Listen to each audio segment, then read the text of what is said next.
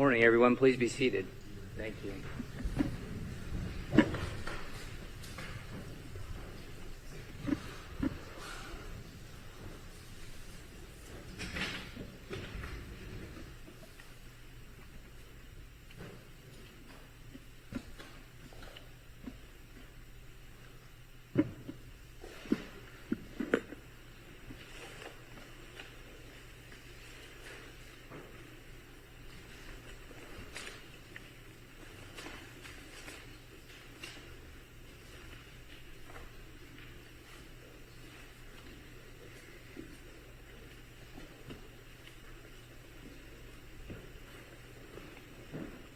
Ready to go, counsel? State's ready. Ready, Your Honor. I'll have you turn your mic on.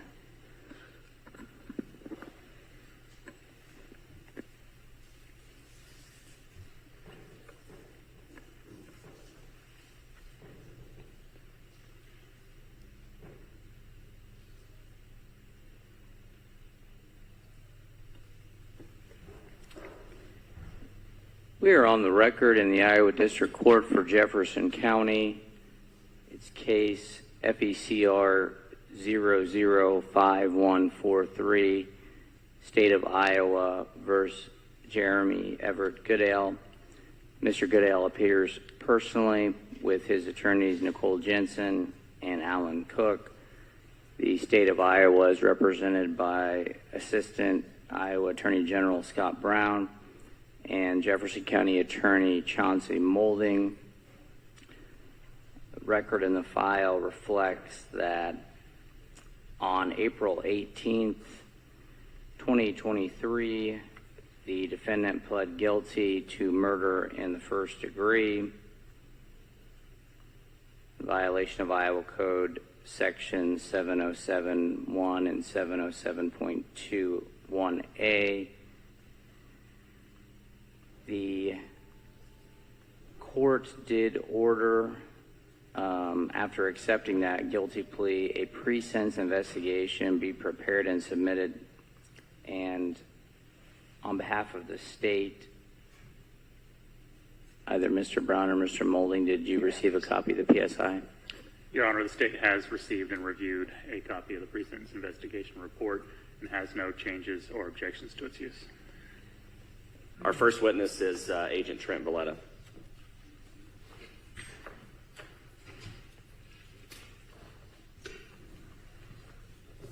Agent Valletta, please raise your right hand. Do you promise or affirm to tell the truth, the whole truth, and nothing but the truth? I do. Please have a seat.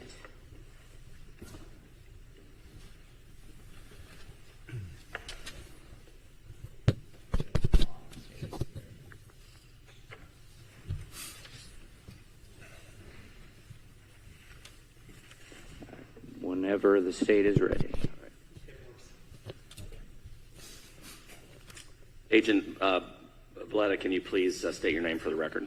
My first name is Trent, T-R-E-N-T, and my last name is Villeta, V as in Victor, I-L-E-T-A. And how are you employed? I'm a special agent with the Iowa Division of Criminal Investigation. Back in November of 2021, were you assigned to work the disappearance and the death of Nohema Graber? Yes, I was. When did that occur? She was reported missing on October 3rd of 21. We got a call for assistance from the Fairfield Police Department that evening on the 3rd. On November 3rd? Yes. Okay. Whenever you first learned of the disappearance of Ms. Graber, what did you do? So the DCI, we are an assist agency. We assist smaller departments that don't work a lot of violent crimes, major felony cases. We will come in and assist them. So we kind of have a procedure when we get called out. First, the request for assistance is made by the department to a supervisor in DCI who assigns the case to a lead agent, a case agent, which would have been me in this case. And then I will contact the requesting agency and kind of get a brief summary of what's going on my way down to the area. So when would you have responded here to Fairfield?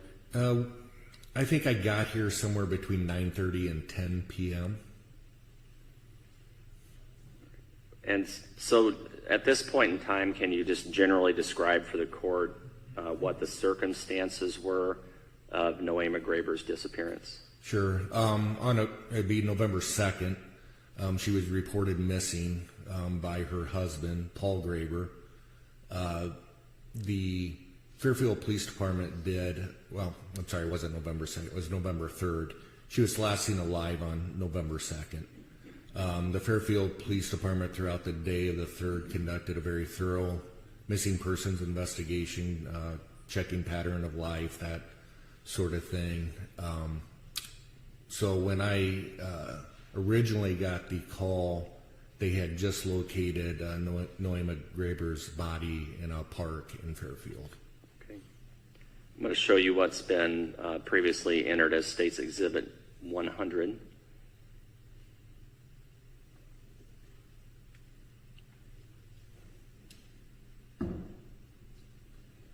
This is Sentencing Exhibit 100. Who is this person? This is Nohema Graber. I believe it's her school picture. It's the photo that was provided by her family. Yes. Okay. And what can you tell us then about what you learned concerning the last time Nohema Graber was seen and what the circumstances were of her disappearance? So she had a kind of a pattern of life where at 4 p.m. she would go to a local park and do a walk around the park. It was kind of well known. So Fairfield Police Department was able to determine pretty early that she had left school at 4 p.m. on the 2nd.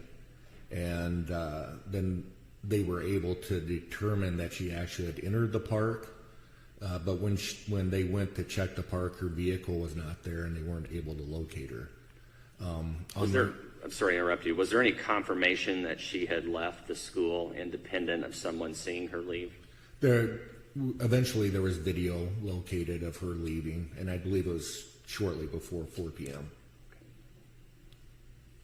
All right. So she was known to walk at what park here in Fairfield? It's Chautauqua Park.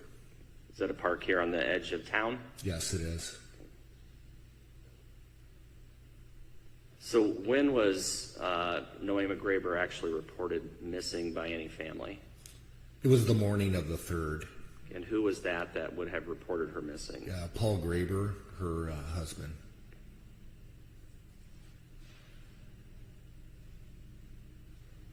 So as a result of Nohema Graber being missing, Paul Graber reporting her missing, what steps did law enforcement take that ultimately led you to her body? Sure.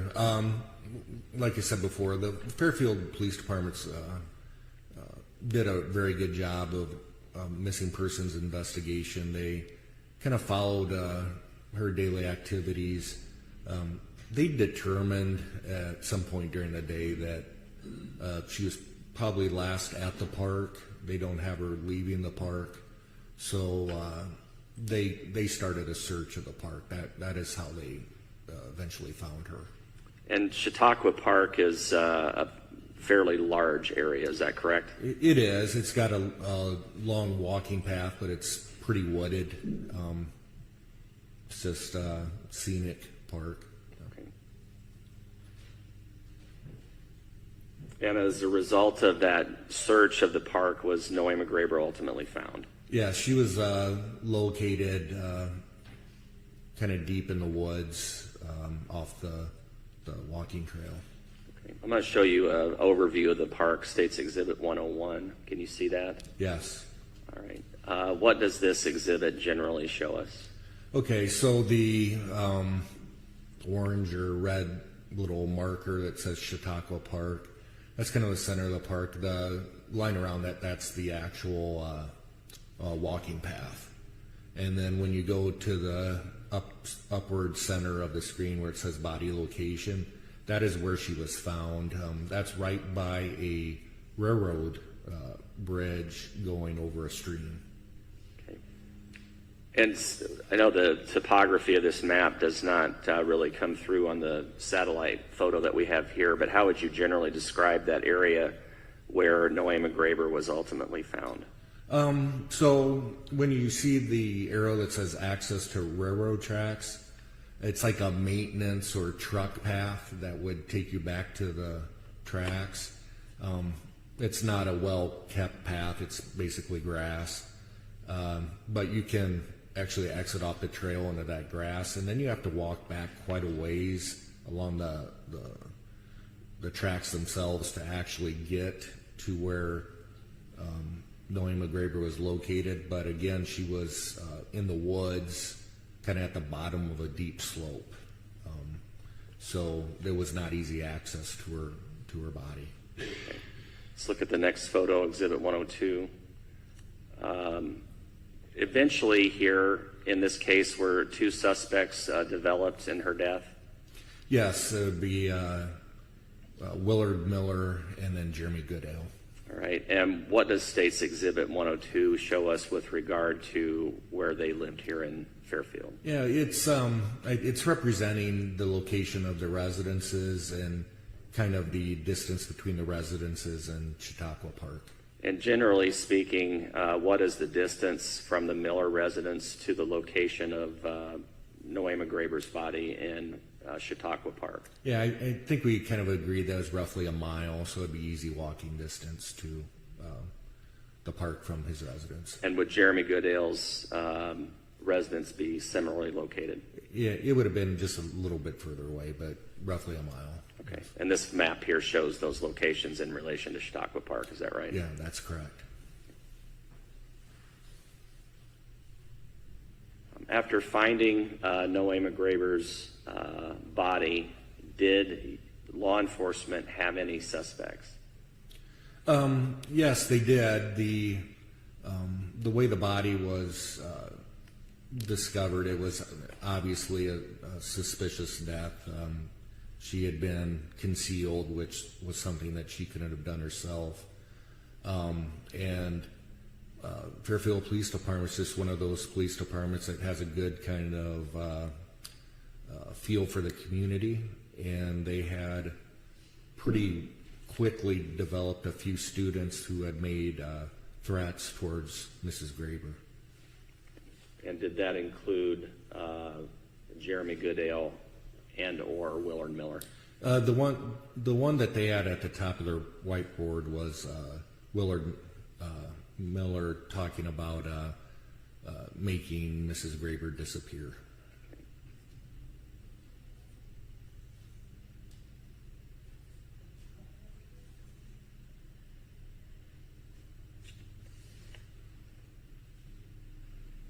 So what, after Nohema Graber was located, what were your next steps in the investigation?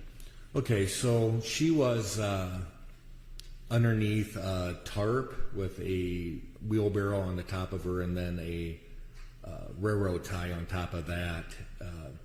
Part of my responsibilities as a case agent is to determine what resources are needed as far as evidence collection, that sort of thing. Just from myself going out there along with a couple other people, we could tell pretty quickly we'd need our lab response to help with evidence collection. And then, of course, I had other agents coming down. Really, the first hour or so was pretty fluid as far as the investigation goes, where we just have to develop leads and assign the leads, figure out how to manage the crime scene. So usually the first hour is pretty busy.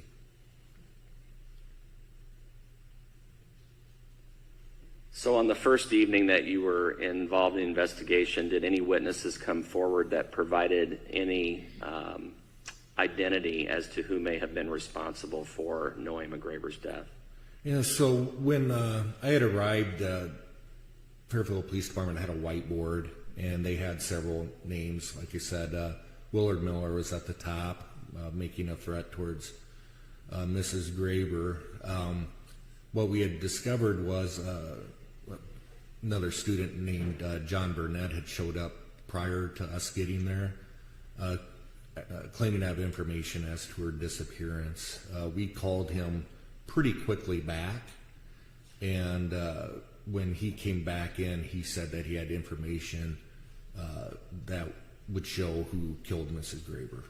Before we get into John Burnett's information, had at this point in the investigation, at the time that he showed up at the law enforcement center, had the vehicle that Nohema Graber drove, had that been found? No. Okay. So did you then speak to John Burnett? Yeah, so I assigned two of the agents that were there, Ryan Kedley and Richard Vale. We were basically, like as I said, trying to get our feet on the ground, but he appeared to be a good first start, so they started talking with him. He had come into the police department with his girlfriend Kaylee, so we didn't know if we'd have to interview them separately or not, but that's kind of how it started with John Burnett.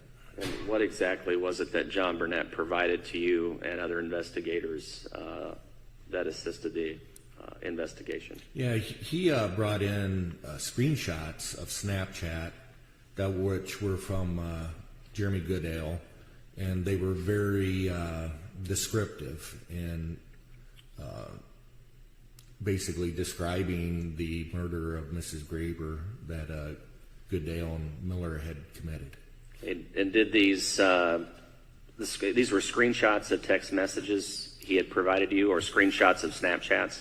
Yeah, and forgive me, I'm not a good social media descriptor, but it's my understanding with Snapchat that once you open the Snapchat that is sent to you, it'll disappear off your phone.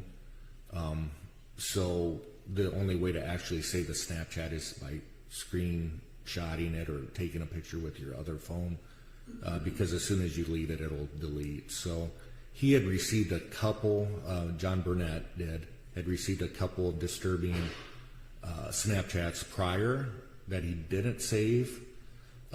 When he realized that these were important, he started saving the actual Snapchats to provide to the law enforcement. And we will talk about this a little bit later, but ultimately were some of those Snapchats captured and able to have been saved by law enforcement? Yes, both through search warrant and then by actually taking pictures of John Burnett's pictures.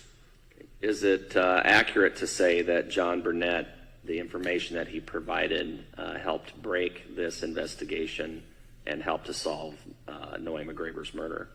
I would say that's almost an understatement. It was pretty much everything to the investigation, and it was relatively early. At some point after John Burnett's interview, were you able to determine the location of Nohema Graber's van?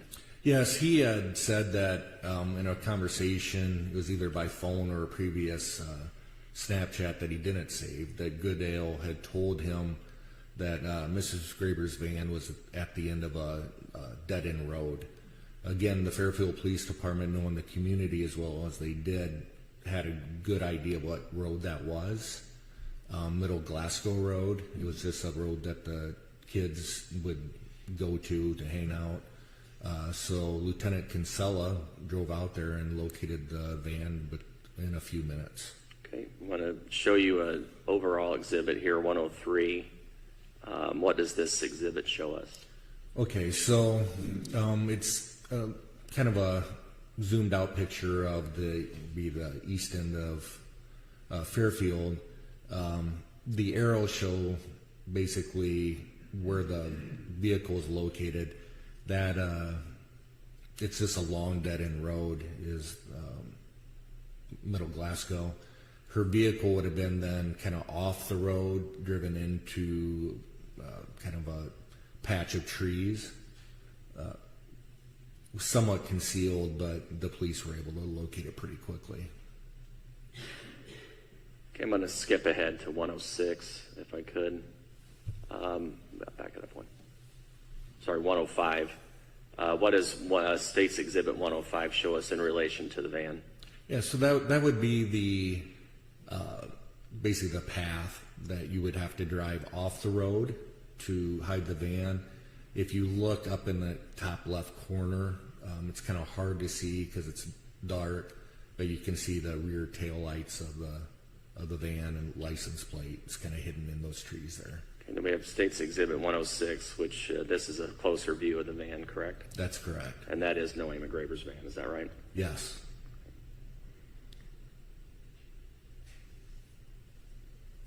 I assume the van was searched, is that correct? Yes, it was.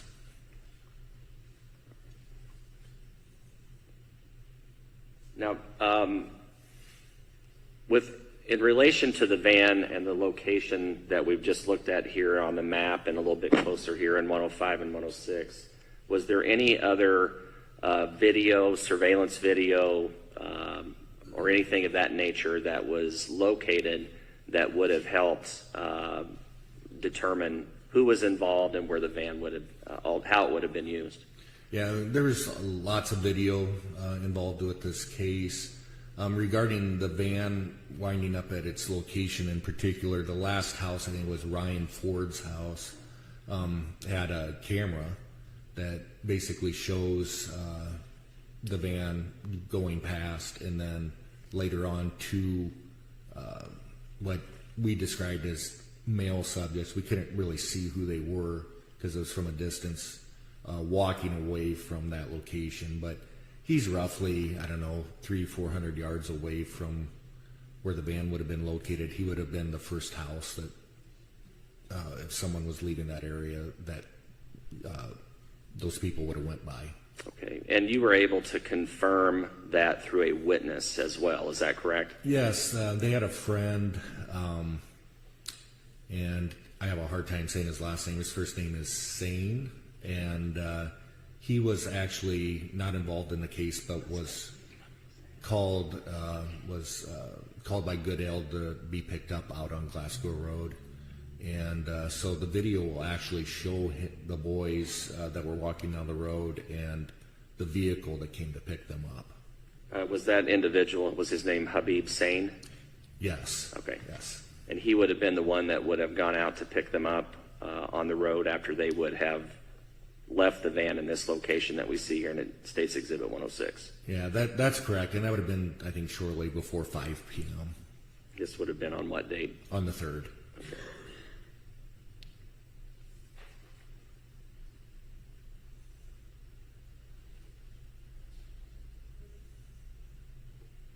All right. Ultimately, Agent Villada, were search warrants conducted of both Willard Miller's home and Jeremy Goodale's home? Yes, they were. When would those have been executed? They were later in the day. There was quite a bit going on that night. I think it was roughly 6 a.m. Would have been on the 4th that the search warrants would have been at the residences. And at this time, did you have some idea as to what the cause of Nohema Graber's death was? The one thing you kind of learn pretty quickly when you examine bodies is types of injuries kind of become readily apparent. Certainly, like bullet holes, stab wounds, that sort of thing. When I first looked at Nohema Graber's body, I didn't really observe any other injuries except to what appeared to be to some sort of like massive injury to her head. Generally, from my observations, that would be like blunt force trauma to the head. You can never really tell what by what, but blunt force trauma. So we had an idea that it was a homicide, and it was probably through some sort of object hitting her very hard. Okay, so whenever you say blunt force trauma, would you have been looking for objects that could have caused that type of injury? Yes. Would that have included a baseball bat? Yes. And did you find a baseball bat at either one of the residences of Miller or Goodale? We had, and I think it came through John Burnett again, that baseball bat that's showed here in Exhibit 104 with like flames on it was the object used in a blunt force trauma. And this exhibit that we have up here that shows the bat, where is that location? That would be in Willard Miller's room.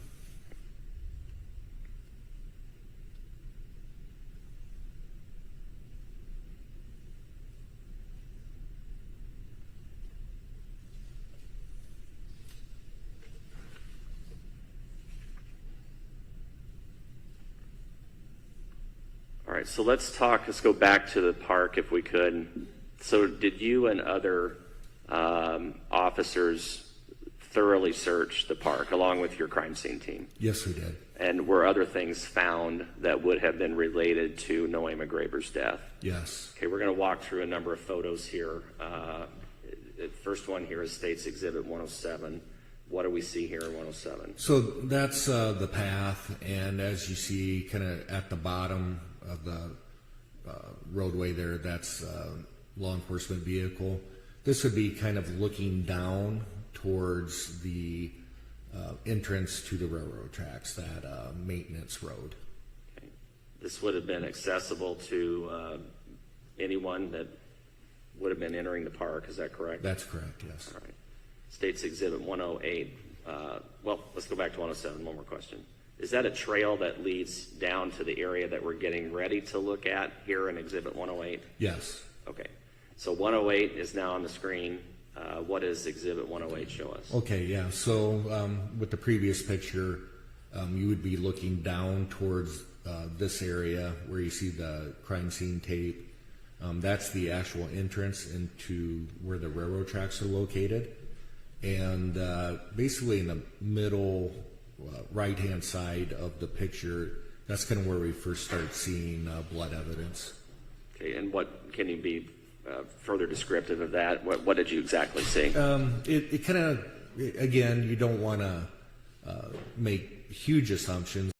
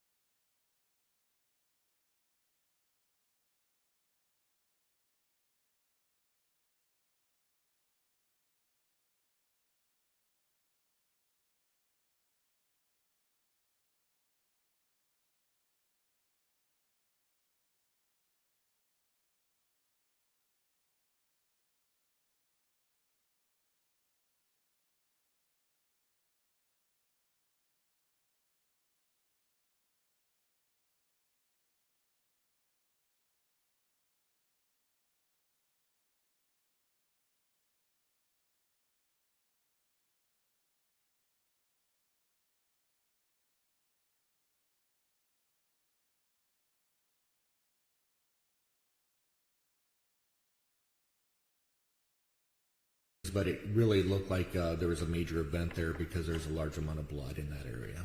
Okay. Where would that have been specifically in this photo? Yeah, it's kind of the right center of the photo. I don't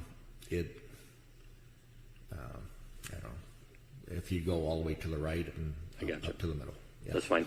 No, that works. And the yellow tape that we see, where does that take us if we go beyond that? So, yeah, once you walk past underneath the tape, you're walking towards the railroad tracks. Okay. State's Exhibit 109, is this the area just a little bit more to the right of the previous photo? Yeah, and yeah, yes, this is what I was trying to describe as if you would have kept going to the right, you're kind of looking right at where probably the assault happened. Large amounts of blood still on the leaves and grass, kind of in the center of the photo there.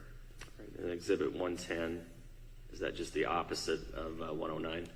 Yes, so you'll be standing at basically the crime scene tape looking up towards the... And then 111?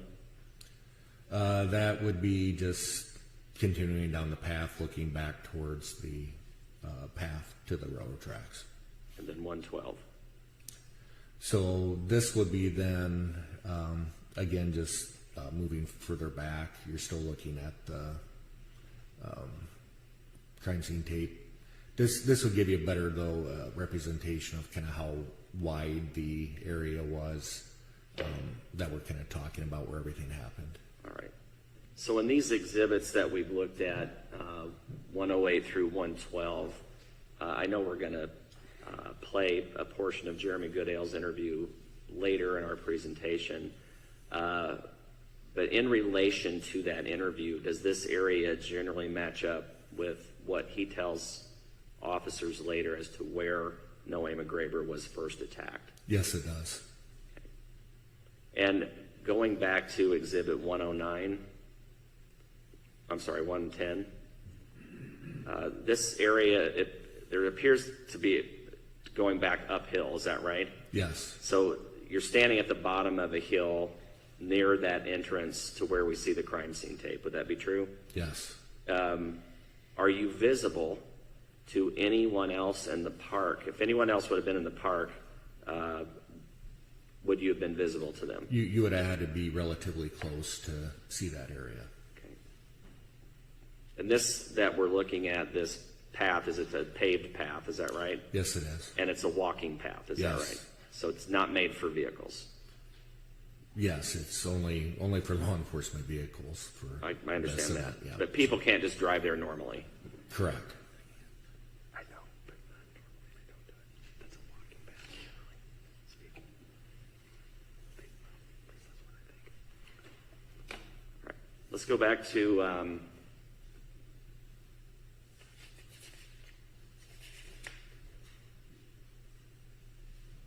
okay, so go to Exhibit 113. All right. So this is what I would describe as the pathway or entrance into the railway tracks area. Would that be true? Yes. Is that gray berm that we see in the distance there, is that where the railroad tracks are located? Yes, the gray is actually the gravel on the berm. Okay. And is this a path that you could drive a vehicle back into if you wanted to do that? Yes.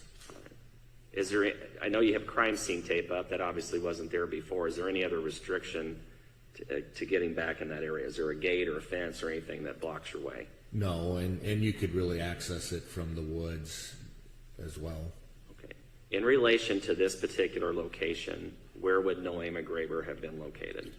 So as you're looking at the crime scene tape, she would be off to the right, roughly, 150 yards or so. Okay. Fairly well concealed, is that accurate? Very well concealed, yes. Okay, so let's go to the next photo, Exhibit 114. What does this show us? So now we're on the other side of the crime scene tape, and we will, it gives a better representation of kind of the path that would eventually lead us towards Nohema Graber's body, but you get a better view of the railroad tracks and then, of course, the path itself. Okay. Exhibit 115. Again, now we're on the other side looking back towards the crime scene tape. This is basically just the opposite direction of Exhibit 114, correct? That's correct, yeah. And then 116. So now we're kind of, again, we're on the other side of the crime scene tape, and now we're looking down the railroad tracks towards where the bridge is and where Nohema Graber was located. The railroad tracks are to the left, is that right? That's right. Okay. And 117? That's the opposite of 116? Yes. Okay.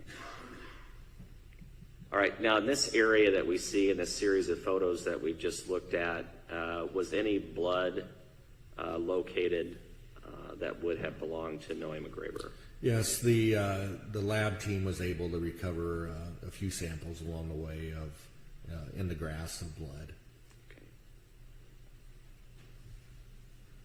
Okay, 118 shows us what?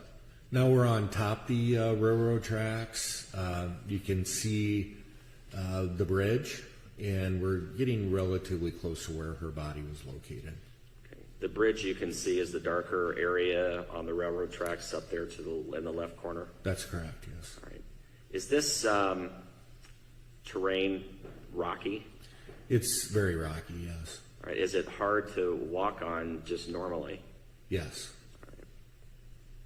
State's Exhibit 119, what does that show us? So now we're on the railroad tracks themselves. We'll be looking down towards the location where Nohema Graber's body was located.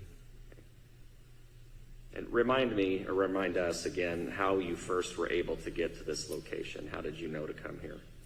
During the search of the park, the police were able to, they basically did a grid search. What kind of stood out to them was they saw a red object in the woods, which later turned out to be a wheelbarrow.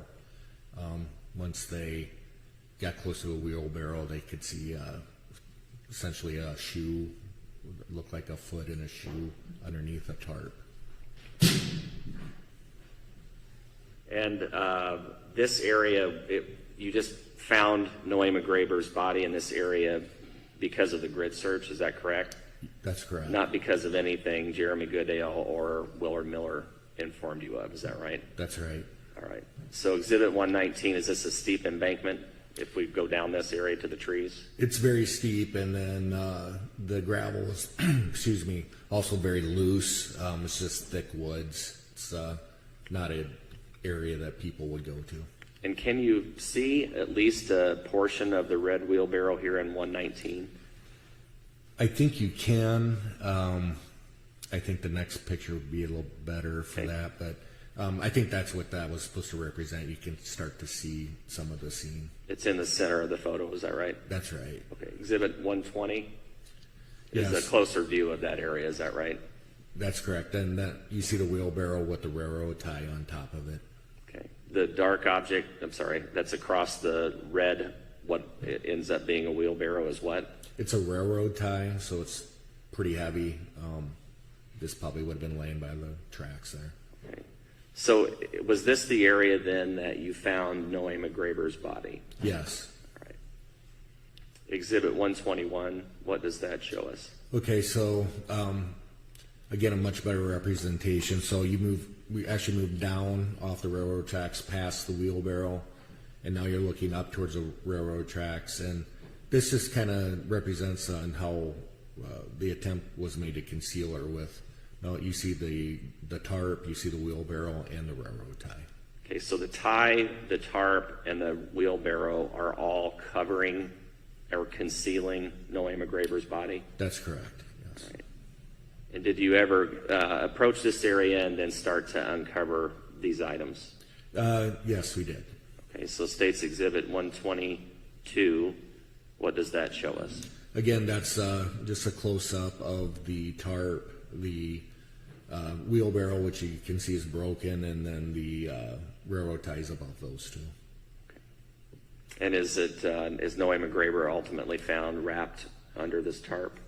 She is. If you examine the picture closely, you can see the shoe sticking out underneath the tarp. Is that to the left? Yes. At least the bottom of the shoe is what it looks like to me. Yes. Okay. And 123? So 123 is now we've removed the wheelbarrow from Nohema Graber. This is how she was wrapped up in the tarp. Okay. Is this with the wheelbarrow taken off of her? Is that right? Yes. And the railroad tie has been moved somewhat. Is that right? Yes. Okay. Before we show the next couple pictures, these are actual body photos of Nohema Graber. Is that correct? Yes. All right. And we'll show you Exhibit 124.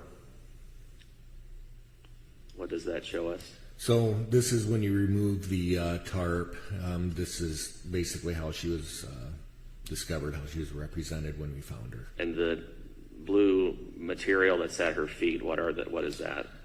Those are her pants. Okay. And she still has a bra on, is that correct? Yes. All right. State's Exhibit 125 is a closer picture, is that correct? Yes. All right. And then was her more items removed where you could see the blunt force injury, at least grossly see it at the scene? Yes. We'll show you Exhibit 126. And what are we seeing here? Again, so this is just based on experience. My initial suspicion as to looking at this picture would be some sort of object had hit Nohema Graber in the back of the head, which would have caused that injury. Okay. We'll leave the photos here for just a second. Nohema Graber's body was autopsied, is that right? Yes, she was. And who did that? Michelle Catalier. And who was that person? She's a pathologist that works for the Iowa Medical Examiner's Office in Ankeny.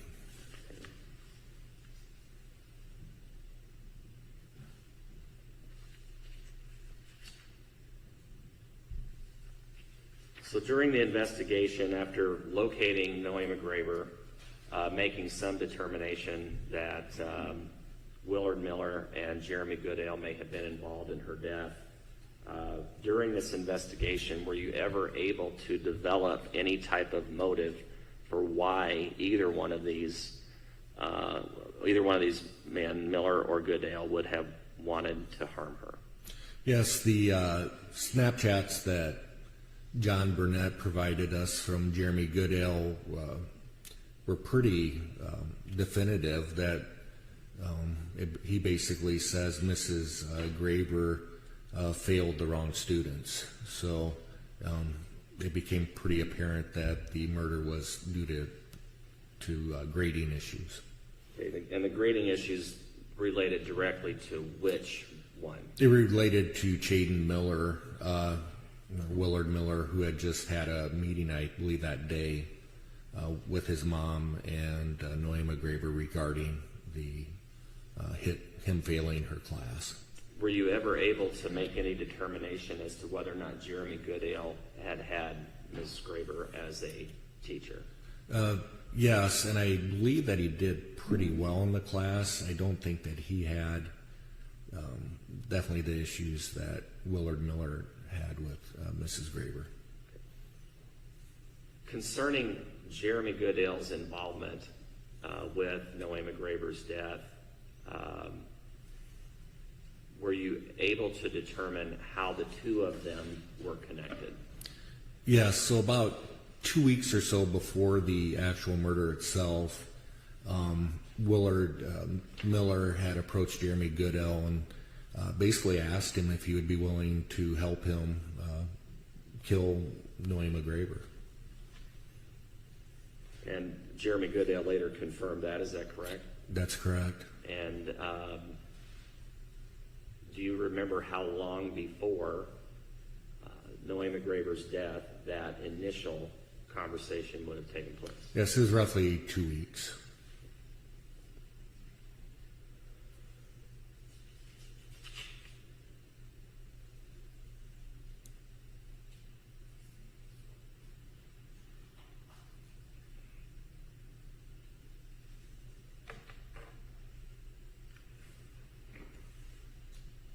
Concerning Jeremy Goodale's connection to Nohema Graber's death, was a search done of his phone and Snapchat records? Yes.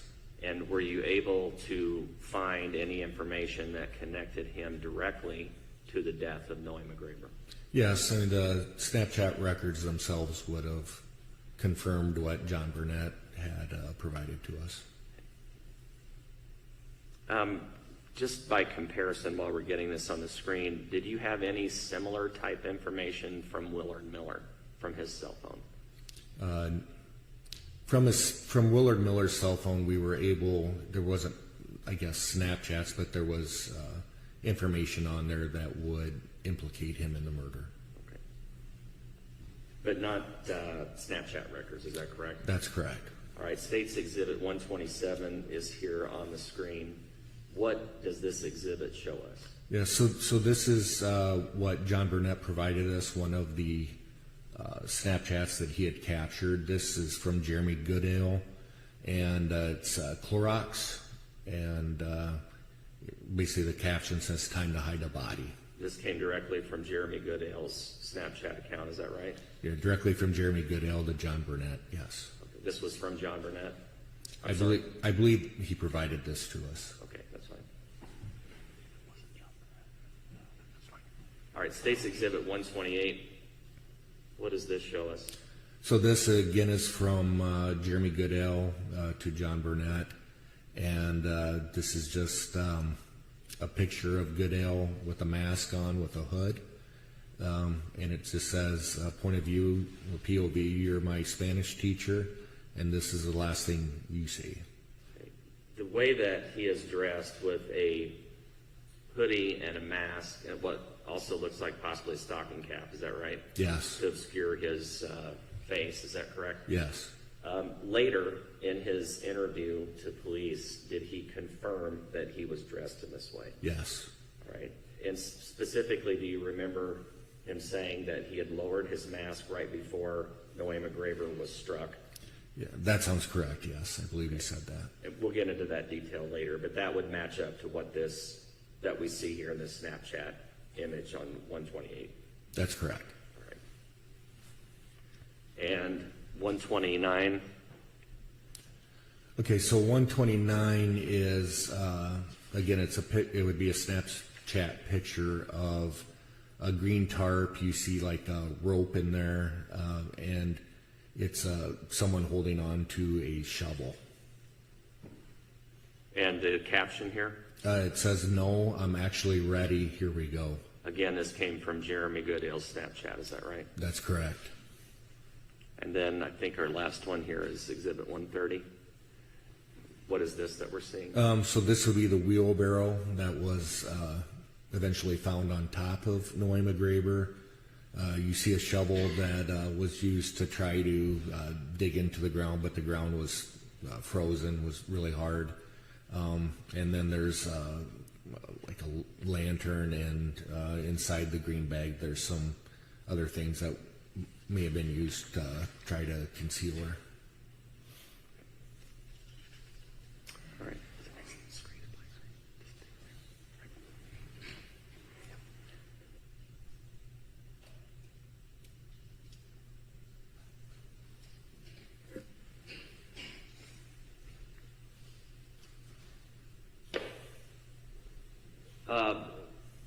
Jeremy Goodale was brought in for questioning, is that right? That's correct, yes. All right, and while he was at the police station, was there a conversation that was recorded between him and a family member? Yes. Who was that? It was his sister. I'm not sure of her name, but I believe it was his older sister. All right, and were you able to listen to their interaction? Yes, we were. What was it that Jeremy Goodale said directly as it relates to Nohema Graber? Yes, the conversation is they basically acknowledged they knew they were being recorded, so they were trying to talk soft, but we were able to hear them. She had asked him why he had done this, asked if it was something to do with video games. He kind of basically just tells her, he goes, "I have no remorse that I did this, and I don't regret doing this." Really denies any video game influence, anything like that. And this would have been what date? That would have been essentially, it would have been early morning on the 4th. Of November Yes. 2021? Yes. During your investigation, were you able to determine if there was any evidence of planning of the murder of Nohema Graber by both Willard Miller and Jeremy Goodale? Yes, it seemed to be quite a bit of planning, actually. Can you summarize that for us? Willard Miller had created basically a murder list of items to get to commit the murder. Both Goodale and Miller had conducted surveillance on Nohema Graber to try to determine her pattern of life, to know where she was. And they seemed the night of the murder to have all their supplies ready to go.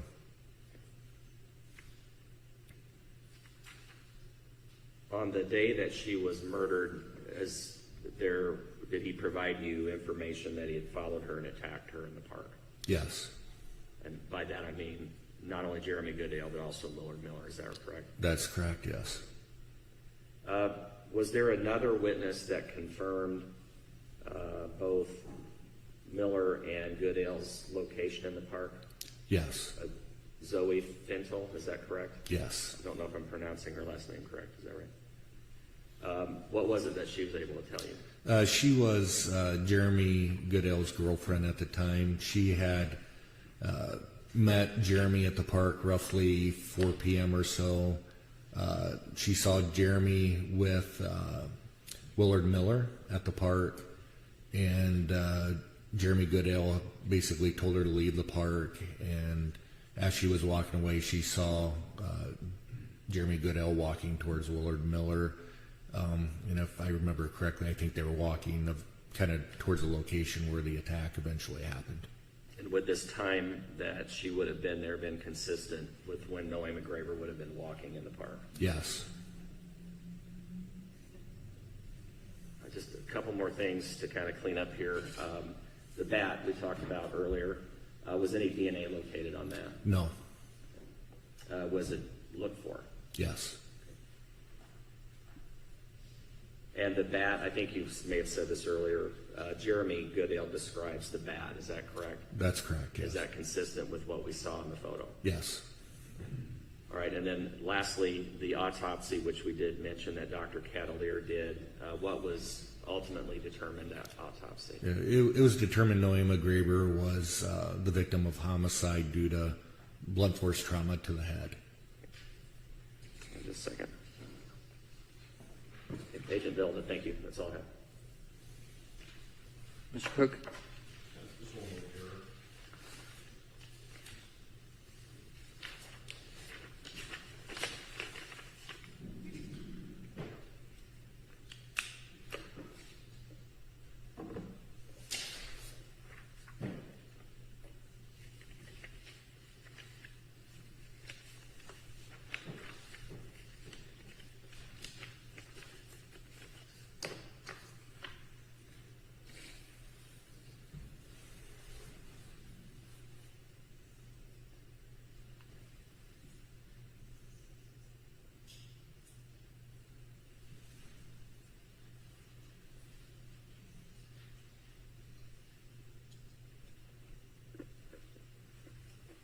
Agent Bludgeoned, do you recall the age of Jeremy Goodale at the time of this incident? I think they were both 16 at the time. Okay. And earlier in your testimony, you had talked about locating the body of Nohema Graber without any assistance from either Mr. Goodale or from Mr. Miller. Is that correct? That's correct, yes. When law enforcement retrieved Mr. Goodale from his residence and brought him to the law center, his dad came with him. Is that correct? Yes. And whether it was you or other law enforcement, somebody from the state spoke with Mr. Goodale's father, and Mr. Goodale's father essentially lawyered up for him? Yes. Okay. I have no further questions, Your Honor. And anything else from the state? No further questions. All right. Thank you, Agent Bellota. You can step down.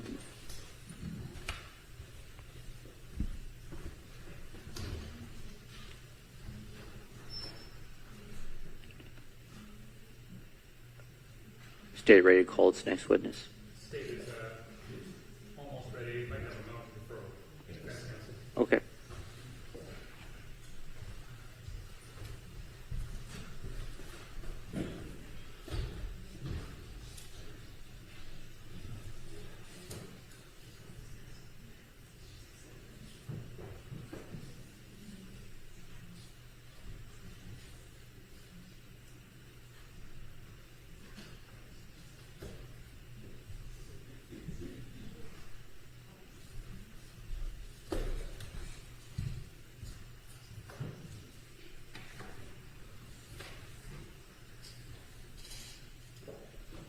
At this time, the state would call Special Agent Ryan Kedley with the Division of Criminal Investigation.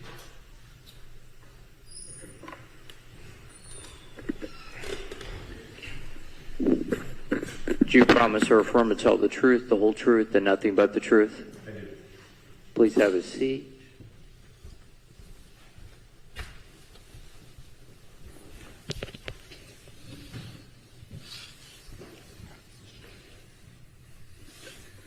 Good morning, Agent Kedley. Good morning.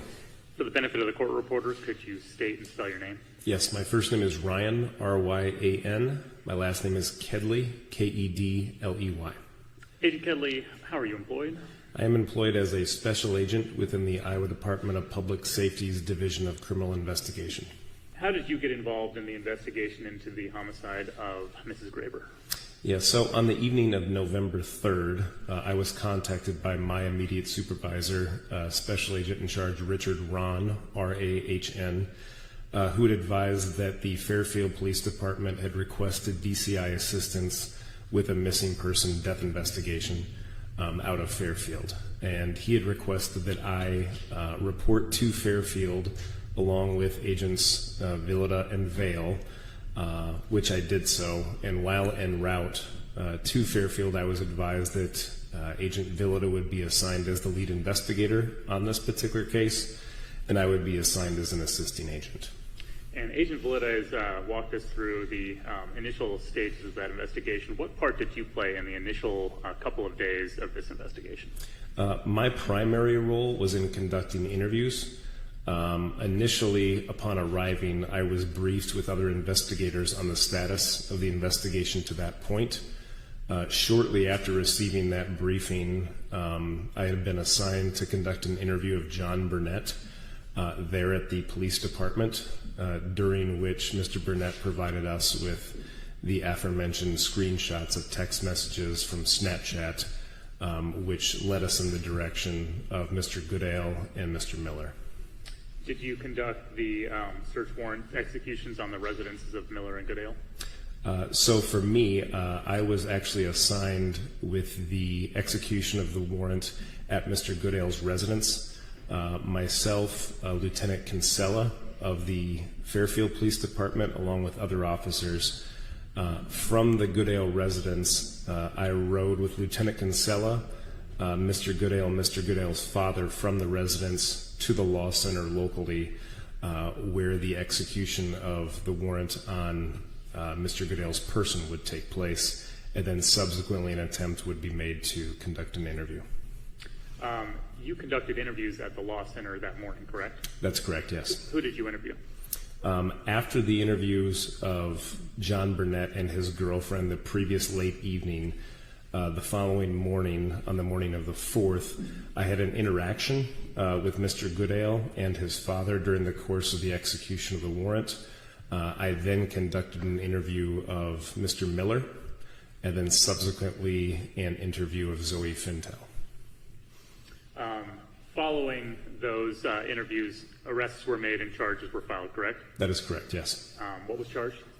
I believe murder in the first degree against both Goodale and Miller. So that would cover your involvement in, let's call it, the initial stages of this investigation, right? Yes, that's correct. In the subsequent months, there were further developments. Is that fair? Yes, yes. Did you have the opportunity to conduct what we have referred to as a proffer interview with Jeremy Goodale? I did, yes. Could you walk us through the circumstances that led up to that interview? Yes. So I believe it was late February of 2023, earlier this year. I had been in communication with state prosecutors as well as lead investigator Villada on the potential of a proffer agreement being reached between defense and prosecution.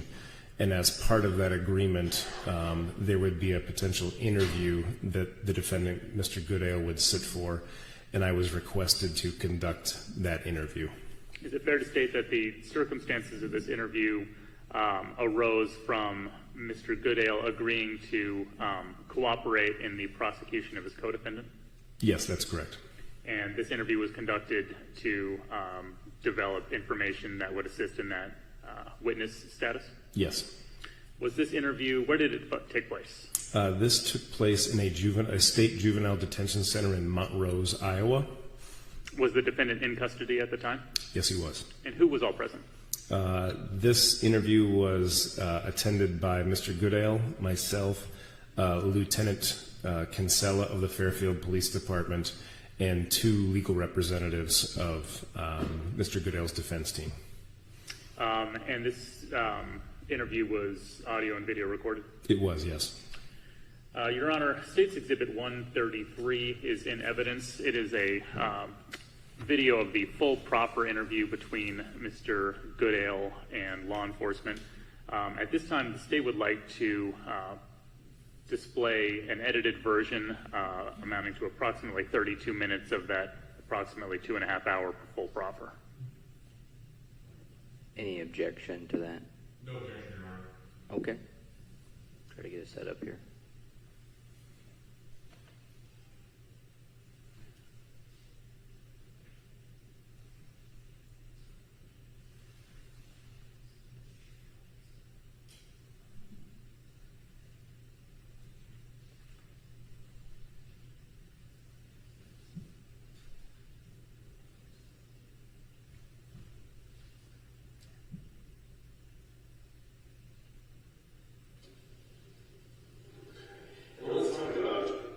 Pause the video for a moment here. Agent Valletta, do you recognize the scene that we're looking at here?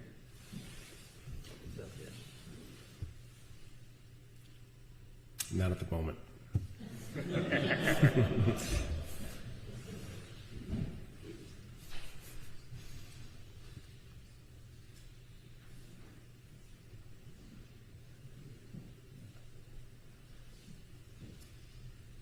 All right, how about that?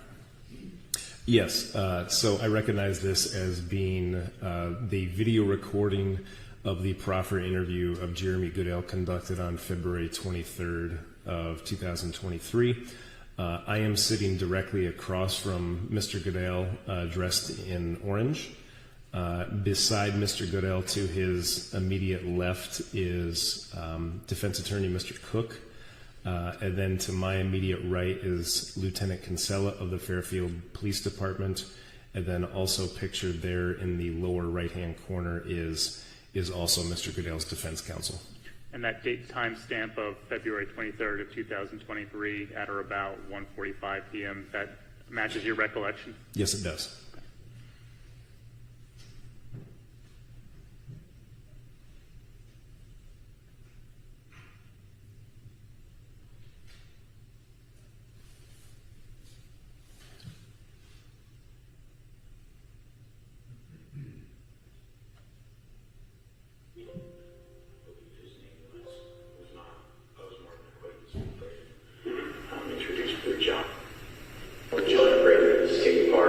I'm going to restart that so we can get the audio. I checked my phone and I remember hanging out with him.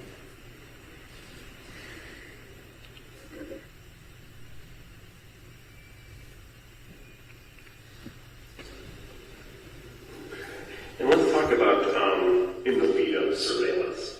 What kind of surveillance are you guys doing? So it would have been on Monday, November 1st. I would have been hanging out with John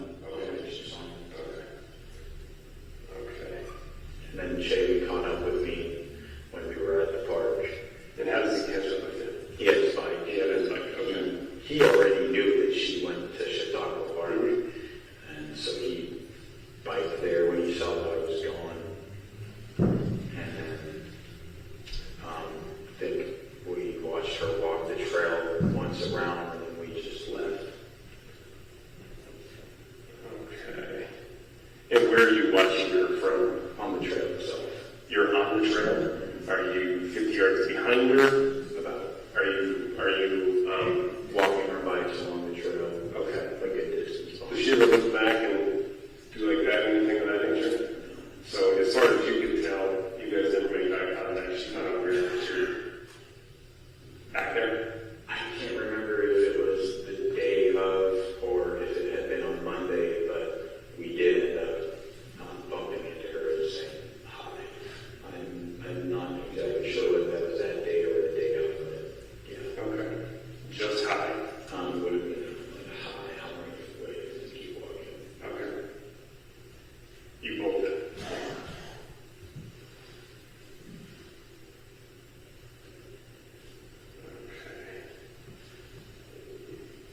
And are you and Chayton in the day before during the surveillance or the day of smoking weed, having a drink, anything of that nature?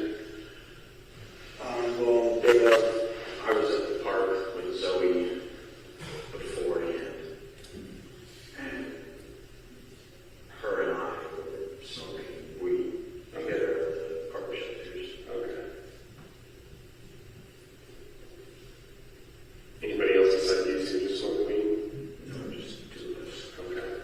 But beyond that, you weren't doing psychedelics or heavy drinking, anything of that nature? Okay. All right. And did Chayton ever indicate to you of why is a 4-day weekend good as opposed to a school night? I always just assumed because we wouldn't have to be at school, so he could have the time to make the preparations. Okay. And we knew she would be at school, or I guess he knew. And so we went off that knowledge that we would have time to prepare beforehand, and we would know where she was at.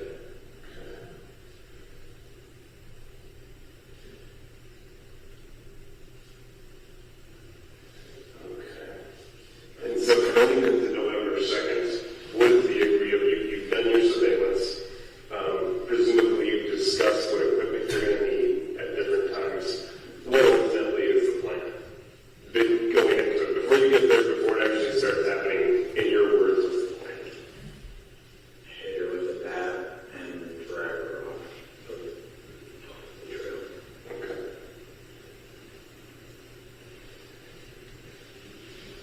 Do you have an area picked out?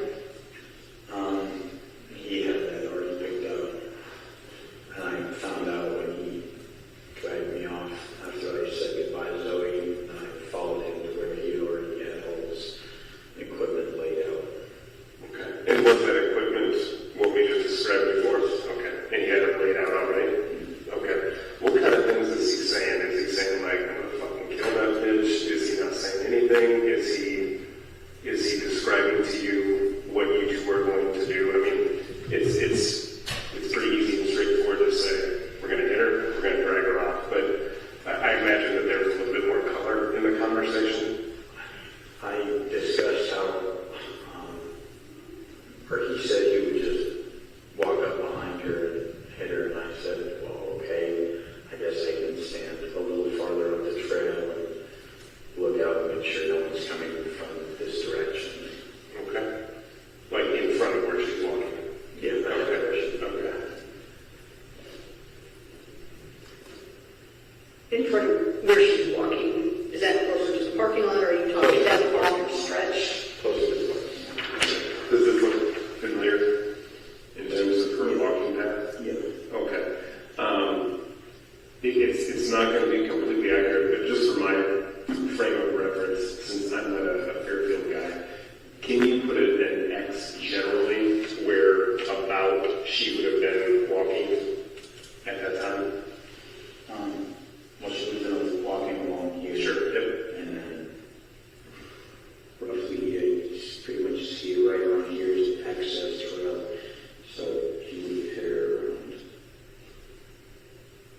probably here. About there. Then where are you positioned at? Don't mark it, but where are you positioned? A little farther off. A little farther in. Around here.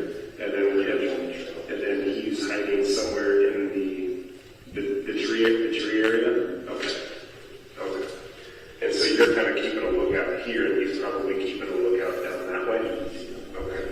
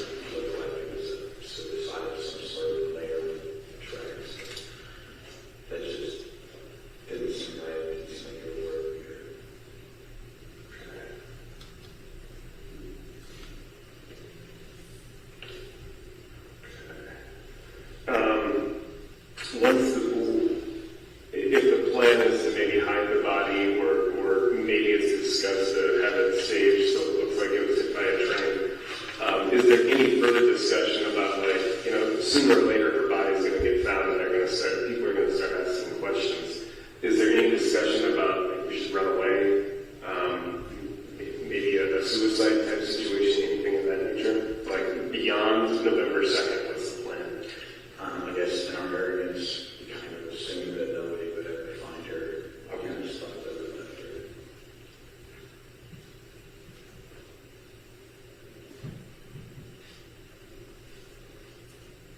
But, so after we had,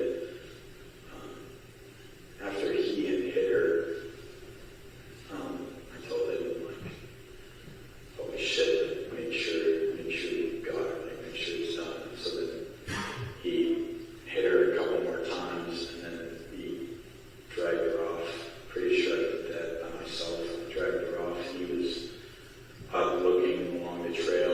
He had already put the back where he had it with the rest of his stuff. And then I dragged her back to pretty much where the equipment was at. And I heard some gurgling coming from Miss Graber, and I grabbed the bat, and that's when I made sure she didn't have to continue living in that state. Okay. And so at this point, if you don't mind, one of the things I sometimes like to do is just kind of open it up for an open hearing. And by that I mean I'm going to try to shut up long enough for you to just explain your recollection of things, how they went down. I'm sure I'll probably have some follow-up questions when you're through, but sometimes just kind of like putting it all on the table, and it gives us some perspective on what we're looking at. So if you wouldn't mind, just beginning, you're with Zoe, you're smoking weed, and at some point I assume Chayton shows up. If you wouldn't mind taking it from there. Sure. So I had just knocked Zoe's pipe off the table and broke it, and her vape had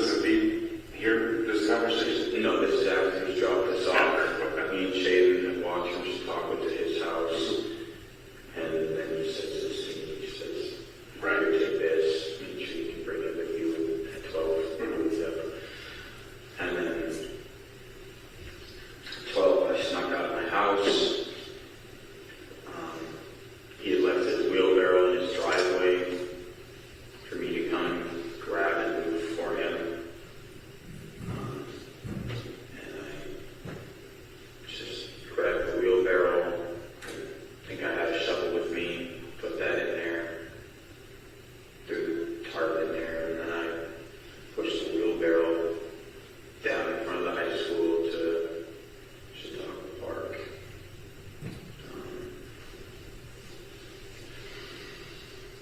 And when I got there, Chade was already there, and he was using a flashlight to scrub the blood that was left on the trail from where we had hit her and dragged her.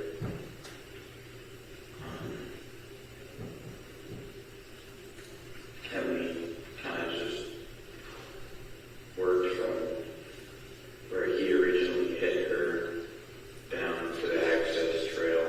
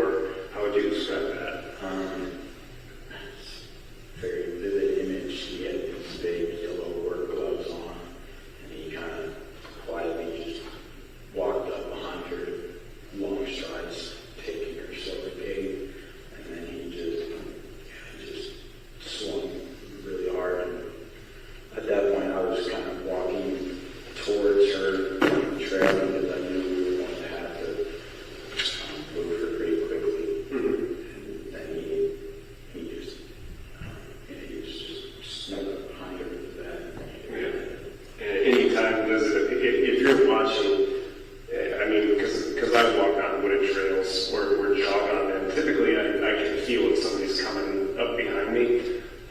Was there ever like this in the moment before, or did she get hit square in the back because it's assumed she never saw it coming? Yeah. Okay. And she saw me, and I was standing on the trail and walking towards her. I had a face mask. I pulled it down, and I guess she was just looking at me when he walked up behind her.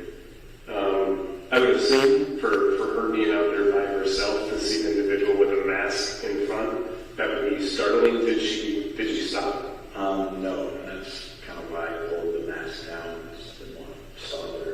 Oh, okay. That's the whole reason I took the mask off. Okay, got it. Okay, you had mentioned before about how once you and Shaden make your way from where Zoe was, or once you meet up, you see all the equipment light up. At one point, you actually cross paths with Ms. Graber and you exchange pleasantries. About how long was that interaction time? Are we talking A few seconds. a few seconds? Where's it at, Jeremy? That would have been on the trail in front of the parking lot. Right where the arms come down? Where they have it blocked? Remember at November 1st, they put the arms down so you can't drive around. And then you kind of have to walk around those arms, and then you make the right to start on the trail. Yeah, it would have been between those arms. That's where the trail turns off to the right to get on it. Like if you were to go from the parking lot and just walk straight to the trail, that was a roundabout where it was. Once she struck, and would you say it was square in the back of the head, base of the skull, top of the head? Square in the back. Square in the back. And is this Shaden coming up with one hand on the back and striking, or was it two hands as if he's playing softball or baseball? Okay. And shortly after that first strike, that's when you guys go into concealment mode. Is that fair? Right after that, I told him probably should make sure it was done. Okay.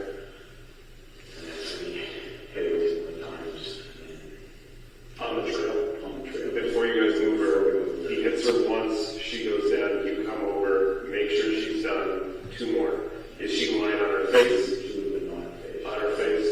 Two more shots to the back of the head? Back kind of side area. Back side area of the head. Okay. And then that's when you two, at the conclusion of those two shots, that's when just you start to move her and he is lookout? I think he originally started helping me, and then I was on my own dragging her, and then I wasn't sure where he was at. I just went. Okay. Okay.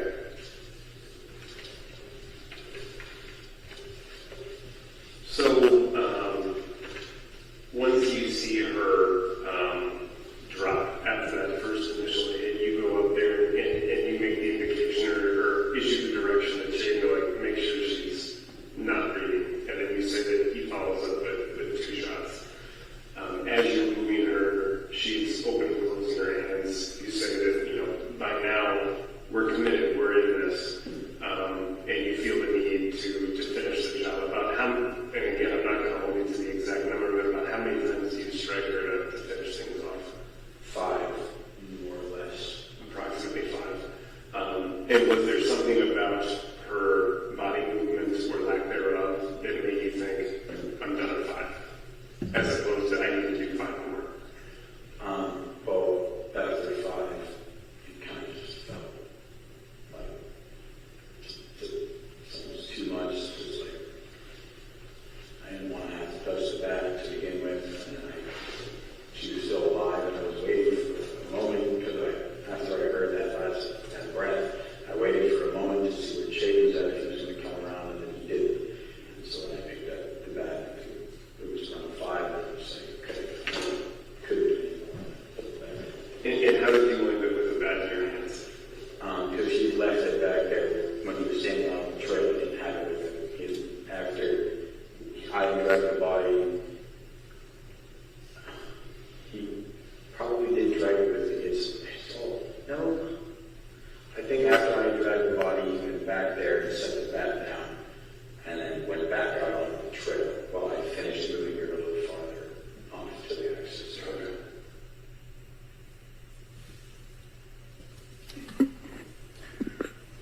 Special Agent Kedley, does that accurately reflect the interview you conducted with Mr. Goodale? Yes, it does.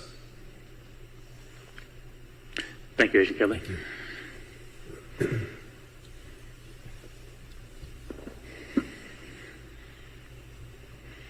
Go ahead, Mr. Cook. Thank you, Your Honor. Agent Kepley, as Mr. Molding described at the beginning of your testimony, this was roughly 32 minutes of what ultimately was about a 2.5-hour proper interview with Mr. Goodale. Is that correct? Yes, approximately 2.5 hours, yes. Through Mr. Goodale's proper interview, you were able to confirm several of the state's suspicions as far as the nature of the act, and Mr. Goodale also provided the state with new information that the state didn't previously know. Is that correct? Yes, that's correct.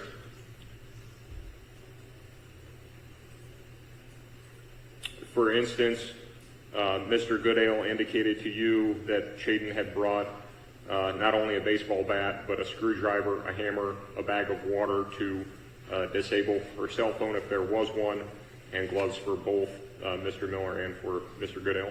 Yes, all correct. At one point during the portion of the interview that the court saw this morning, you had, I'm certainly not quoting you verbatim, but you asked Mr. Goodale what the plan was after the act. Do you recall that? Yes, I do. And do you recall his response basically was improvisation? They didn't really have a plan after the act itself. That was his response, yes. Okay. Did the evidence that you observed in your participation in this case sort of support Mr. Goodale's assertion that there really wasn't a plan after the act had occurred? Well, to an extent, some of the tools that he brought with him, what the pair brought with them, seemed to contradict that there was some sort of plan after the fact in terms of disabling phones, using water to do that. But in general, it seems consistent yet that there was some level of improvisation post-assault. And as far as the plan itself that they did have for the act itself, Mr. Goodale described to you that the plan was for Chayden Miller to sneak up on Miss Graber, and Jeremy Goodale was acting as the lookout. That was the initial plan, correct? Yes, that's correct.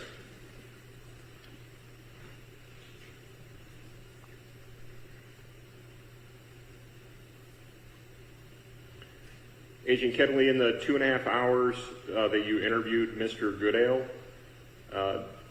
do you have any evidence or information during the course of your investigation that indicated that Mr. Goodale was not being anything but honest and forthright in the 2.5 hours that you interviewed with him? No, I don't. Okay. No further questions, Your Honor. No redirect, Your Honor. Thank you, Agent Kedley. You can step down, and we'll take our 15-minute morning break at this time.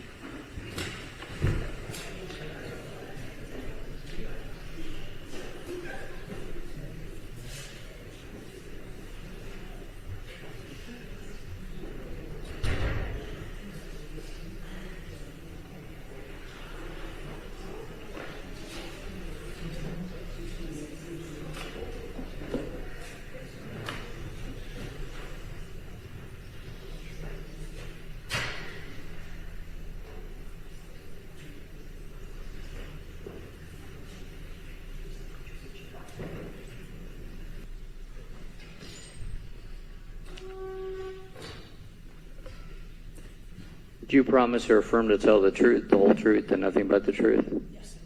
Please have a seat.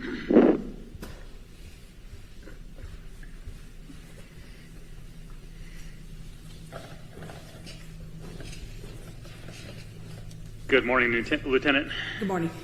Could you state and spell your name for the benefit of the court reporter?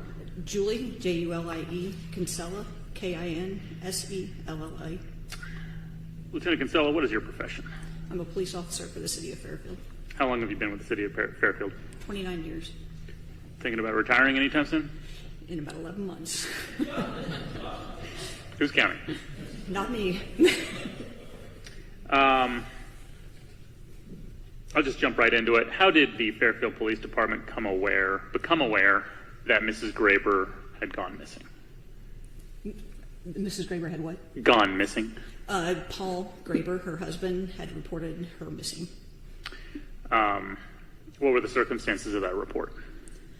Paul said that he had been in Texas visiting his brother over the weekend and his son Christian, who had flown back into the States. He said he got back on Monday night. On Tuesday, he had a doctor's appointment in Iowa City. He came home Tuesday night, didn't see Nohema Graber. His wife assumed that she was at Mass.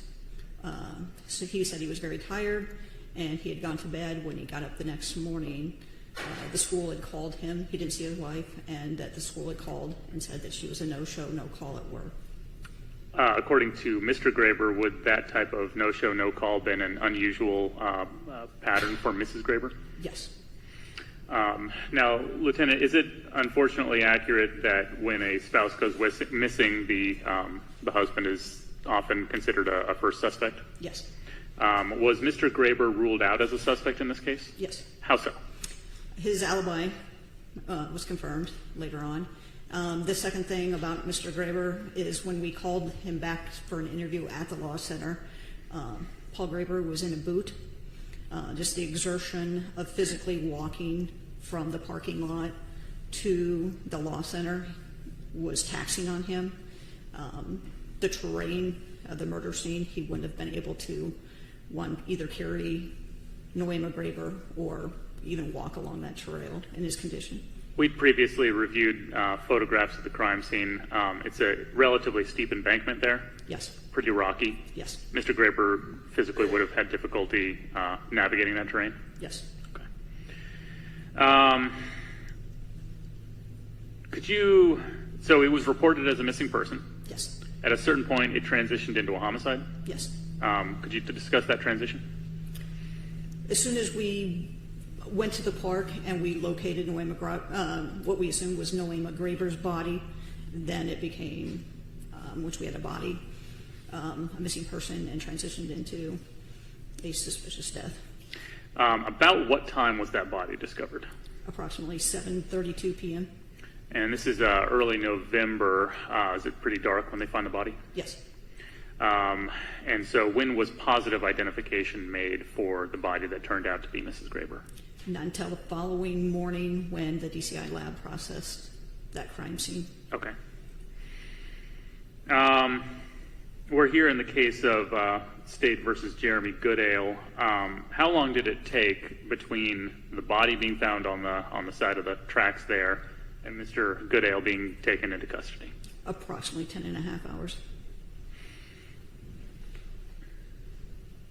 And Agent Valletta has kind of discussed the investigative steps. Were you there and present during the course of the acts and events that Agent Valletta discussed?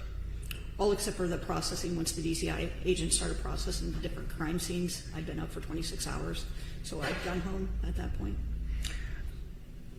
Were you able to develop a theory or as to Mr.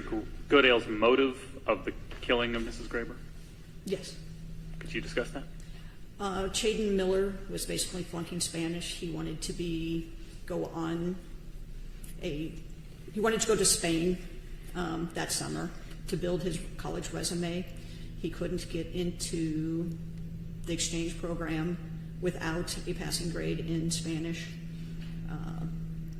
So he came up with the idea of killing Mrs. Graber because she was flunking him in Spanish, and asked Jeremy Goodale to assist him.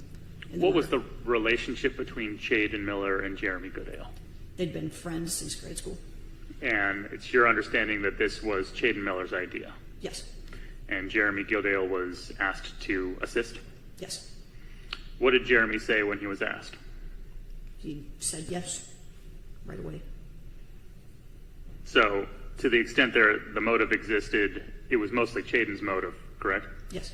What was Jeremy's reasons for assisting or following through? To quote his words, he didn't want to, quote unquote, be a pussy. By backing out? By backing out.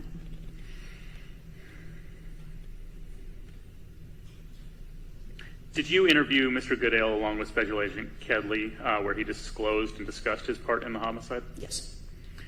Was the defendant's Snapchat account ascertained by law enforcement? Yes. What was that account name?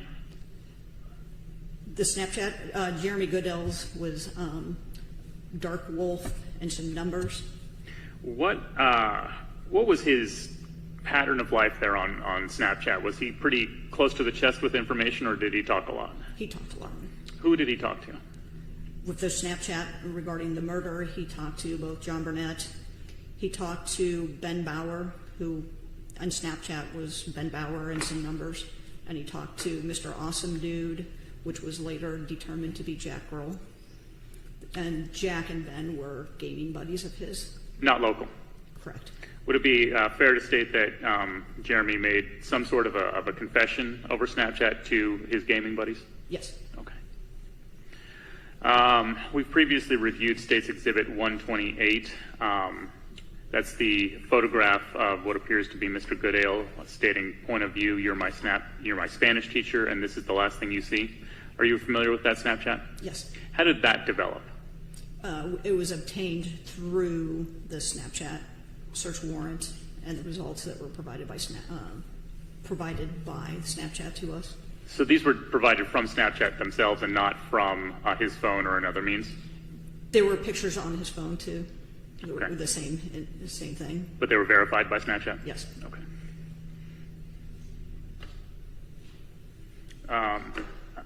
It's possible you've already talked about this, but did the defendant have any other communications via Snapchat that aided in your investigation of this case? I mean, other than the people that we've talked to, no. Okay. Turning to the arrest of the defendant, was he held pending charges in the Jefferson County Law Enforcement Center? Yes. Could you walk us through kind of what that setup is like? So it's an interview room. It's obviously recorded and both audio and visual. Are there notices that are provided when you enter the room as to its audio and video recording status? It's posted on the door. Okay. In both interview rooms. There's 2 interview rooms? Yes. Who were held in the 2 rooms? Willard Miller was held in the first interview room, and then Jeremy Goodale was held in the furthest one to the west. There was a law enforcement interview of Willard Miller that morning, correct? The morning of November 4th? Yes. Was there an interview done of Mr. Goodale? No. And that was because he invoked his right to not make statements? Right.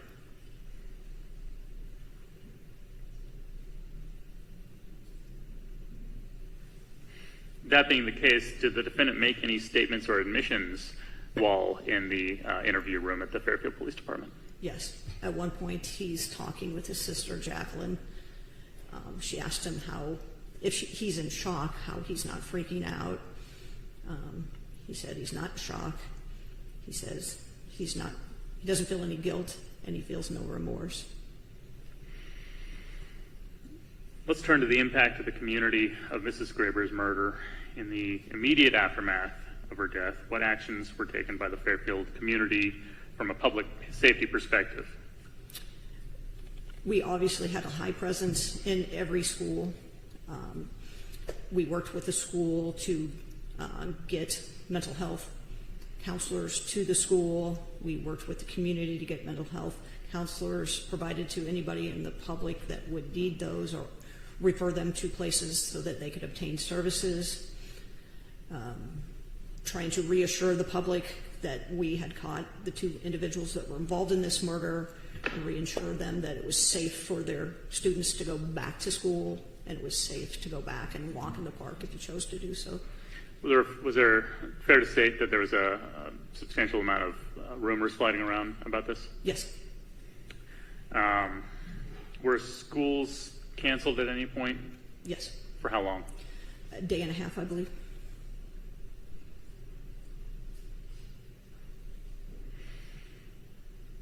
Did the police department participate in any safety planning with the school system?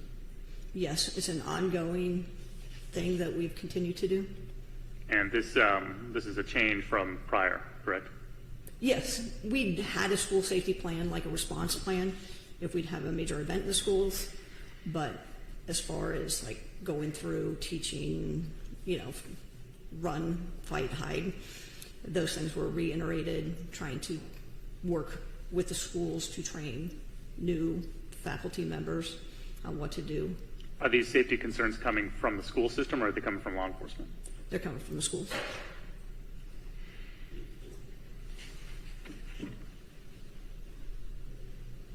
Have you noticed any uptick or in the calls relating to student behavior coming from the schools? Yes.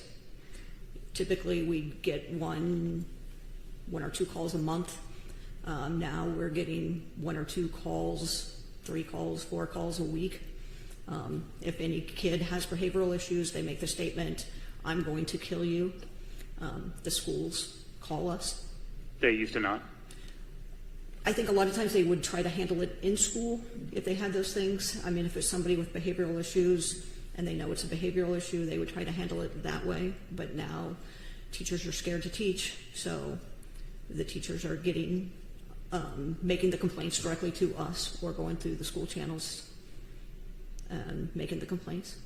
What makes you say the teachers are scared to teach? Because of the results of Nohema Graber being killed by 2 students. Nohema Graber was killed because she was giving Willard Miller a bad grade. Yes. That's impacted teachers across the community. Yes. That's impacted teachers across the community. Yes. Could you, in your experience, could you just lay out the effect that her death has had on the city of Fairfield and the community at large? I'd say immediately it was very difficult for our community. It was difficult because Fairfield's supposed to be a place that you raise your kids. It's supposed to be a safe place. Nobody locks their doors. Everybody knows everybody. We are known for a very pacifist community. As a result of Nohema Graber's murder, people were scared to go out. People refused to walk in the parks. Parents were scared to send their kids to school. Teachers were scared to teach in school. I think the general public felt a lack of security was ripped from them as a result of this murder. It's not a reflection of who our community as a whole is. And I think for everybody, they suffered some kind of loss as a result of this murder. Thank you, Lieutenant. I have no further questions. Mr. Cook? Thank you, Your Honor. Lieutenant Kinsella, just roughly estimate for me how much time it elapsed from the time of the murder until Mr. Goodale was brought to the law center? From the time of the murder, which was around 4 p.m. on the November 3rd, and he was brought to the law center around 6 a.m. on November 4th. Okay. So in that short period of time, earlier in your testimony, you testified about reviewing Snapchat images reflecting Mr. Goodale making confessions to different friends, and you testified about that, correct? I testified in the Snapchat warrants that we received back. I listened to interviews of Snapchat. Sure. Let me rephrase my question. You had testified about reviewing Snapchat records which demonstrated that Mr. Goodale was contacting other friends on Snapchat, essentially confessing his involvement in this crime, correct? There were 3 people. Okay. Those confessions all came before, obviously, law enforcement had contact with Mr. Goodale, so these confessions would have all come really on the very, very soon after the incident took place? Yes. From the time stamp, it was basically from about the time he started going to move the body, around 10:58 to midnight. So those confessions were being made. Even before Mr. Miller and Mr. Goodale acted to try to conceal their crime, Mr. Goodale is making these statements on Snapchat, Yes. correct? Yes. No further questions, Your Honor. No redirect, Your Honor. Thank you. You can step down.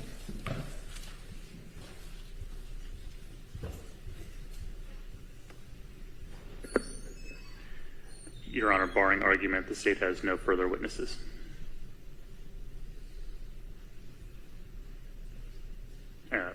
besides victim impact statements, Your Honor.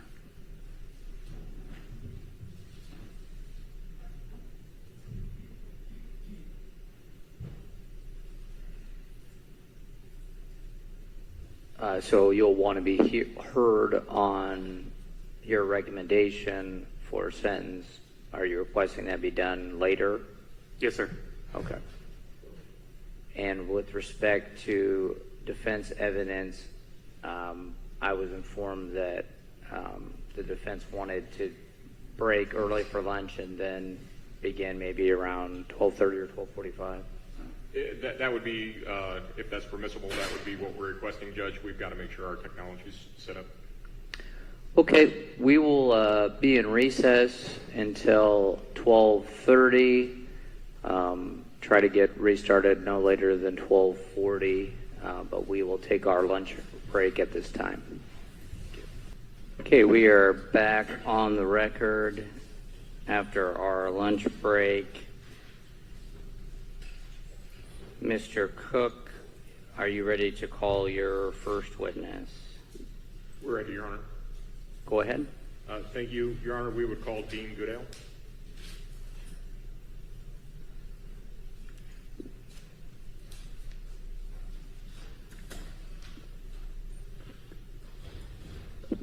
Have you raise your right hand? Do you promise or affirm to tell the truth, the whole truth, and nothing but the truth? Please have a seat.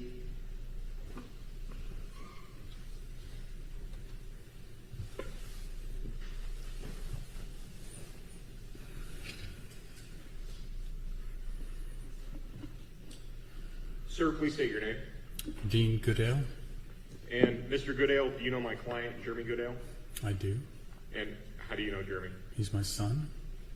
Does Jeremy have any siblings? He does. And can you tell the court the names and ages of Jeremy's siblings and where they're living at the present time? Hopefully. Okay.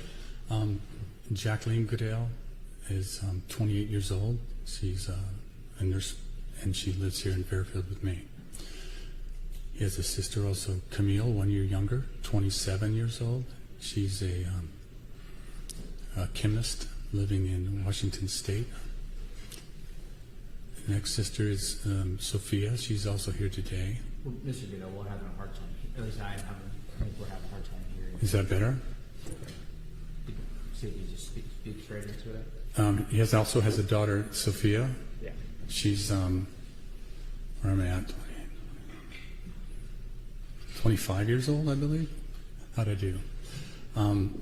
She's currently living in Guam, and he also has a youngest sister. Is his sister Olivia. She would be 22 years old, and she's currently living with her sister in Washington State. Okay. Prior to Jeremy's arrest in this case, where was Jeremy residing at? He was living here in Fairfield with me. Who was all living at your address on Hempstead Avenue here in Fairfield at the time of Jeremy's arrest? Myself, my daughter Jacqueline, and her son Dominic, and Jeremy. What is Jeremy's mother's name? Christine. And you and Christine are no longer married, is that correct? That's correct. During your marriage to Christine, what did you do for income? During most of the time I was farming full time. Did Christine assist you in the farm operation? It was kind of a split operation. There was my full-time job, and then we had some side operations going for the family. She helped with that, yes. Okay. Can you describe your respective roles in operating the farm? I had the primary responsibility. I ran the greenhouses and the field operations, and we had some dairy goats, dairy cows, chickens, things like that, and she helped the chores with those animals. All of that farm work, that sounds like labor-intensive work. Is that true? Farming is a lot of work, yes. When you and Christine first separated, did she take any of your children with her? The kids were mostly teenagers and living 6 miles out of town on a farm, so their proclivity was to go live in town with their mother. Okay. And after your separation and subsequent divorce, did Christine remain in the area? For a while. Okay. Was there a period, at some point, did Christine no longer live in Iowa? Yes, she at some point met a new boyfriend that was very domineering, and he basically dictated what they would do, and she ended up leaving Fairfield. And where did she move to? Colorado. How old was Jeremy when Christine moved to Colorado? I believe 7. No, I believe 10. Okay. As I understand things, generally the divorce would have happened around 7, and she would have moved to Colorado when Jeremy was around the age of 10. Is that correct? That is correct. Okay. Based on your observations, what was Jeremy's relationship like with his mother after she moved to Colorado? Well, initially there was some contact, some phone calls and things, but again, it wasn't really a relationship with his mother anymore. Her phone conversations were being dominated and commandeered on the other end by her current boyfriend. So his relationship with his mother, kind of non-existent really. It was with something else. Okay. After Christine moved to Colorado, did she ever come back to Iowa to visit the kids? There was one time, I think she visited the one time that Jeremy did visit Colorado, if I'm recalling correctly, she may have been to town and picked him up for that trip. Any other instances of Christine returning to visit with her children that you can recall? No. Did Jeremy ever visit his mother in Colorado? I think you just alluded to that. But just the one time. Can you tell the court about Jeremy's one-time visit with his mother in Colorado? Yeah, with a telling detail. We kind of knew in advance that it could be a sketchy experience for Jeremy, so I actually had a safe word for him when we called on the phone, and the first time I talked to him on the phone, he used that safe word. Okay. So do you recall originally how long it was planned that Jeremy was going to go visit his mother? Approximately 1 week. And did Jeremy stay for the duration of what was anticipated? No, he did not. He used his safe word, and you made arrangements to have Jeremy return to you in Fairfield. Is that correct? Yeah, I believe he might have been 10 or 11 years old at the time. They told me they were just going to send him on a Greyhound bus and send him back home, and I said, no, you're not, and to make sure that he flew back.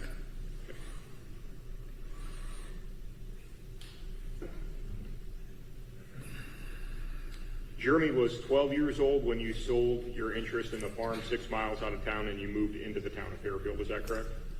That's correct. When you moved into Fairfield, who all made the move with you? Myself, Jeremy, and his sister, Olivia. How long did the household consist of primarily you, Jeremy, and Olivia? 3 years.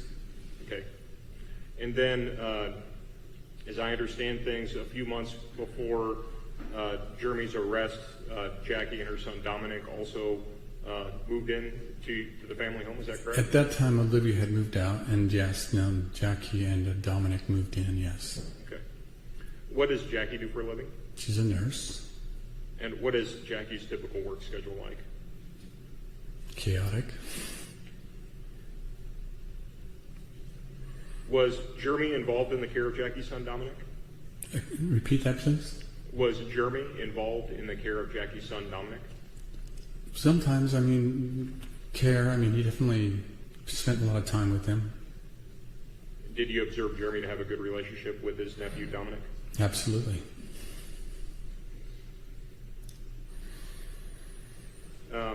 In an earlier question, you responded Olivia had already moved out.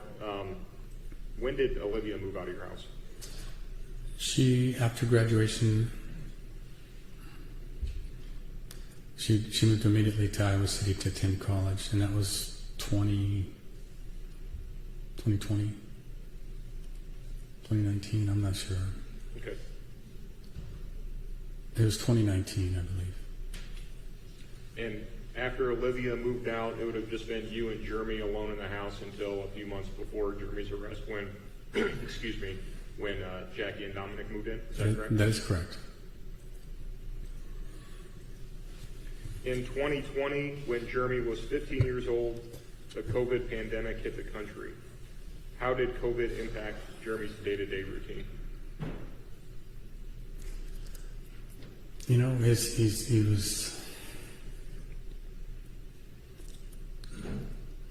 you know, his mom kind of abandoned him. You take your time. Interpersonal relationships were so important to him. And we spent 2.5 years in a global war against interpersonal interactions. It devastated him.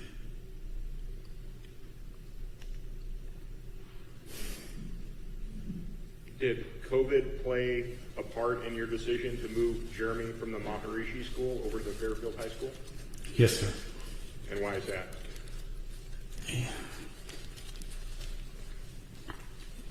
Sitting at home staring at a computer screen, there's no point in paying extra money for that, as far as I'm concerned.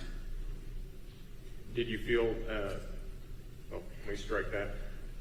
During 2020, during the COVID pandemic, was Jeremy's entire curriculum based on online classes? For a good period of time, yes. Okay.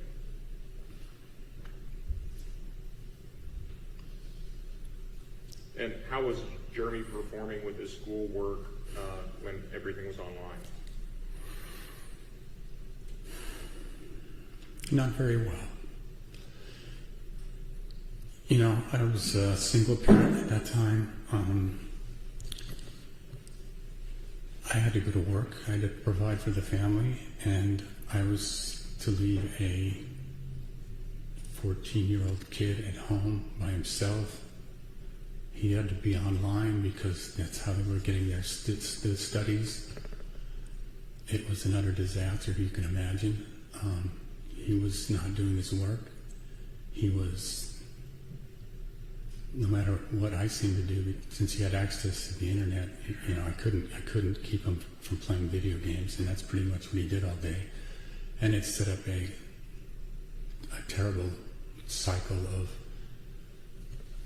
reprimand and then laying out what I expected from him and trying to support him every way I could, and then realizing he wasn't doing what I wished, and the relationship just, it was really rough. So you feel that the pandemic not only affected Jeremy generally, but also your relationship with your son? Definitely.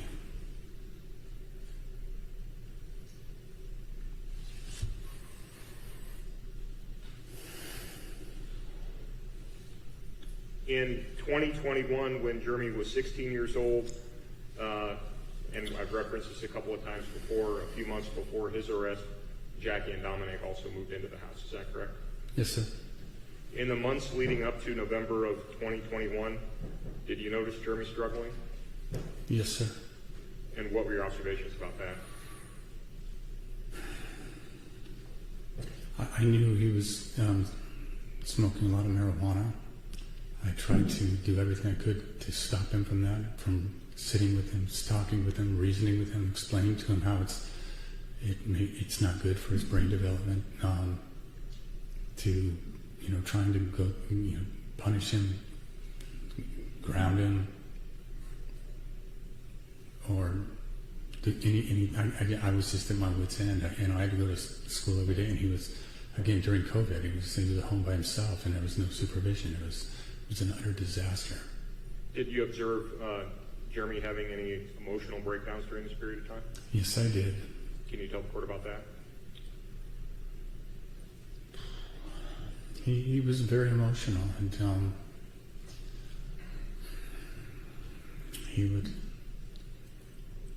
sometimes, he'd literally break down crying, and it was and screaming some very self-deprecatory things about himself. And these were all in the months leading up to November of 2021, is that correct? Yes, sir.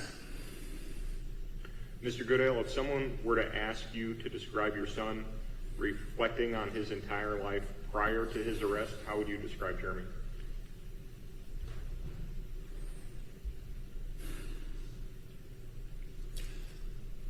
You know, he was troubled, but he was also, you know, highly intelligent. He did extremely well at times.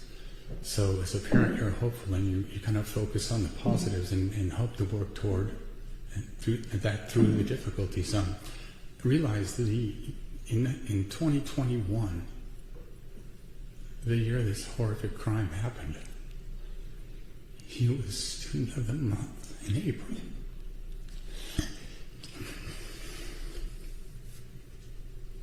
At Fairfield High School, and also the tennis MVP that same year.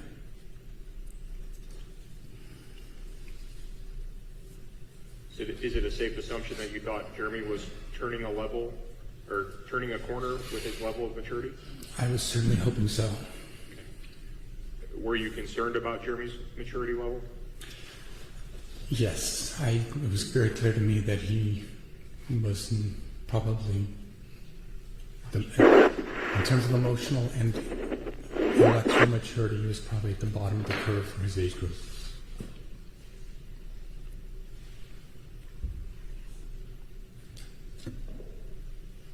What observations did you make that caused you to question Jeremy's maturity level?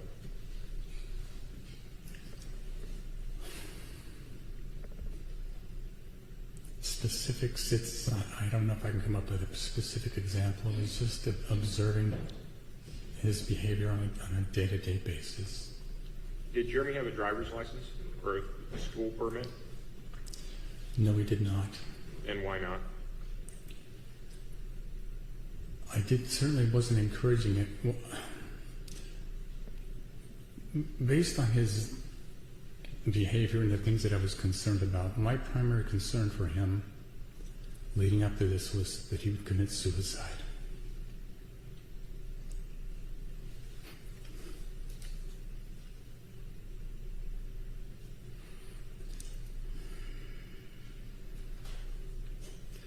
And given your concerns, you didn't feel that Jeremy was mature enough to have a driver's license or put himself in that situation, is that correct?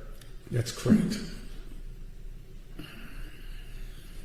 Would you be able to describe a fond memory that you shared with Jeremy over the years for the court's consideration?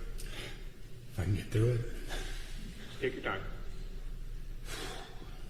I mean, there were many things. You know, we played tennis, we camped, we fished. One of the things, though, that I was most proud of him for. From an early age, you know, he had school field trips, and then oftentimes they went to Jefferson County Park, and there was a woman there that was in Fairfield, will know who I'm talking about. It went by Toad, and that's not a derogatory term; it's an endearing term in this case. He loved her lectures and the nature walks and the bird watching and all this.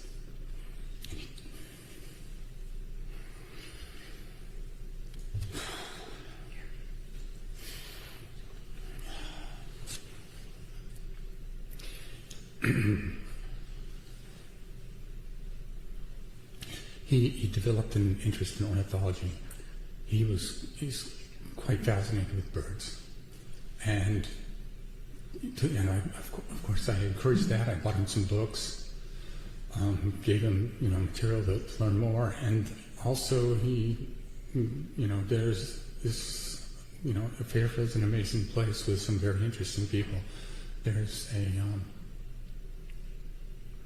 a woman in town by the name of Diane Porter, and she's a world-renowned naturalist, photographer, and she doesn't have the technical title of ornithologist. She should. She's a bird expert extraordinary, and she would give bird watching tours and lectures in town as well. And I began to attend some of those with Jeremy. During the lecture, she would often, engage the audience in questions, and people would raise their hands, and she'd call on someone. Well, Jerry would raise his hand after almost every question, and usually there'd be several other hands going up. Sometimes there would be no other hands going up, and so he was called on several times over different lectures that he attended. She was so impressed with him that she gifted him a very expensive pair of field glasses.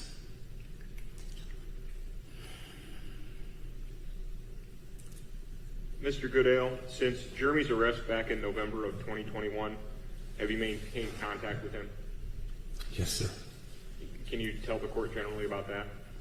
Usually once a week. That's pretty much when he was at the juvenile center, it was about all we could manage. The driving distance and everything, and it was nice. That was where we tried to hit the weekends, so we'd have an hour with them. And then since he's been in Fairfield, the visiting's been a little less flexible. Not quite every week I've seen him. You also maintain phone contact with him as well? Texting a little bit, yeah. Mr. Goodale, as you know, Jeremy is going to have a lot of rehabilitation ahead of him while he's in the prison system. Will you continue to be a major support system for Jeremy as he works to improve himself? Of course. Mr. Goodale, you've expressed to me previously that you haven't had an opportunity to make any public comment on this horrific event before. Is there anything that you would like to express here today?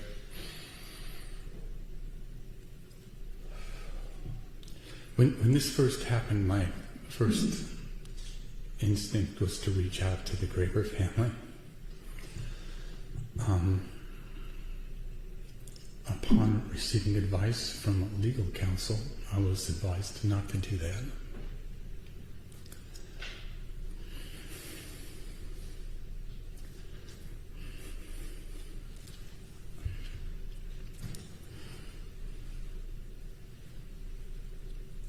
I'm just so sorry.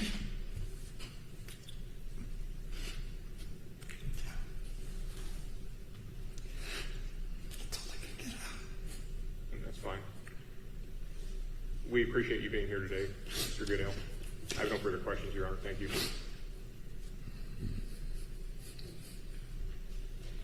Is that a few questions? I'll have you turn the mic towards you. I'm good, Aaron. Thank you. Mr. Goodale, you had mentioned that Jeremy Goodale spent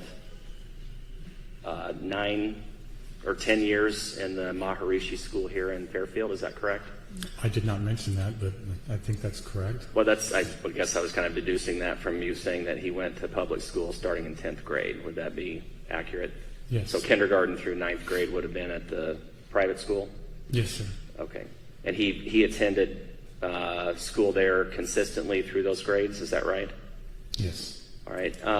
Were there ever any behavioral issues with Jeremy while he was at the Maharishi High School? I haven't seen the official record or anything, but you might have had a couple of minor, scuffles or something. I'm not sure what's written up, but maybe not. It didn't seem. He was in a class of a bunch of rowdy boys, and he was one of the rowdy boys. Okay. And was he? How would you characterize his academic performance while he was at the Maharishi School? All the way up until the pandemic hit, he was nearly an A student. Okay. And did Jeremy want to stay at the Maharishi School, or did he want to switch to the public school and go to public high school? I remember having a conversation with him. I don't think he was averse to it. He certainly wasn't that attached to Maharishi School. And was he friends with Willard Miller while he was at the Maharishi School? He'd been friends with Willard Miller since he could walk. Okay. Okay, so they've been, how would you characterize their relationship since that time? Were they close friends, best friends, part of a friend group? How would you? I'd say part of the friend group. I mean, I never thought of Jaden as being his best friend or anything, but they've just known each other forever. I mean, yeah, Jeremy was more of an athlete, and I didn't view Jaden like that. Okay, and did Jeremy participate in sports from the time he was young? Yes. What kind of sports? He played soccer, he played softball, he played tennis. Okay. Was he always able to be a member of a team? Yes. Were there ever any behavioral issues that you noticed or that were ever reported to you by his coaches? During sports, no. Okay. I mean, sometimes during, perhaps when he was in coaching situations, he was a little difficult. But for the most part, he got along with coaches, could participate in sports. Would that be true?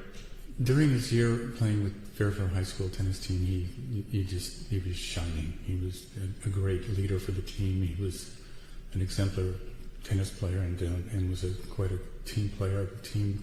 Popular with the team, good with the coach, loved the coach. I think Jeremy at one point in one of the interviews indicated that he had planned on playing possibly collegiately. Is that correct? If he would have worked at it, he definitely had the ability to do that, yes. And tell me if I'm wrong about this. The way that I understand your testimony concerning the COVID issue was that was kind of a turning point for him. Would that be true? It hit him pretty hard, yeah. We were, there's struggles, and then there's things that exacerbate struggles and things that alleviate struggles, and that was definitely an exacerbating effect, yes. Okay. And in November of 21, had Fairfield High School returned to in-person learning? And when now? In November of 21, or that semester, had Fairfield returned to in-person learning? Do you know? In my mind it hadn't. I haven't read it, but I believe it had. But there was still social distancing. This is a great term for what he didn't need. There was masking and other things still going on. But I believe they were back in school full time. And I guess part of the reason that my memory is confused is that they weren't in school that day. But I guess that was a teacher thing going on. Okay. And at the time that Nohema Graber was killed, had Jeremy been doing well in school for the most part, or how else would you characterize it? Struggling for the most part. Okay. Was he failing classes? I believe he was. Had his teachers reached out to you? No. Had you had any communication with his teachers or made any attempt on your part to reach out to them? I had not. Whenever you indicated that Jeremy was the student of the month in April, that was April of 21? Yes, sir. And what would qualify him for student of the month in April? Like I said, he had the ability to excel, and I think he had a good month. Okay, so it'd be grades and possibly participation in other extracurricular activities or doing well in those. I assume that's what would qualify him for that. Is that correct? Yeah, I was a little surprised because I thought he was, I know he's capable of being a straight A student, and he wasn't quite there, but he was doing a little bit better at that point. And would a teacher have nominated him for that particular recognition, or do you know? Was it the principal? Well, I'm not sure. That's fine. I'm sure there was a teacher involved somewhere, yeah. You indicated that you had a primary concern that Jeremy might harm himself. Is that right? That's correct. Did you ever reach out to a mental health professional to seek out any assistance for him, or did you take any step along those lines? Thanks for asking that question. I'm going to go into a little bit of detail on that. Is that okay? That's fine. So he'd gone to Optime when he was younger for apparently 6 months or so. What is Optime? It's a local place here in town. They have counseling for all kinds of things. Okay. Then for a while, maybe a year or two, he didn't really do anything. But then I noticed he was struggling. But it was more than struggling with, there was he was always, he had these abandonment issues, and so emotionally he was hurting. He was psychologically not doing well.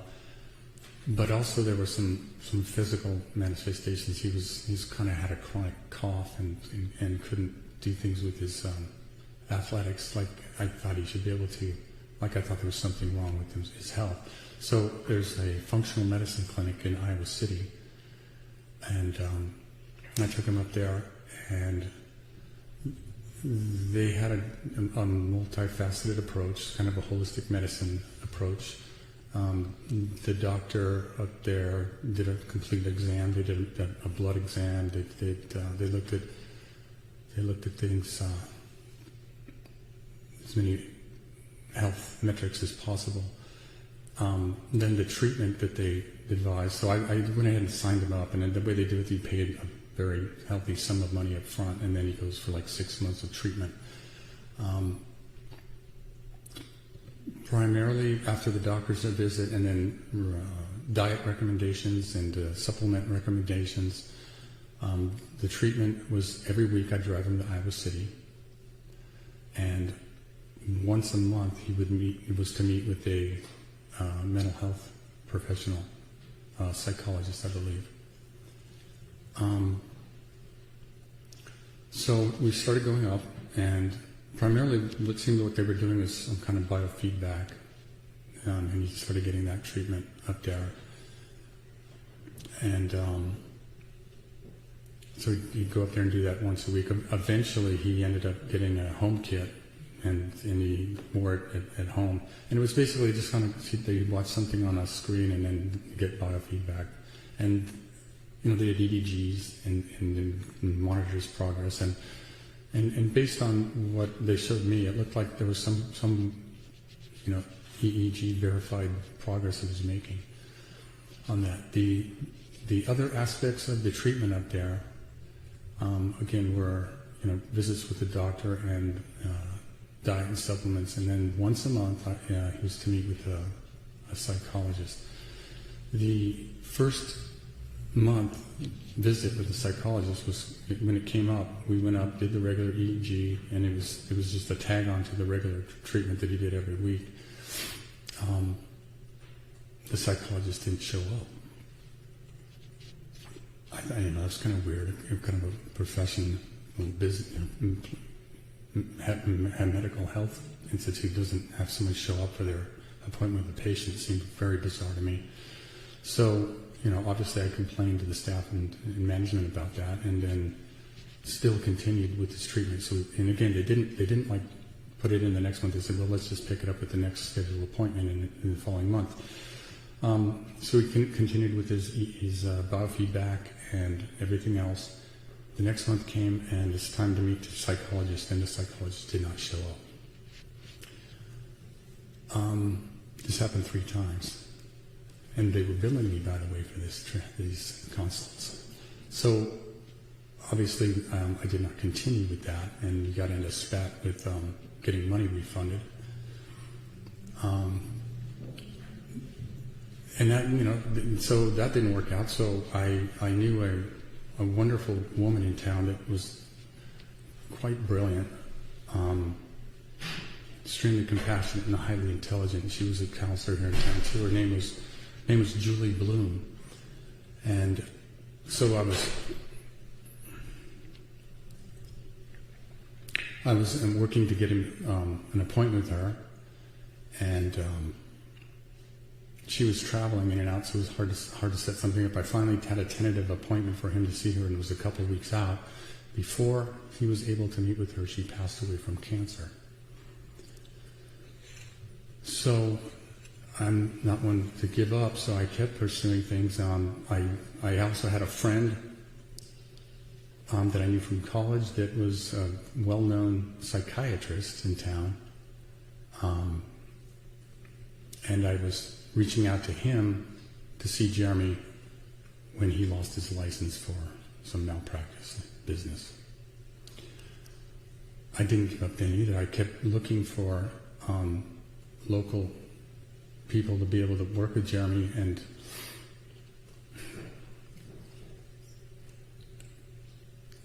the caliber of counselors varies, but primarily was I just didn't find anyone that I felt would be a good fit for Jeremy, and I was continuing to look to the day this happened. So the first series of treatment that you tried to get him, that where the either psychologist or psychiatrist did not show. Psychologist, I'm pretty sure. Sorry, the psychologist. What was that time frame? In terms of how old Jeremy was? No, well, let's take it from November of 2021. So back up from there. How long before Nohema Graber's death would you have attempted that counseling with Jeremy? 3 or 4 years. Okay, so he would have been around the age of 12? Roughly, yeah. 12, 13 maybe, I don't know, I'm not exactly sure.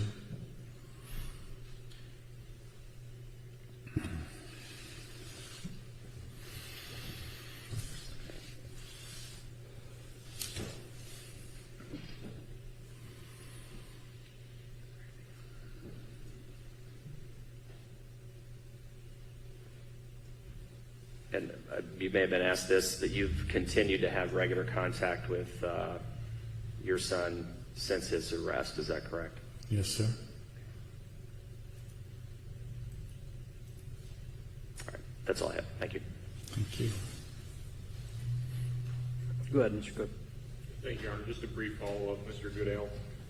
You were asked about counseling efforts that you made on behalf of Jeremy, and related to that, those efforts were back when he was around age 12. I think perhaps just to clarify for the court, those efforts at counseling had a lot to do with the abandonment issues that Jeremy was dealing with at the time, correct? Yes, and one more clarification. I mean, the functional medicine clinic might have been 12, but the other arrangements I was making were later, 13, maybe 14 as well. Okay. And ultimately, as you described, and I don't mean to put words in your mouth, but it sounds like essentially Jeremy didn't get any counseling due to the difficulties that you described, correct? It's surreal, yeah. You would agree with that? Yes. I have no further questions, Your Honor. No. Thank you, sir. You can step down. Thank you.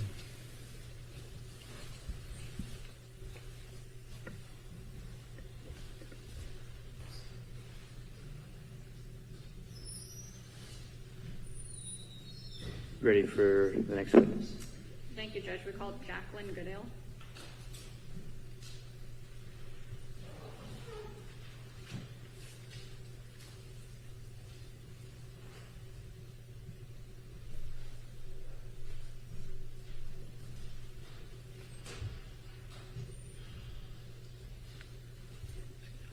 Do you promise or affirm to tell the truth, the whole truth, and nothing but the truth? I do.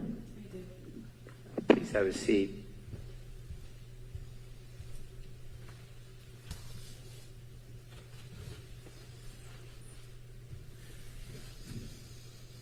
Can you please state and spell your name?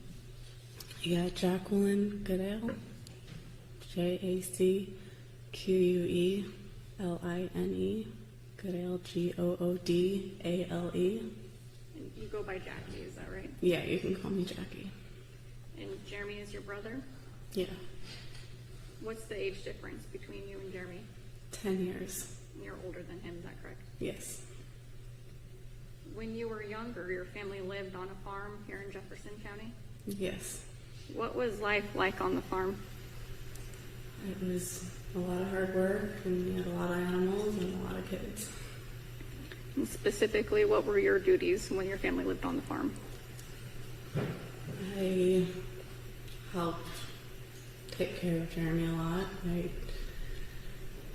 changed his diapers when he was little and fed him and did his schoolwork with him, and while my parents were doing a lot of the physical farm work. How much time did your parents spend tending to the farm?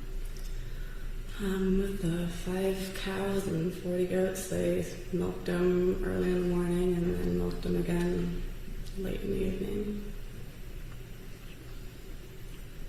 Did you also help with farm work? Yeah, here and there. We had the brunch, weekend brunch. I think I partook in that a lot. Otherwise, food processing from the garden, canning. Not so much milking animals or feeding the animals. You were primarily useful to your family by taking care of and supporting Jeremy, is that right? Yeah, I watched all 4 of my younger siblings. And I think you mentioned some of these things, but at least at your time on the farm when Jeremy was young, how old would he have been at that time? From the time he was born till the time he was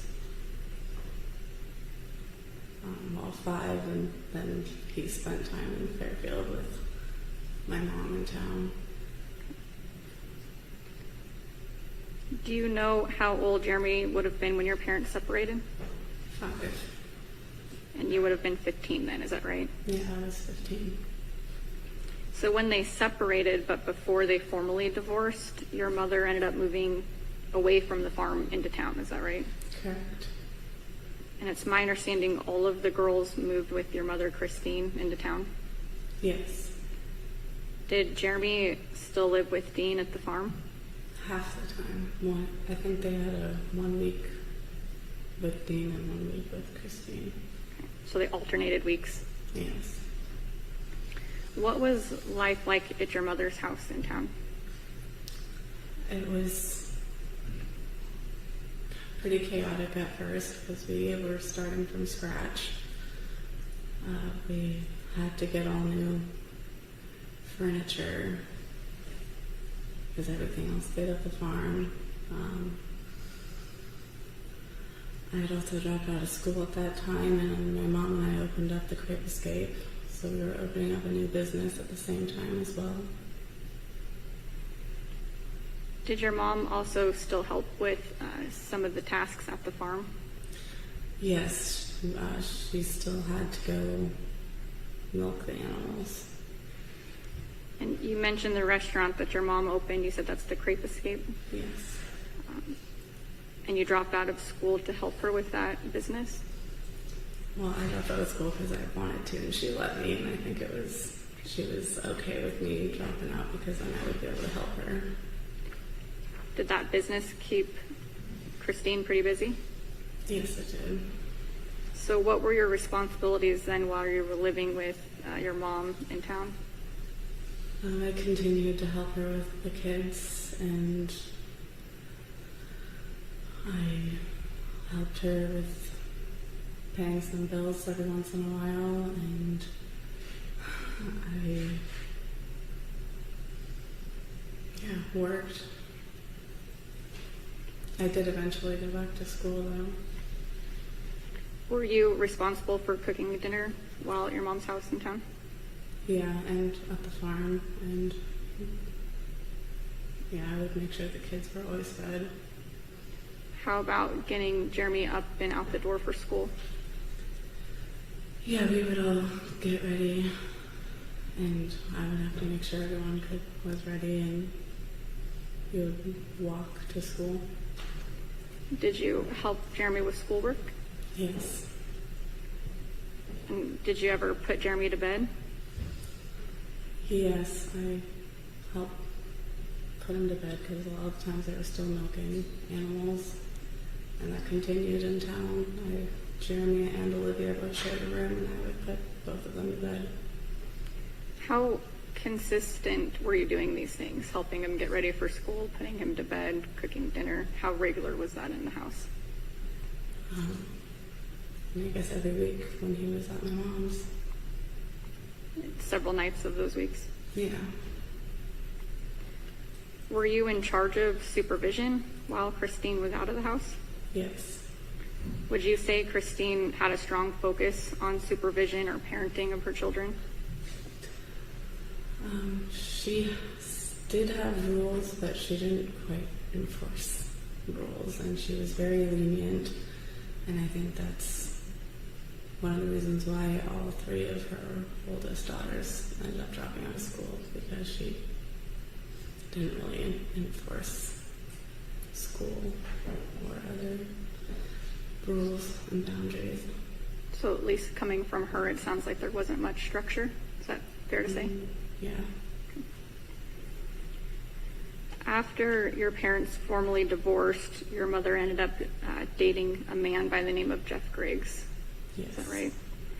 How did your life change once he came in the picture?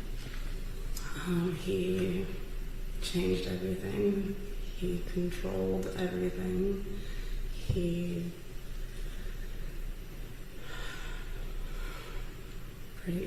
changed the way we were allowed to eat. He locked the doors at 9:30 every night, so if we weren't home, we were locked out. He moved in. My mom let him move in without even telling us. So I think we were a house full of girls, and this strange man came in. I think they were maybe dating for 3 months. And then he took over our house. He took over our bathroom every morning. None of us could get ready for work or get ready for school. Wouldn't let us eat pork or beef. He started doing all the cooking and choosing what we were allowed to eat, and locking the house at 9:30, which didn't bode well for my sister Sophia, because she was working a waitress job at George's Pizza, and then I would have to let her in when she got off work, because she got locked out every night. So it sounds like he came into the picture and then very quickly took control over everything. Yes. And your mom went along with that? Yes. You and Sophia were eventually kicked out of the house. Can you tell the court about that? Yeah. Well, Jeff had it out for Sophia. I think I remember there were times where Sophia would bang on the bathroom door while he was doing whatever. She couldn't come back home before 9:30 because she had her job. And then eventually he told my mom to call George's Pizza and get her fired from her job. And that's when I think Sophia came home and was very upset and confronted my mom. And Jeff had himself in the car outside, and my mom would go back and forth from the car to talking to us, and she kicked Sophia out pretty much right away. And then I got very upset that she kicked out Sophia, who was only 16, and told her, like, what are you doing? Like, why are you listening to this guy? I've been at your side and raised these kids with you this whole time. Why aren't you listening to me? Taking my advice. And then, she'd go back and forth from the car to confronting me, and then she said, oh, well, now you're kicked out. So then I got kicked out of the house as well. And I think that would have left just Jeremy and Olivia at the house with Jeff and my mom. Were you afforded any time to get your belongings? No, we were not allowed to get our stuff. Were there several items, important items that remained in the house? Yeah, everything. So like a license, we got passport? licenses, passports, birth certificates, and we still never got those. We had to get copies and get new passports and new licenses. Where did you go when you were kicked out of Mom's house? I went to my friend Phoebe Harris, and I kind of couch hopped there, and I was living in the car a little bit until I got New job because I was still working at the Crave Escape, so I got fired and got kicked out of the house all at the same time. So I needed a new job and I needed a new place to live. So then I found a nannying job and ended up living with the Clevelands and took care of their grandkids. And Mom didn't seem to mind that you were essentially left to couch hop and live in your car because of this? No. Do you know how your leaving affected Jeremy? It probably really sucked. I mean, I'm pretty sure he was there for Sophia and myself getting kicked out. He was in the living room with us, I'm pretty sure. But yeah, we kind of lost each other after that. He didn't have you cooking for him, helping him with schoolwork, helping him get ready anymore? No. Did you get to see Jeremy much after that? A little bit when he was with my dad.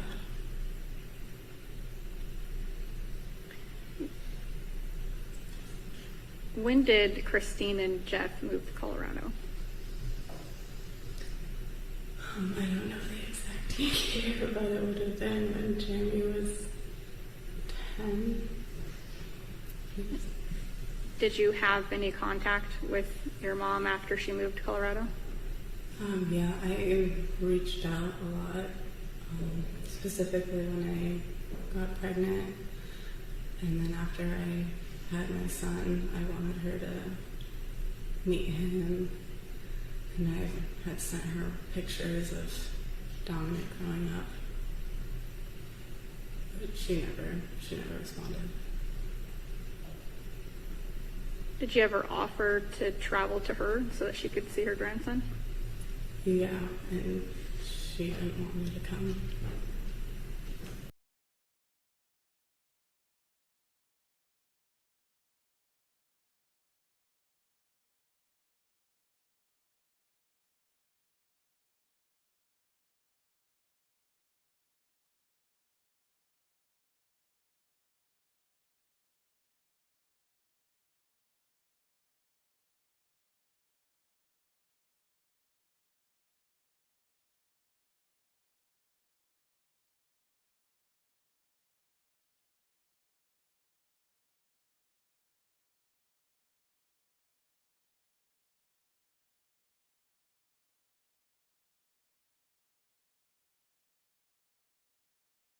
Kicked out of the house all at the same time, so I needed a new job and I needed a new place to live. So then I found a nannying job and ended up living with the Clevelands and took care of their grandkids. And Mom didn't seem to mind that you were essentially left to couch hop and live in your car because of this? No. Do you know how your leaving affected Jeremy? It probably really sucked. I mean, I'm pretty sure he was there for Sophia and myself getting kicked out. He was in the living room with us, I'm pretty sure. But yeah, we kind of lost each other after that. He didn't have you cooking for him, helping him with schoolwork, helping him get ready anymore? No. Did you get to see Jeremy much after that? A little bit when he was with my dad.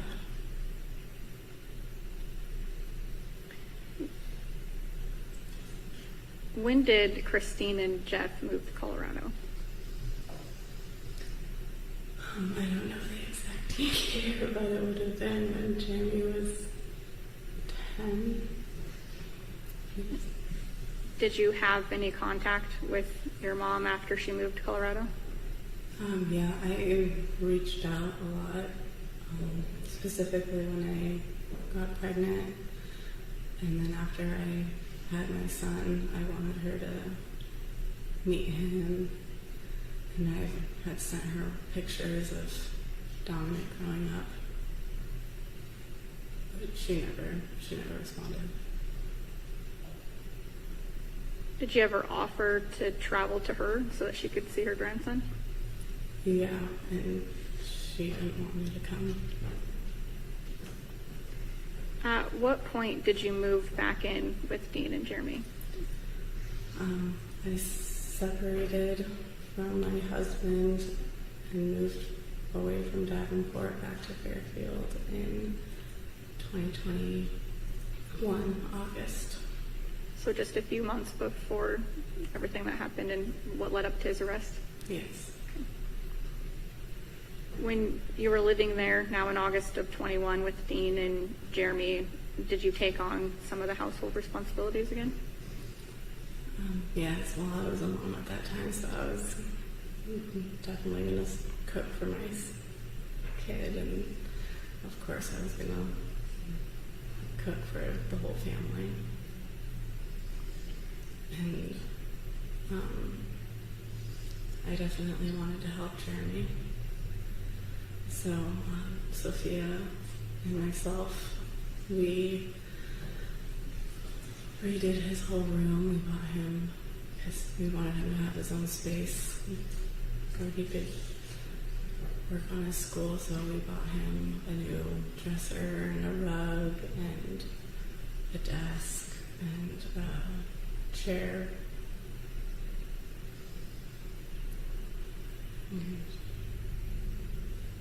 And we just wanted him to be successful at school, and we knew it was hard, and him having his own space would be important.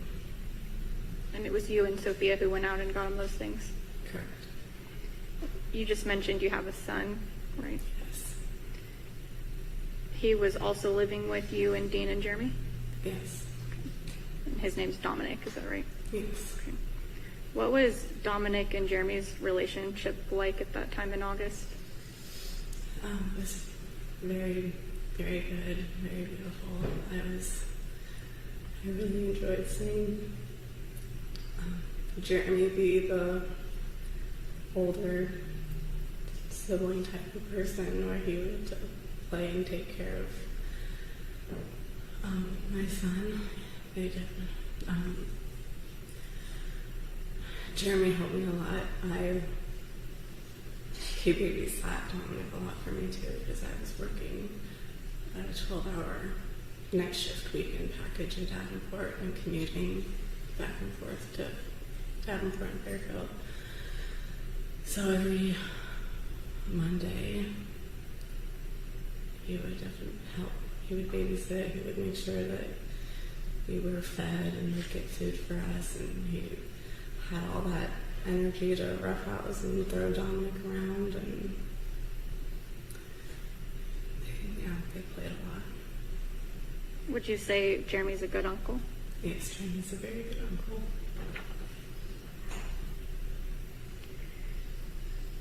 I think it's evident that Jeremy views you as a mother figure for him, that you've taken care of him, you've taken on some of these motherly duties. What do you think of that? That's accurate. I asked you to bring a project that Jeremy made about you when he was younger. Did you bring that with you today? Yeah, I did. How old would Jeremy have been when he made that? He would have been 9 or 8.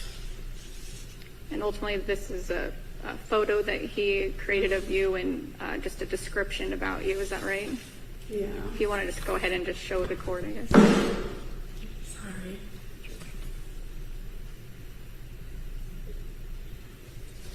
Can you go ahead and read what Jeremy wrote about you when he was 8 or 9 years old? All right. Yeah. Jackie Goodale by Jeremy. Her name is Jackie. She is my sister. She lives in Iowa. She was very interested in Native Americans. She's very athletic. She found a perfect skeleton of a deer. Jackie loves the sea. She's very creative. She's also very happy and intelligent. Jackie once slept in a teepee. Every day she would fix her teepee. It was made out of grass and sticks. She was becoming a nurse.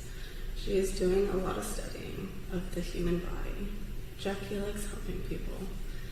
Jackie is a great cook. Sometimes when my mom is at work, my sister will cook for me. I like how she cooks eggs. She cooks them all the way through, then puts lots of barbecue on it. She is a great sister. She's always looking after me. Sometimes she drives me to the park. We make leaf piles together. Jackie goes to school. She is in college studying medical nursing. Jackie practices very hard. She is memorizing where all the bones and muscles are. She reads a lot. Every night she is studying in her books. She learned a lot of things from her parents. She learned to cook from her mom. Sometimes she cooks me bacon burgers and hot dogs. Jackie has many inner qualities. Jackie is very persevering. She never gives up on her homework. She is very clever. She made a really nice clay pot. She knows how to knit sweaters and scarves. She is very peaceful. Whenever my sisters and I get in a fight, Jackie stops it. Jackie is always happy. I never see her down or sad. She is also smart, brave, and wise. Jackie is an amazing sister. She is the best sister anyone could wish for.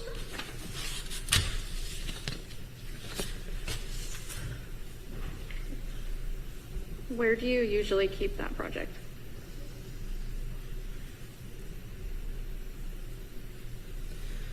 I'll keep it in my dresser.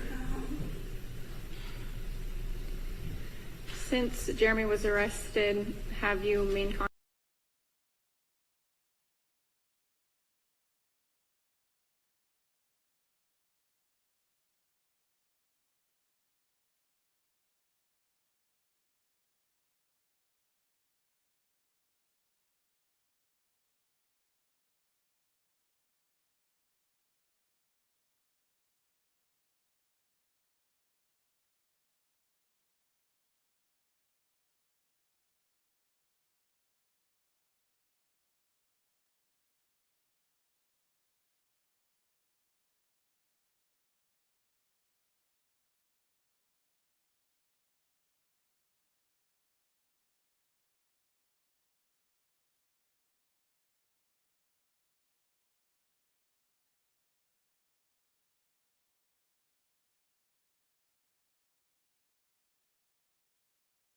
contact with him?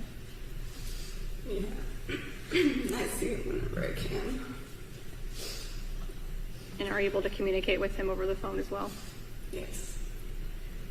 Will you continue to be a major support system for Jeremy as he works to improve himself while in the prison system? Yes. Nothing further, Your Honor. A couple of questions. Ms. Goodale, you are a nurse, is that right? That's correct. Are you an RN?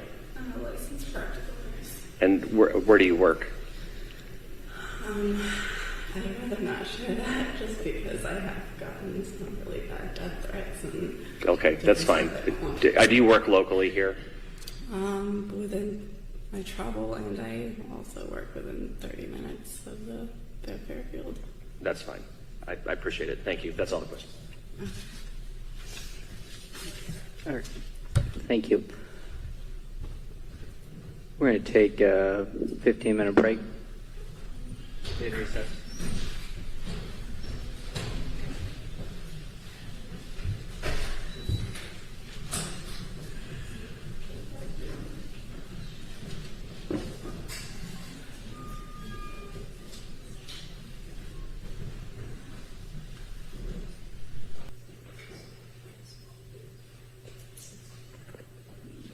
We are back on the record. Ms. Jensen or Mr. Cook, are you ready to call your next witness? We are, Your Honor. Go ahead. Defense would call Dr. Mark Cunningham.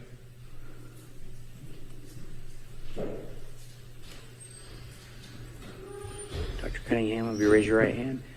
Do you promise or affirm to tell the truth, the whole truth, and nothing but the truth? I do. Please have a seat.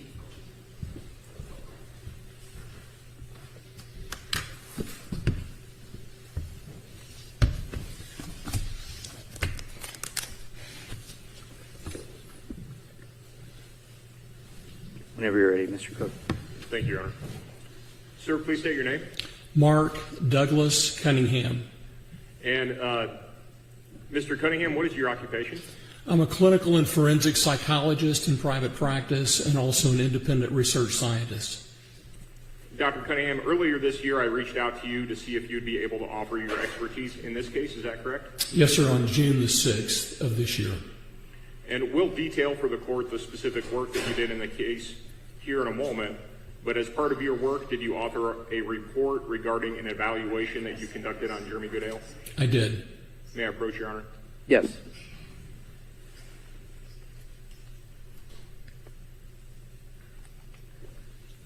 Dr. Cunningham, I'm handing you what I have previously marked as Defense Exhibit H. Would you take a look at that document, please?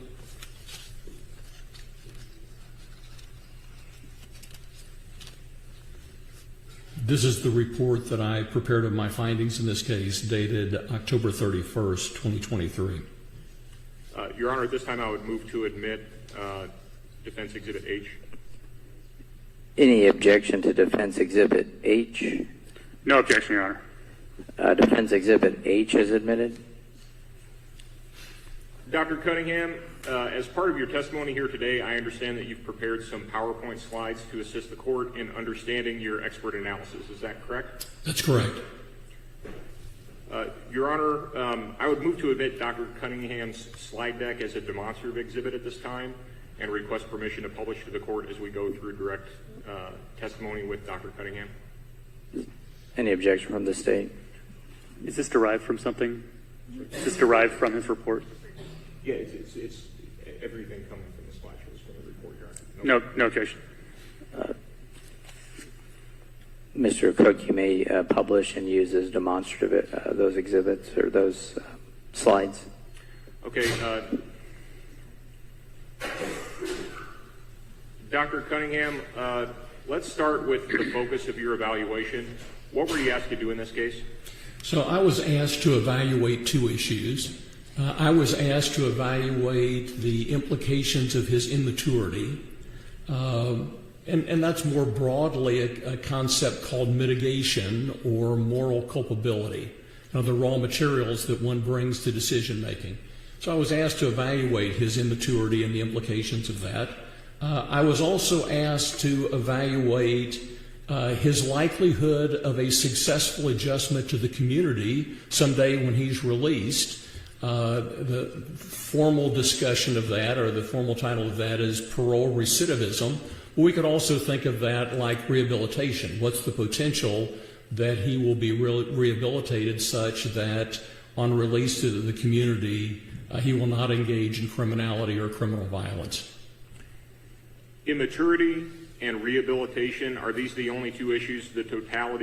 Are these two issues, I should say, the totality of sentencing considerations as understood by forensic psychologists? No, they're not. Please describe the others and why, as you sit here today, you are not addressing those other issues. Certainly. So as understood by forensic psychologists, there are four primary sentencing issues. The first is retribution. What's the consequence or punishment for a given offense? A decision about what's the appropriate punishment. What are the needs of justice?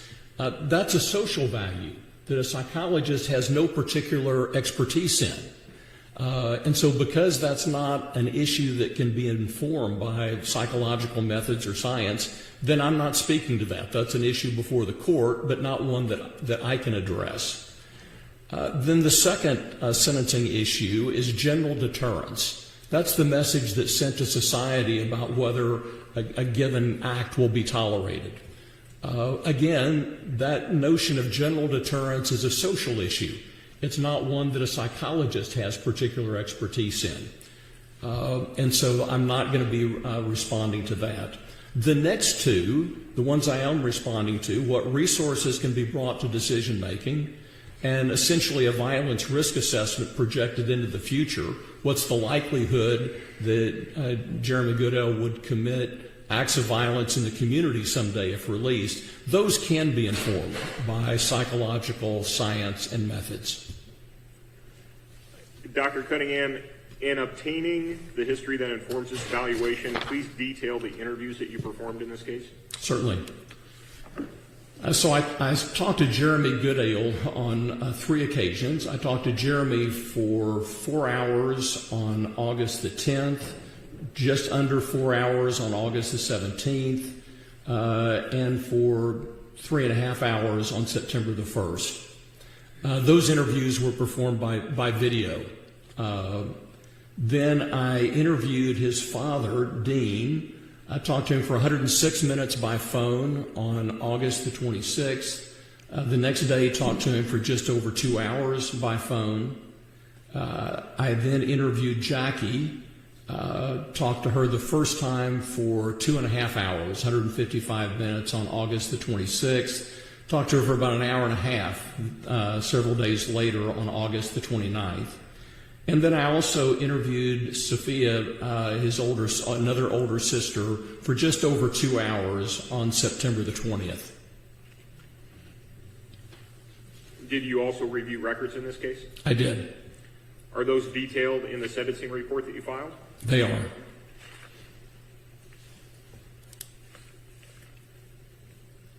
Dr. Cunningham, let me turn to the first arena or focus of your evaluation. Is moral culpability as a sentencing consideration discussed on pages 8 and 9 of your report? Yes, sir. Please explain what you mean by moral culpability. So moral culpability is a term of art that captures this idea of the resources that one brings to decision making.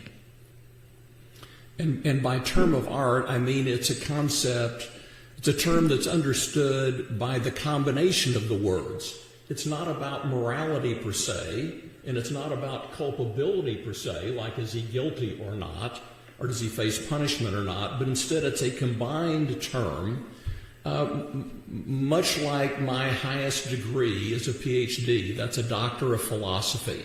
That's a term of art. I've actually never even had a course in philosophy. But a PhD or a doctor of philosophy degree is the highest degree given in any specialty area, in any academic area. So you get a doctor of philosophy in chemistry, a doctor of philosophy in mathematics, a doctor of philosophy in English, doctor of philosophy in psychology. So it's a term of art. You're a Juris Doctor. Don't treat me patients. But that JD is a term of art. And that's what moral culpability is. It's best understood, or we understand it not from the separate words, but from the combined meaning that those give. Dr. Cunningham, from your scholarship and experience, is it important that the mental health expert to have, mental health expert to have an understanding of the relationship between developmental factors to choose and the moral culpability? Well, absolutely, and this is something that is fundamental to what psychology can illuminate in a sentencing proceedings. And that's how were the resources that this individual brought to his decision-making, to his self-control, to his moral reasoning, how are those impaired or lessened or impacted by the life events and resources that he brought to that decision-making? It's what the Supreme Court has referred to as the diverse frailties of mankind. In other words, that a given offense by two separate individuals, as we look at moral culpability, is not the same, because those two individuals may differ significantly in their diverse frailties and the raw materials they brought to that decision making. So moral culpability, or immaturity for that matter, is not something that's either present or absent. It's what psychologists would say, it's not a dichotomous variable. It's not two different things. Instead, it's not either or, it's on a continuum of capability that's brought to decision making. Dr. Cunningham, as understood by a forensic psychologist undertaking an analysis of moral culpability for sentencing, what factors are fundamental to the moral culpability of a youthful offender? Well, those have to do with the relative degree of immaturity that may be present, as well as adverse factors. I mean, so there's a certain level of immaturity that may be a function of age alone. And then there's also what adversities may have happened in this individual's background that would act to reduce the functional maturity that that individual can bring to bear. Dr. Cunningham, it appears that you have a model that perhaps reflects the relationship between developmental factors of immaturity, choice, and moral culpability. Is that correct? That's correct. Can you describe the model for the court, please? Certainly. So on this graphic, there's a scale of moral culpability from high to low. And then we have a horizontal line that has choice on it. And then we have immaturity and adverse factors. Well, the relationship of these is that as the immaturity and adversity increases, that choice is increasingly pathologically inclined, and moral culpability is correspondingly reduced.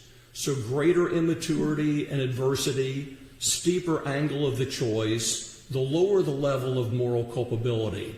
Now, there's still a choice, but clearly the person who has a choice on this line is very different than that individual whose choice rests on a flat line in terms of the resources they brought to bear. Dr. Cunningham, as we consider Jeremy's youthfulness and the presence of adverse developmental factors in his background, can you please explain the nexus between adverse developmental factors and bad outcomes in adulthood, including criminal violence and even murder? Certainly. So there are two ways that we might think of that, two analogies. As we think about the relationship between childhood and then teen and adult outcomes. So one perspective is that it's like a gunshot, where there is a clear and very obvious trajectory between the events that happened in childhood and the outcome that this person expresses. So, for example, Johnny sees his father beat his mother in a very particular way, saying particularly demeaning things. And someday Johnny grows up and he's violent with his partner in a very similar way and saying very similar demeaning things. So that's an example of like a gunshot trajectory. You can easily see the relationship between those. Now you see that sometimes, but that's not the primary way that adversity in childhood affects outcome. More often it's like radiation. So it's like the child is getting a massive dose of radiation from these traumas or deprivations that they're experiencing as a child, and they may show some reactions at the time, but then things seem to kind of be okay. And then years later, tumors begin to grow. Now those tumors look nothing like the radiation. They're what happens in response to the radiation. Now, different people grow different types of tumors in different places. And so it may vary in terms of the harm that it causes. The way that we know that those two things are connected is because those children who got that radiation have a much higher incidence of cancer than the kids who don't. That's how we know that one thing is connected to another. And so as we try to understand anybody's life, and in this instance, Jeremy's life, it's helpful to have this perspective that we've got two different ways that these things, that his adversities may end up impacting how those are expressed. Can positive childhood experiences also have this gunshot connection to constructive outcomes in adolescence and adulthood? Well, that's what you're hoping. I guess the reverse of these is that positive experiences have a gunshot trajectory with positive expressions, and that instead of radiation, you're giving the kid a lot of vitamins, and those end up promoting a better outcome. So, yeah, both of these work in reverse, but positive experiences can have a positive gunshot effect. Doctor, is there another concept that is important in understanding the connection between adverse factors and bad outcomes? There is. And that I call the 100% penetration theory versus cigarettes and lung cancer or Superfund sites. And here's what I mean by that. So someone could pose, well, Dr. Cunningham, everybody who has a lot of deprivations in their childhood doesn't end up being criminally violent, much less killing somebody. As if that in order for one thing to be connected to another requires a 100% connection between stimulus and outcome, between adversity and criminality. Now, if we use that metric, then it would be clear that cigarette smoking has nothing to do with lung cancer. Because, see, only about 1 in 4 lifetime heavy smokers get lung cancer. So I guess that means it has nothing to do with it, since 3 out of 4 do not. Now, the way that we understand this is by the difference in penetration, not the 100% penetration. So the rate of lung cancer among non-smokers is about 1 in 90. The rate of cancer among lifetime heavy smokers is 1 in 4. That's how you know that what the cigarettes are doing is not by the 100% penetration, but by the disproportionate outcomes. And in a similar way, sometimes a neighborhood is built on top of a toxic waste dump. And part of the way that comes to someone's attention is that children in the neighborhood begin to get cancer. Now, they don't all get cancer. Only a few do. Maybe only 1 in 100 do. But see, the rate of that cancer in the other neighborhoods is 1 in 5,000. And that's why you know something is coming out of the ground here, because of this disproportionate incidence. And that's also an important concept to have in mind as we're thinking about how to evaluate how deprivations in childhood affect outcomes in adulthood. Doctor, what was your first finding regarding developmental limitations in Jeremy's life and their relationship to this offense? So the first finding is that the brain immaturity implications of Jeremy's age of 16 at the time of the offense are fundamental to understanding the poor judgment and the faulty values that are reflected by his participation in this offense. Does your discussion of this finding begin on page 11 of your report? It does. Dr. Cunningham, I'd like to discuss with you the primary brain changes in or during adolescence and the effect of these on brain functioning. What is the first major feature of brain development across the teens to mid-20s? So the first feature are major changes in the incentive processing system. That's the evaluation of risk and rewards. As in terms of how the wiring of the brain evaluates these. And those major changes in the incentive processing system begin soon after puberty. They start in early adolescence, and they involve the chemistry of the brain. They involve neurotransmitters like dopamine.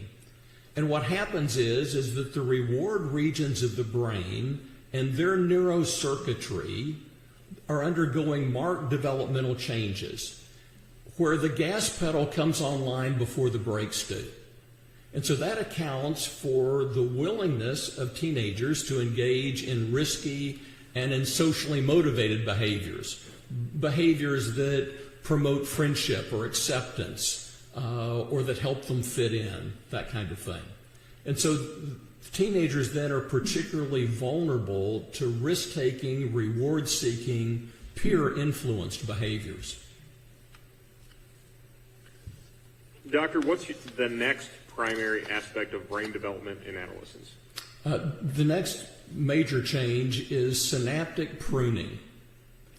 So the synaptic pruning involves a reduction in the neurons and connections in the brain. So the synapse is the space that is between two nerve cells or neurons. And the way a neuron works is it has potentially a large number of axons. Those are receiving fibers. But then it has a cell body that's taking care of this neuron. And then it has a single transmission fiber coming out of it called an axon. And that axon comes right up against the dendrites, the receptive fibers of other neurons, but it doesn't touch them. Instead, there's a space between them called a synapse.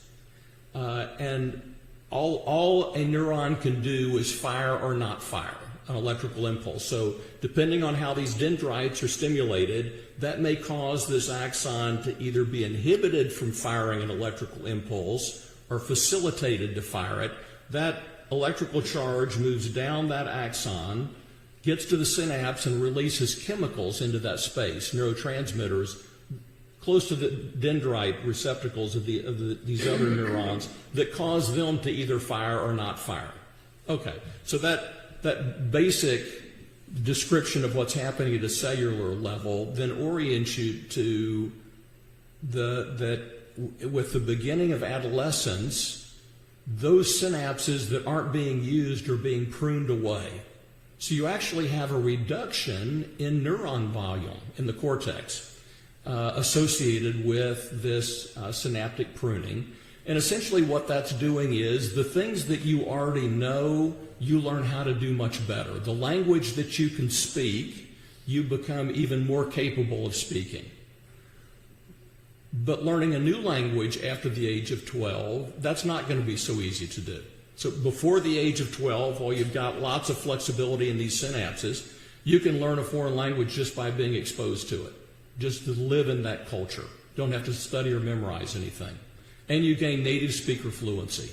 After the age of 12, you're going to have to study and memorize, and you'll probably always have an accent.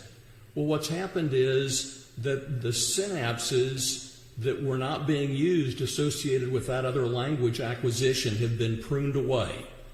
And that pruning process occurs from the back of the brain to the front of the brain, where the frontal lobes are among the last to undergo that full synaptic pruning.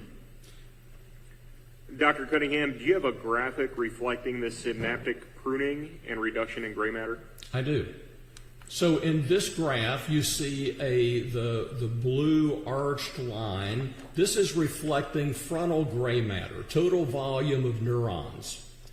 And notice that volume peaks at age 12, and then you see the effects of synaptic pruning as that total volume is reduced.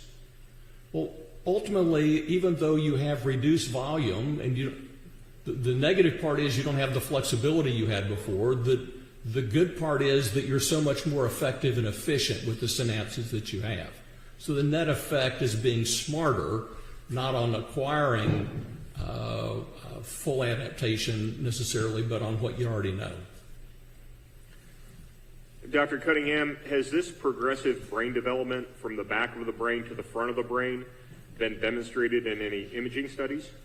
It has, and this I'm going to be showing a time-lapse imaging of brain maturation between the ages of 5 and 20, and this is constructed from MRI scans of healthy children, and this time-lapse compresses 15 years of brain development into just a few seconds. The red indicates more gray matter, and the blue less gray matter. And that gray matter then wanes, in other words, it's reducing from the back of the brain to the front of the brain. So the areas that are performing more basic functions mature earlier.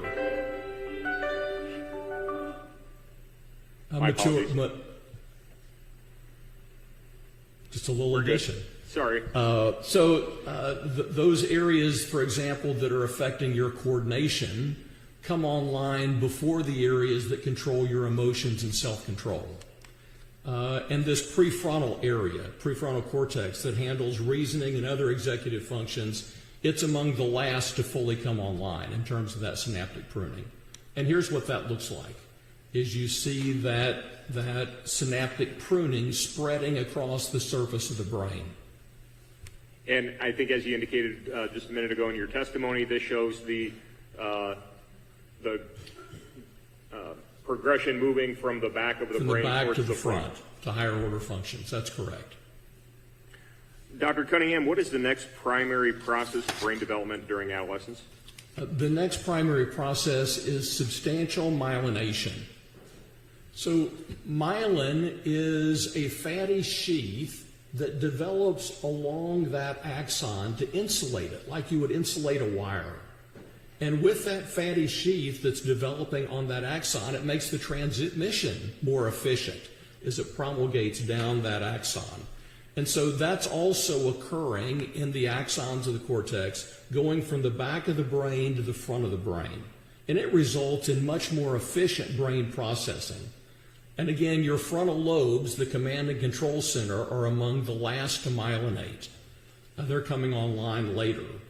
Now, with this progressively improving connectivity and speed, that supports a lot of different features of executive functioning. And those are things like inhibiting things that are a bad idea, planning ahead, weighing risk and rewards, and simultaneously considering multiple sources of information on the fly. So you have more resources available to you more of the time.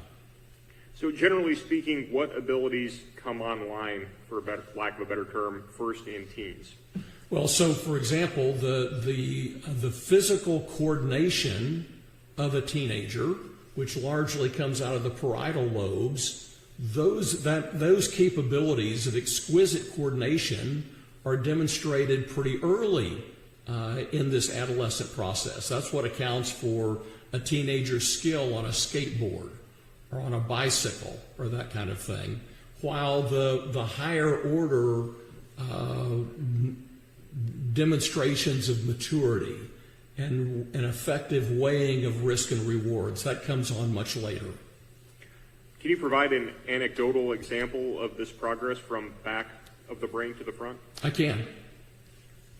So this has probably been 15 years ago. My wife and I were on the North Dallas Tollway after dinner, headed north. It's about 10 o'clock at night. I'm speeding. I'm going 75, maybe 80. And flying by... Remember, you're under oath. I think the statute of limitations has passed. So flying by like a high-pitched swarm of mosquitoes are 4 or 5 teenagers on ninja bikes. Based on the speed they're flying by, they're doing over 100, and they all have their front wheel in the air. Well, that's a demonstration of extraordinarily developed parietal lobes, tremendously capable coordination, and almost no frontal lobes at all in terms of the hazard that they are, the life and death hazard that they are, each of them is creating for himself and his fellow riders and maybe other people on the road. Now, all of these guys have a choice about doing this. They aren't popping their wheels in the air accidentally. They are deliberately doing this, exercising choice, but with a very impaired calculus about the risk-benefit. Now, I'm sure it's thrilling. I'm sure the reward part of this is powerful. But it's so profoundly defective in its judgment against what the potential cost of that are. Doctor, you had mentioned the frontal lobes, what you termed to be the command and control center of the brain. Can you please describe what the frontal lobes of the brain do for us? Certainly. So the frontal lobes are responsible for much of what you think of in terms of personhood, problem solving, spontaneity, memory, language, motivation, judgment, impulse control, higher expressions of social and sexual behavior. So those are all emanating out of this command and control center that's among the last to come online. Doctor, can you please describe the fourth major change with brain development across the teens and into the early mid-20s? So the fourth aspect of brain development is an increase in connections between the different layers of the brain, between the cortex of the brain and deeper emotional levels. And this is important in regulating emotions. So, for example, you're not surprised when you see a 2-year-old or 2 or 3-year-old have meltdowns. and tantrums and throw themselves on the floor, to pretty easy events. I mean, either they're a little bit late on getting a nap, or it's been a little late since they ate, or they're just frustrated with something, and they have such limited control that they just fall to the floor and have a fit. Now, if you saw somebody who was 30 years old do the same thing in the response to the same situation, you'd say, oh my gosh, what in the world is going on with this person? Why don't they have better ability to modulate their emotions as compared to this 3-year-old? Well, that's what this deeper level of connections that has been progressing across childhood does. As Jeremy is having his meltdowns that his father Dean testified about and that he talked to me about on the phone, where things would build up and he would go into the bathroom and bawl for 2 or 3 hours, and in the midst of this sobbing be speaking about all of this self-derogatory, I'm such a loser, I'm so stupid, I'm, this self-recrimination. That reflects very inadequately developed, along with depression and some other things that are happening, emotional crisis. It also reflects the limited degree of emotional modulation that his cortex is able to provide for him at that time. Doctor, is there a simplification or analogy that summarizes this brain development and the vulnerability that it creates in teens? There is. Most simply, it's the idea that the gas pedal comes online. The gas pedal comes online before the brakes do, and that's particularly a vulnerability for middle adolescence, which is like 14 to 17. So it's the concept that if you were going to leave a kid unattended overnight, it might actually be safer to leave an 11-year-old unattended than a 15-year-old, because the 11-year-old has 11-year-old impulses but 11-year-old brakes, and the 15-year-old has 15-year-old impulses, or maybe even those impulses on steroids, and 11-year-old brakes. And so the potential for that kid getting into mischief is actually enhanced. Dr. Cunningham, do these changes in brain physiology and processing have implications for the behavior of teens as opposed to adults? It does. What is the first of these implications? So the first of these is that as they are working with this immature brain, that they are less capable of mature judgments. And that has several sub-aspects to it. There's a tendency, a propensity to engage in risky and even illegal behavior. And that propensity is related to having less mature judgment, which is a direct outgrowth of inadequate physiological support. That's the nature of the brain apparatus that this individual has. Risky and illegal behavior is virtually normative among adolescents. Virtually normative. And that risky behavior frequently includes criminal activity. It is so normative that it is statistically unusual or aberrant to not engage in any criminal activity as an adolescent. But you're kind of an outlier if that's what happens. Both violent crime and less serious offenses peak sharply in adolescence and then drop precipitously in young adulthood. So again, the criminal behavior is entirely in sync with what's going on with brain development, which is really the foundation of the Miller decision, as the Supreme Court cites all of this brain science. That as the functional expressions of that immaturity peak, so does crime. And as that more mature brain comes on board, crime drops off. Dr. Cunningham, do you have a chart illustrating recent data regarding this age crime curve? I do.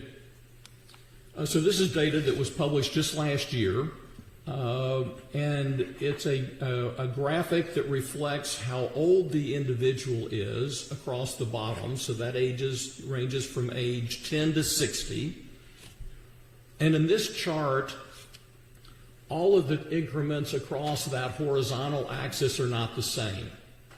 So notice that beginning, we go with the first one is a 5-year increment from 10 to 15. Then we start taking it year by year, 15, 16, 17, 18, 19, out to 25. Then we go to 5-year increments again. Well, that allows us to see in much finer detail the curve that's happening between the ages of 15 and 25. The vertical axis, that's the rate of violent crime per 100,000 persons. This is violent crime we're talking about. On the, at least the purple graphing is violent crime. The dotted green line is property crime. And notice that those are peaking between the ages of about 15 and 19, both the property crime and the violent crime. And notice that by the time by the time we're looking at a population that's 25 or more, their incidence of violent crime is less than half of what it is among individuals that are age 17, for example. And so you see this crime-related curve that is happening inversely to what's going on in the brain. As the brain is getting more mature, crime is dropping off. Doctor, is this same finding demonstrated with historical data? It is. So on the left, you see a similar graphic where there's age across the bottom axis and criminal activity up the vertical axis. This is data from England and Wales in the 1840s. And you're seeing the same thing. 180 years ago in another country, they're looking at the same thing, that crime peaks here in the mid to late, across the mid to late teens, and then falls precipitously across the lifespan. Now this looks like a steeper curve because they haven't given year by year for 15, 16, 17, 18. So that pushes that shrinks this. If you spread this out, it would look just like the current data. The data on the right is U.S. Justice Department data, arrest records in the United States in the 1970s. So we're looking at the same thing historically because human brains are maturing in the same way across these centuries. Dr. Cunningham, when you say that teens are less capable of mature judgments, how would you disaggregate this immaturity? What components does this have? So yeah, you could break this down as we think about less capable mature judgments into being less capable to exercise self-regulation, which means that they're less able to resist their social and emotional impulses. They have less ability there. They use a risk-reward calculus that emphasizes the rewards of this over the risk and neglects long-term consequences in favor of immediate rewards. So Shaden Miller has a very temporary problem of failing Spanish that he is attempting to address. And there's an immediate reward that would come from not failing Spanish after all, with the neglect of the profound cost of this for himself, for Ms. Graber, for Jeremy, for the community as a whole. And so it's a calculus that neglects that extraordinary cost. And so they have less ability to foresee and take into account the consequences of their behavior, or to take into account the perspectives of someone else, to appreciate that person's personhood. Doctor, can you provide the court with some examples of this reduced capability in the behaviors of Jeremy in this offense? There are so many. So consistent with the testimony this morning from the detective, that the planning of this was the planning for how to carry it out. That's what the planning was for. And once that tragic act had been carried out, it's like now they're improvising about now what do we do? That the planning of this over that 2 weeks had not actually gone more than a few minutes beyond the offense. So they didn't think about that the ground was going to be too hard, or that there might be a problem with confessing to some other people that you have done this, in terms of then not being prosecuted. So there's this improvisation that's occurring after the fact that neglects the extraordinary cost that it has. Jeremy's proceeding in this offense out of loyalty to a friend and to maintain that friend's approval and be seen positively in Chaden's eyes. So that small social reward for this enormous cost to Ms. Graber and to him and Chaden, and again, and there's so many others that have been impacted by the reverberations of this. And so it's a failure to give weight to these costs as if they're not even on the screen. Doctor, in your response, you indicated that there was essentially 2 weeks that Chaden and Jeremy were planning this out. From your perspective as a psychologist, is that accurate? Was there two weeks of planning that these two had engaged in? Well, two corrections that I would make with that. First, that largely Jeremy seems to have outsourced the planning to Chaden, as if somehow, since he's there to assist, he doesn't actually have to be engaged in thinking this through, even though his own life is profoundly in jeopardy. As best I can tell from this plan, this is more like 15 minutes of planning that occurs recurrently over a 2-week period of time. And that planning is only about how to do it, not about how to get away with it. Now, the challenge in a murder is never to carry it out. That's a relatively, it's a profoundly serious thing, but it's a relatively simple thing to kill somebody. The problem is to do that and not be apprehended for it. That's the challenge. And so a plan that only carries you through carrying this out, but doesn't extend through how you actually avoid apprehension in a significant way, is an example of this. It's an example of an adolescent approach. If I could give an analogy, it's like you spend 2 weeks planning to run away as a teenager. And that involves securing your parents' car and getting it down the street. And you and your girlfriend spend 2 weeks talking about how each of you, how you're gonna get your parents' car, and you're gonna go by and get her, and she's gonna crawl out her window and go down the street. And so there's a plan for how we're gonna run away together that only goes as far as getting about a mile down the road. That doesn't then involve, so how will we live? Will we ever see our parents again? Will we even still like each other in 6 months, since we're only 15 years old now, or 16 years old? And so it's a plan that's elaborate up to carrying it out, to get to driving away, but that's as far as the plan goes. That's a classically adolescent plan. Dr. Cunningham, what's the next major implication of brain immaturity at age 16? So the next is that out of that brain immaturity, adolescents are more vulnerable to negative external influences.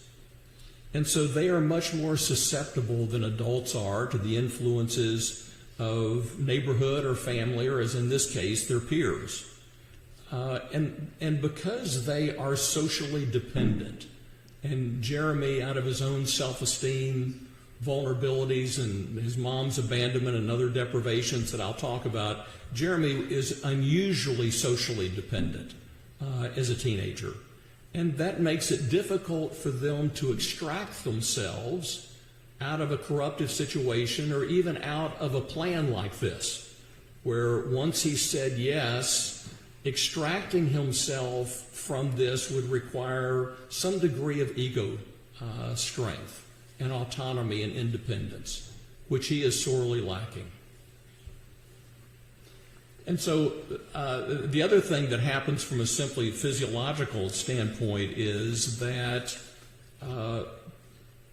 that even beyond this social dependence, that a teenager's brain actually percolates, processes information differently depending on whether another teen is present. So, for example, they do in the lab, they would do functional imaging like a PET scan, where you're measuring brain metabolism as somebody is actively thinking about a task. And so you're doing that, and one area of the teenager's brain lights up as they're working on a task. You bring another teenager into the room, and different areas of their brain start lighting up trying to process the same task. Now with adults, when you do that same thing with adults and an area of their brain lights up, you bring in adults or children, they keep using the same part of their brain. It's not affected by it. But teenagers actually are activating their brain differently depending on just the presence of somebody. They don't have to be coercing them, just their presence. So we have some public policy expression of this. In some states, a 16-year-old driver is not allowed to drive at night with another teenager in the car unless there's an adult in the front seat. So that's a recognition that this other teenager doesn't have to be directly coercive. Just their being there causes this kid to act and actually think differently.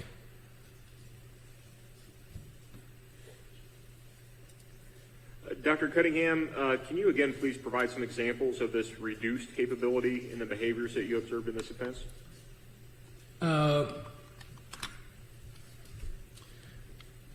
So as we look at this being subject to influence,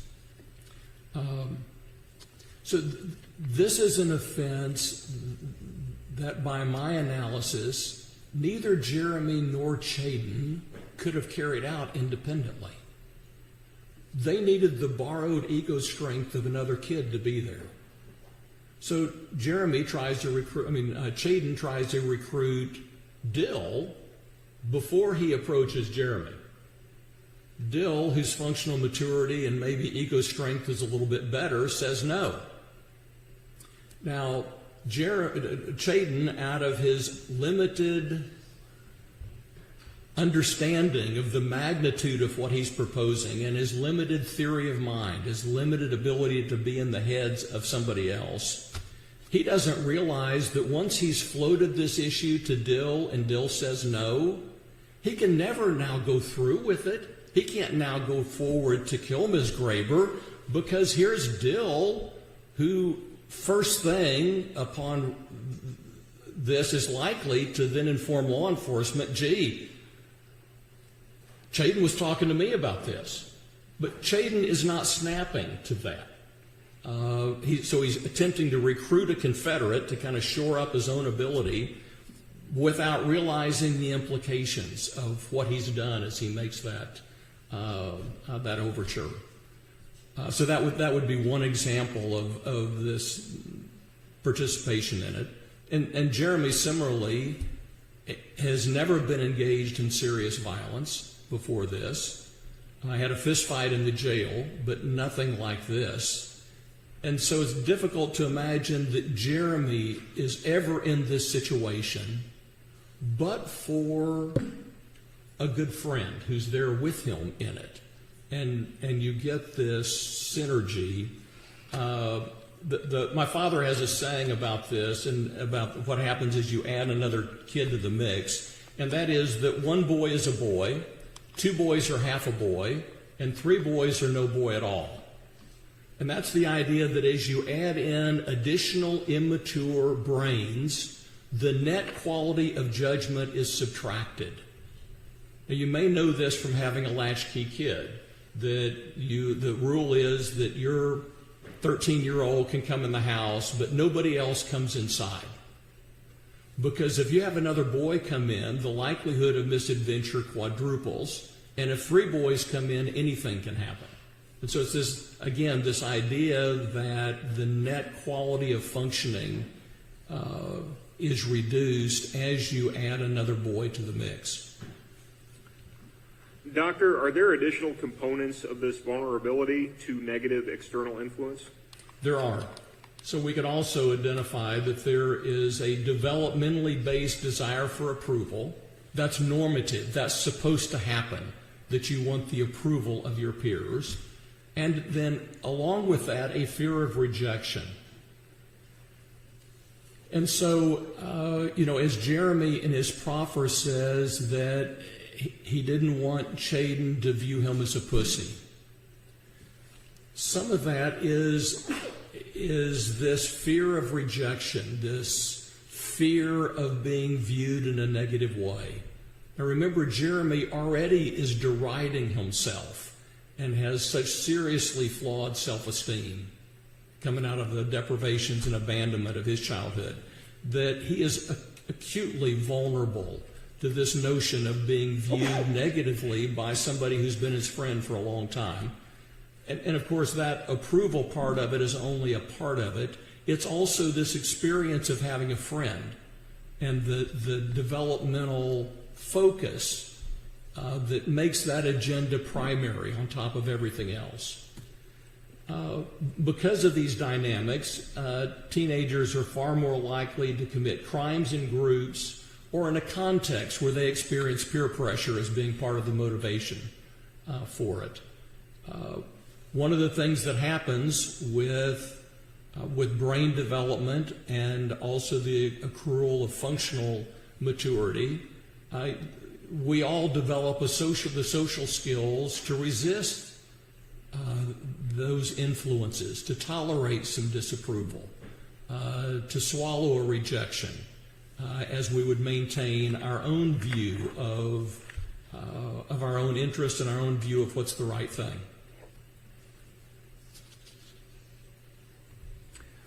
Doctor, based on the best available research, when is adult brain development achieved?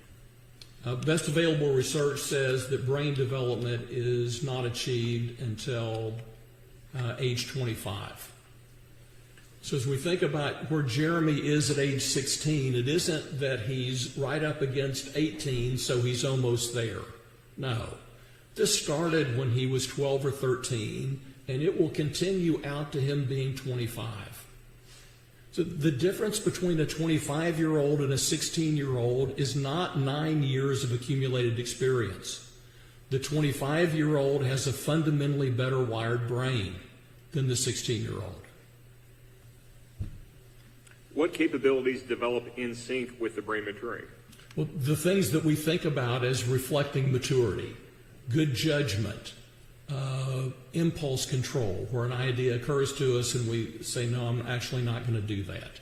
Delay of gratification. Jeremy at 16, he works part-time with a construction company his father worked with on school breaks, and whatever money he gets, he blows right away. His ability to delay gratification is so limited. With time, he'll develop an ability to delay, and with brain development, he'll develop an ability to delay that gratification, to save up, to think of long-term goals. Appreciation of consequences, empathy, where you authentically identify with and experience the personhood of someone else. That also is related to this development of the frontal lobes. It's not simply that lack of empathy that Chaden and Jeremy expressed toward Ms. Graber is not a sign of somehow being fundamentally pathological or depraved. It's an indication of immaturity in their brain development that sharply limits the empathy that they could bring to bear. Doctor, what types of research support the finding that brain development continues to the mid-20s? So there are 6 different lines of research that demonstrate brain development continuing out to the mid-20s. We can look at psychosocial behavior and what underlies that. We can look at statistics on who is getting hurt and killed. We can look at autopsy and pathology tissue studies that are done after people die. There's also neurochemical and pharmacological research. Neuroimaging, we saw some of that on the time lapse, for example, MRIs and CT. And also functional neuroimaging during task performance, things like those PET studies that I talked about a minute ago. Doctor, I want to briefly explore a couple of these arenas of research with you. Let's start with the psychosocial behavioral assessment research.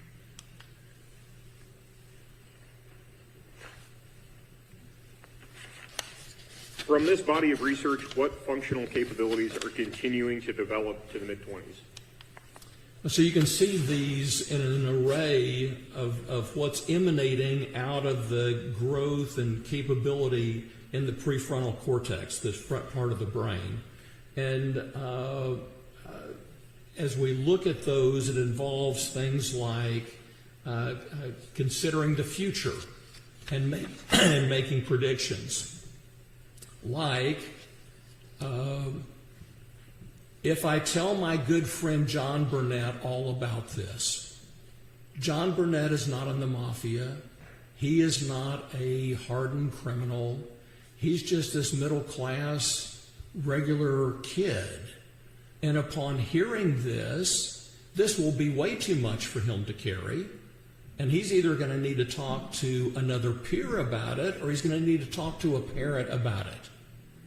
And as he talks about it, this will very likely come back to the attention of law enforcement.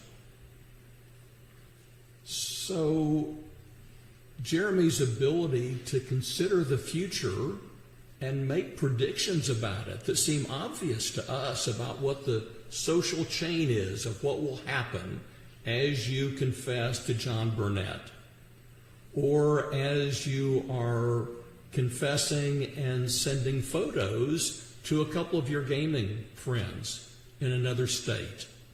It's this profound inability for someone who is otherwise intelligent to be able to project into the future. Other things that are a part of this: organizing your thoughts and problem solving, forming strategies and planning that goes beyond just the act, but then what happens next. Inhibiting inappropriate behavior, considering multiple streams of information at the same time, weighing consequences, modulating intense emotions that would limit those kind of meltdowns that he has in the bathroom every month or two. Impulse control and delaying gratification. These are all different expressions of maturity that are continuing to develop out to age 25 as the frontal lobes are undergoing the developmental processes that I described. Doctor, do other scholars also address psychosocial capabilities that continue to develop as the brain matures during the early to mid-20s? They do. And can you describe these perspectives? So these come out of a research project that the Massachusetts Institute of Technology, MIT, was undertaking, is they looked at what is developing from the late teens out into the mid-20s as the brain matures. And similarly to this other line of research, they're identifying that with that capability is more complex thinking, an appreciation of diverse views, mutuality in relationship. That means that you have this sense of reciprocal social obligation to everybody else in society, that we're kind of all in this together, and you're oriented toward our joint welfare, not just your own. Emotional regulation, risk-taking and decision-making, and progressively having these capabilities available to you even under stress. What is the relationship between brain development continuing into the mid-20s and moral reasoning? Well, the quality of moral reasoning that someone can bring to bear rests on some of the same development. So moral reasoning is not just, do you know right from wrong? So a 7-year-old could tell you that it's wrong to kill someone. But the moral reasoning that a 7-year-old can engage about that is very, very different than the moral reasoning that a 30-year-old could bring to bear. So this isn't so simple as just, didn't you know it was wrong? But instead, what's the quality of understanding and moral reasoning that you can bring to bear about that? And the subcomponents then that are a part of adult-like moral reasoning are having a moral code or faith that you're operating from, and a sense of personal ethics. And then your behavior is guided by empathy that you experience and resonate what somebody else will feel or experience, and sensitivity to having your antenna out for those experiences. And then a recognition of the personhood of others, that this other person is this unique individual who has his or her own history and story and drama and fears and relationships and significance, the extraordinary significance of somebody else's life, and being able to take the perspective of that person as well.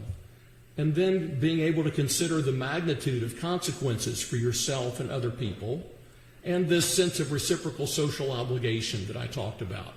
So as we talk about or think about the ability of adults to do the right thing and to desist from crime, what we're looking at in that curve that we saw, those are based on more than just intellectual or cognitive recognition of right and wrong, and instead are based on these abilities that are on this continuum that are steadily developing from middle childhood out into your mid-20s.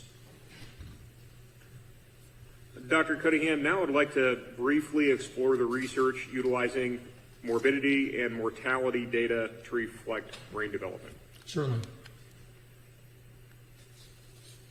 What large-scale morbidity and mortality data demonstrates continued brain development into the mid-20s?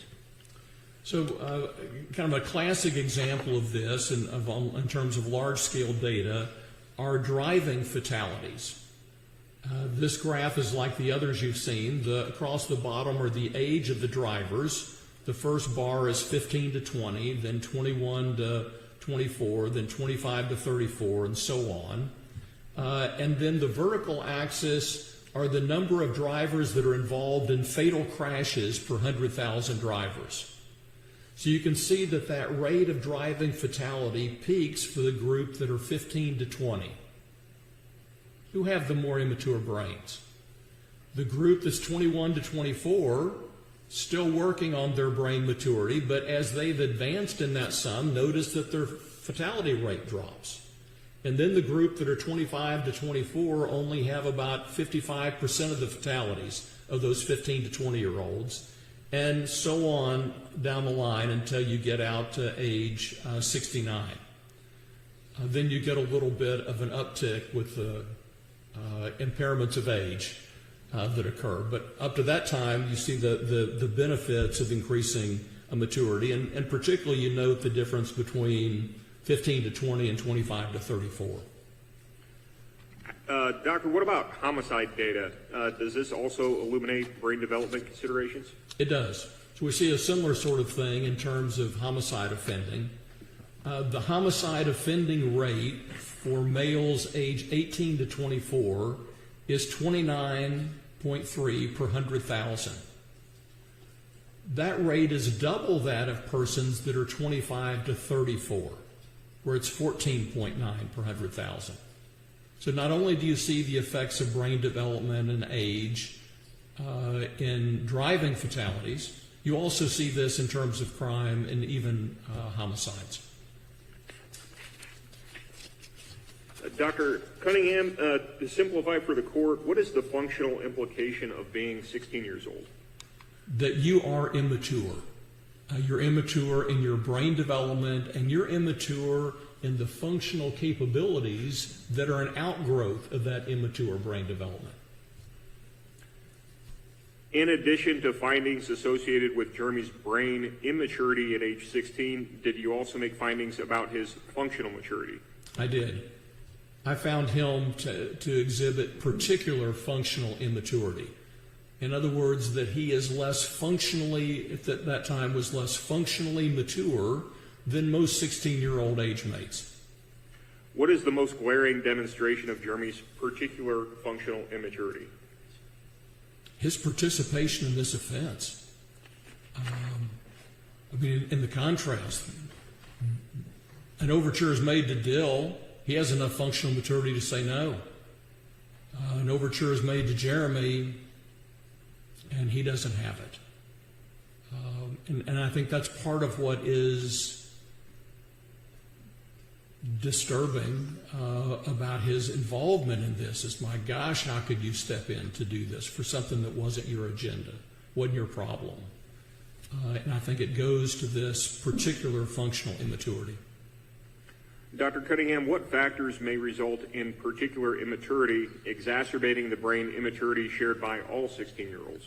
So there are four different areas of adversity that may end up affecting functional maturity, the ability to take advantage of at least where you are at age 16. There can be issues that are a function of the wiring of the brain, neurodevelopmental factors that may result in somebody operating with lower functional maturity than their age mates. There may be psychosocial adversities. That's what's going on in your family and community, and what traumas and deprivations that are there that are undermining your developmental progress. Then it may be that there are psychological disorders that may be present. Those psychological disorders also act to reduce the functional maturity that you can bring to bear.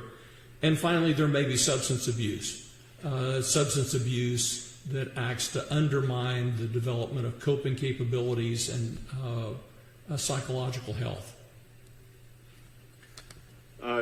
Doctor, and you may have included this in your explanation, but I'll just go ahead and ask, just let me know if you've already answered the question. The first arena of maturity delaying factors, neurodevelopmental deficits, what is that? Well, that's anything having to do with the wiring that you have. That could be attention deficit hyperactivity disorder, such as Jeremy exhibited. It could be learning disabilities. It could be a deficient intelligence. It could be neurologically adverse events like huffing glue or paint, or anoxias that have occurred for one reason or another. It's anything that negatively impacts the wiring of the brain. Dr. Cunningham, were such neurodevelopmental deficits in Jeremy addressed in your next finding? They are. What was that? My second finding is Jeremy's functional maturity was delayed by untreated attention deficit hyperactivity disorder. Does your discussion on this finding begin on page 19 of your report? It does. Dr. Cunningham, what is attention deficit hyperactivity disorder? So attention deficit hyperactivity disorder is a disorder that's made up of a triad of symptoms. Inattention, difficulty focusing, distractibility, inattention, impulsivity, that's acting with insufficient forethought, and excessive motor activity, that's being hyper, that the kid seems to always be on the go. Now, these are all thought to be related to a common process, which is inadequate activation of inhibitory neurons. The inhibitory neurons are the ones that would put the brakes on your nervous system, on your brain. And because those inhibitory circuits are not functioning adequately, the child is less able to focus his attention because, something happens over here, kind of squirrel, and so he's then diverted because he can't inhibit that to focus on this. The same thing with responding to impulses, of not putting the brakes on those. And even the excessive motor activity is about those inhibitory neurons not slowing down the circuits. Doctor, does the presence of ADHD place a child generally at greater risk for other disorders? It does. Can you explain that for us? So this is based on large-scale data, over 61,000 children, including 5,000 with ADHD. And we're examining comorbidity. Comorbidity means one disorder is there with another one.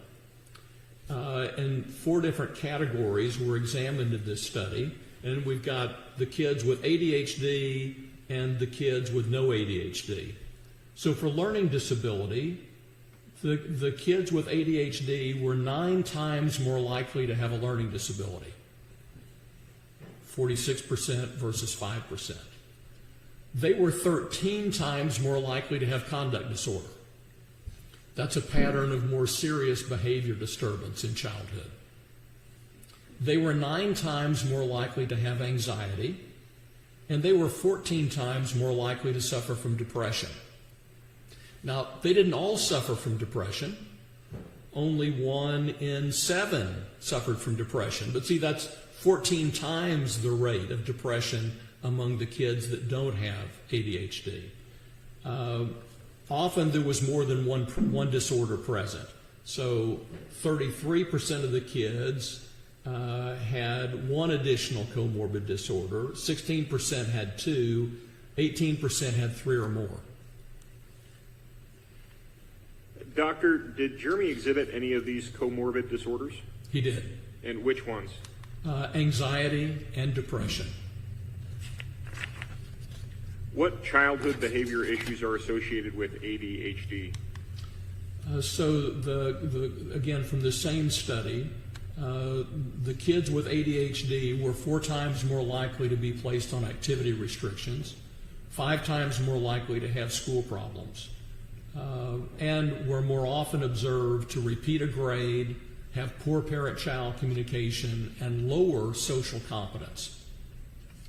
Dr. Cunningham, were any of these increased risks realized in Jeremy's childhood? They were. Which ones?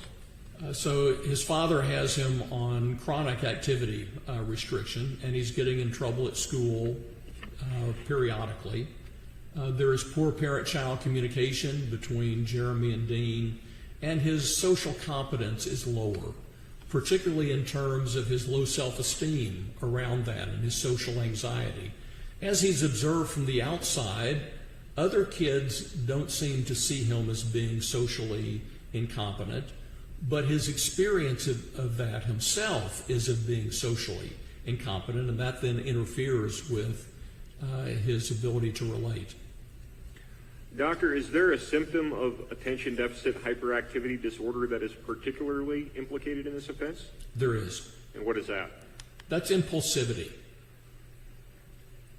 As we consider the role of planning in Jeremy's behavior in this offense and whether this was impulsive, what considerations are important to bring to bear?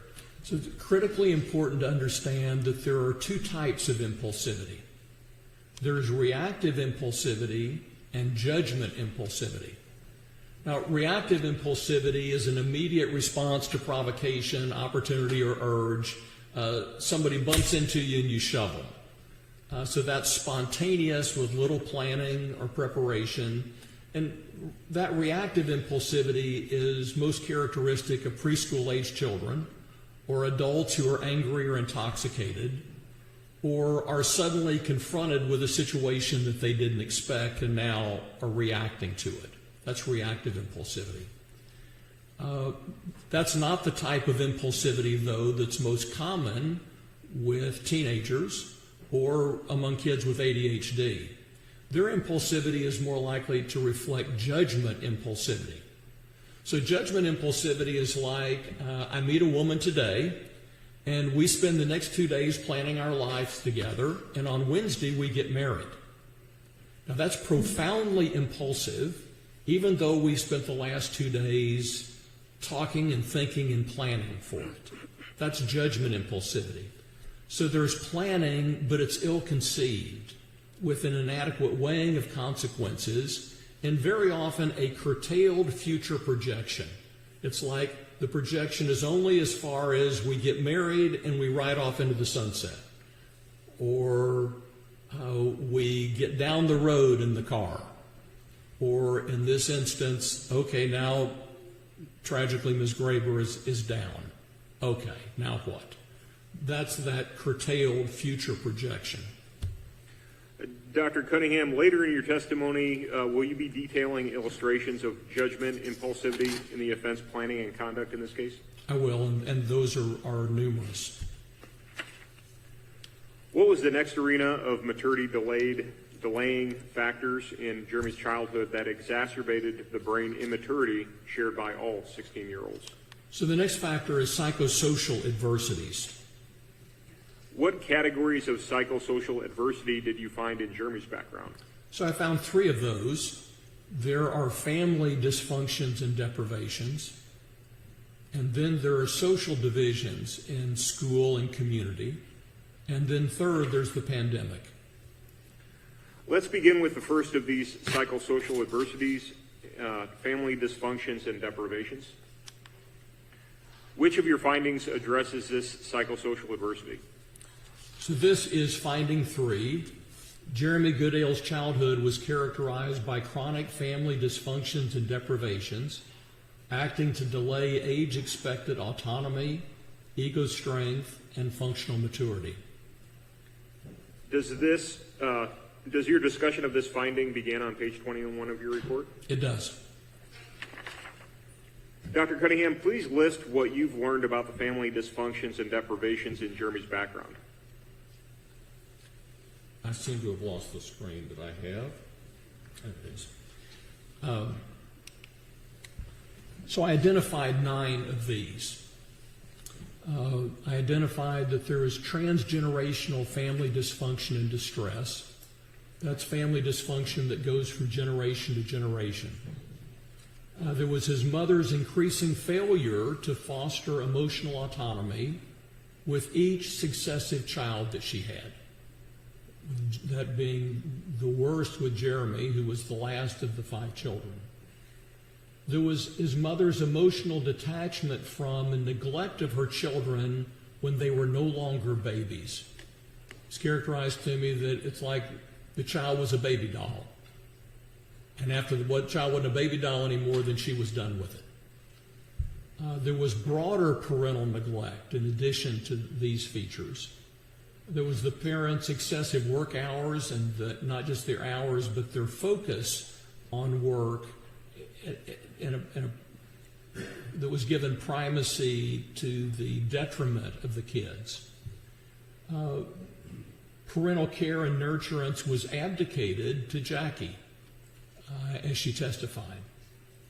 There was chronic marital dysfunction between Dean and Christine. Those then followed by separation and divorce. Christine then abandoned her children for Jeff Griggs, her boyfriend. And then there were Dean's interpersonal limitations and his attitudinal rigidity. And those were all synergistically interacting dysfunctions and deprivations that were undermining Jeremy's development. Dr. Cunningham, your first factor is transgenerational dysfunction and distress. What's the relevance of the relatives in Jeremy's family system to his decisions and outcomes? Well, there are several processes by which generations influence each other. Very importantly, the child is predisposed through heredity.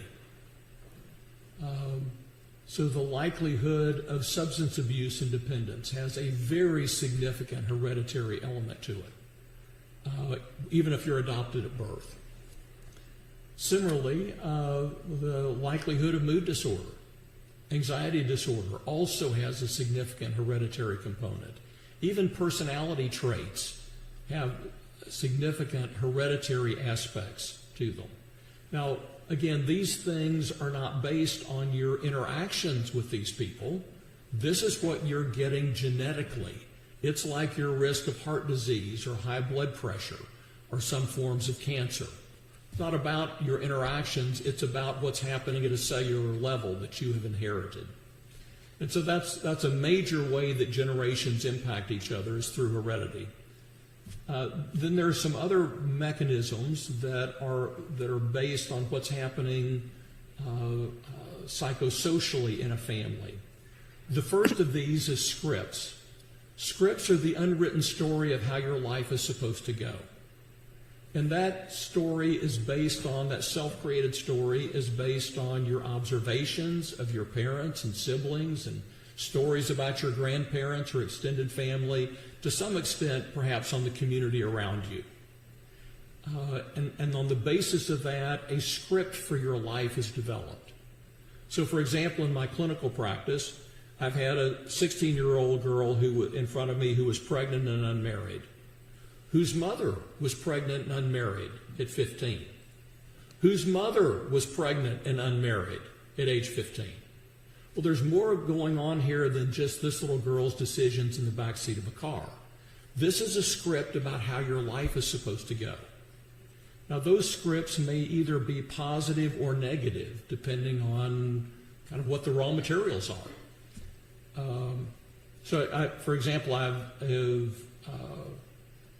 interviewed a school teacher in the inner city on a case that happened there, and she was talking about sitting her class in small groups where there was a discussion about what they wanted to be when they grew up. And some of the little boys would say, when I go to prison, because everybody in their life has gone to prison. This is part of the script of what happens to you. Or alternatively, it never occurred to me not to finish high school. It never really occurred to me not to finish college. That's just kind of what you did. And so those scripts may be functional, or they may carry someone in harm's way. Another multi-generational process is modeling. Modeling is where you catch yourself doing the thing your parent did that you swore you never would. So that's imitation whether you wanted to or not. And that modeling may be based on what you see your parents doing or or it could be your siblings and what you observe from them. And then there's a third process called sequential damage. Sequential damage means that Christine was damaged as she was growing up by an alcoholic father, by the divorce of her parents, by being tasked with raising her own younger siblings. Christine was damaged by her own developmental experiences. She becomes an adult and begins to have children, but she is a damaged person. And so she loves her children, but she loves them badly. And she damages the next generation. Dean is damaged by the alcoholism of both of his parents, by their chronic conflict, by their domestic violence, by his father's womanizing and even involving him as a subterfuge for pursuing that. Dean is damaged by that and by, I think, some hereditary interpersonal disfluency that is in his family system. And so as he goes about parenting as well, he comes into that being a damaged person. And he loves his children, but it's in the face of those impairments that limit him. So that's this notion of sequential damage. Doctor, as we talk about this first factor, transgenerational dysfunction and distress in Jeremy's family system, have you prepared a family tree to assist the court's understanding? I have. Can you share that with us now? Certainly. So on this family tree, the females are ovals and the males are squares, or rectangles. Everybody that has a genetic relationship with Jeremy has a solid line around their shape. If there's a dotted line, that means they're part of the family system, but there's no hereditary relationship. And so at the top, we got the paternal family on the left and the maternal family on the right. The very first level are the grandparents. So you have Richard and June Goodale, Dean's parents, Jeremy's grandparents. They're married to each other and they have 4 children. Richard is subsequently married twice. And June is married once. So that's at the grandparents level. Then on the maternal side, the maternal grandparents are Bernard and Heidi Boyer. They have 2 children of their own, Christine and Eric. Then Bernard is with Yolanda and has 2 children with her. And Heidi is with Sylvan and has 2 children with him. Then we're pulling Christine down with a dotted line so that she is then married to Dean, and they have 5 children. Then she ultimately has another common law, at least, a partner, Jeff Griggs. And then the dates of birth of the years of birth are also reflected. Dean is the third of 4 boys. He is 11 years older than Christine as they get together. And then Jackie's born in 95, Camille in 96, Sophia in 98, Olivia in 2001, Jeremy in 2005. So that's kind of our family system as we would map it in a family tree or what psychologists call a genogram. Doctor, using this family tree, can you please describe some of the transgenerational dysfunction and distress in Jeremy's family system? I can. So first, the shapes that are shaded in gray, I just don't have information about. So I don't know what their outcomes are. So that's why they're shaded in gray. Everybody who is shaded in yellow has a history of drug or alcohol abuse. Now, that's important because the most powerful risk factor for drug and alcohol abuse is heredity. And so, as Jeremy has a significant marijuana dependency, then the presence of alcohol and drug abuse in his family background becomes really important to understand how he came by that and what his own choices have to do with it. Now, the presence of alcohol or drug abuse doesn't just affect the likelihood of that outcome, it also increases the likelihood of mood disorder. So these two things are they're linked with each other, where either substance dependence or mood disorder increases the likelihood of either one among family members. All right, so everybody who is in yellow has a history of drug and alcohol abuse. Everybody with a heavy red line around their shape has a history of mood disorder. So that includes the paternal grandmother and Christine and 2 sisters and Jeremy. Everybody with a heavy blue line around their shape has a history of interpersonal disfluency. And that includes Richard, Goodale, the paternal grandfather, Neil, the paternal uncle, and Dean. Those that have the dotted field in their shape have a history of criminal activity in their youth. And so that's 2 paternal uncles, Dean and Jeremy. And then those that have the circle with the line through it, that reflects dropping out of high school. And that includes Christine, Jackie, Camille, and Sophia. Dr. Cunningham, you have specified mood disorders, substance dependence, and interpersonal disfluency on the family tree. What is the significance of this in Jeremy's family system? Well, those all then increase the risk of his having those same issues. So remember that alcohol and drug abuse and mood disorder share this cross-genetic vulnerability. That involves, one or the other involves a lot of shapes in Jeremy's family system. There is significant loading for him to have both substance issues and mood disorder, given the loading that this has in his family system. And interpersonal disfluency also has a hereditary aspect to it.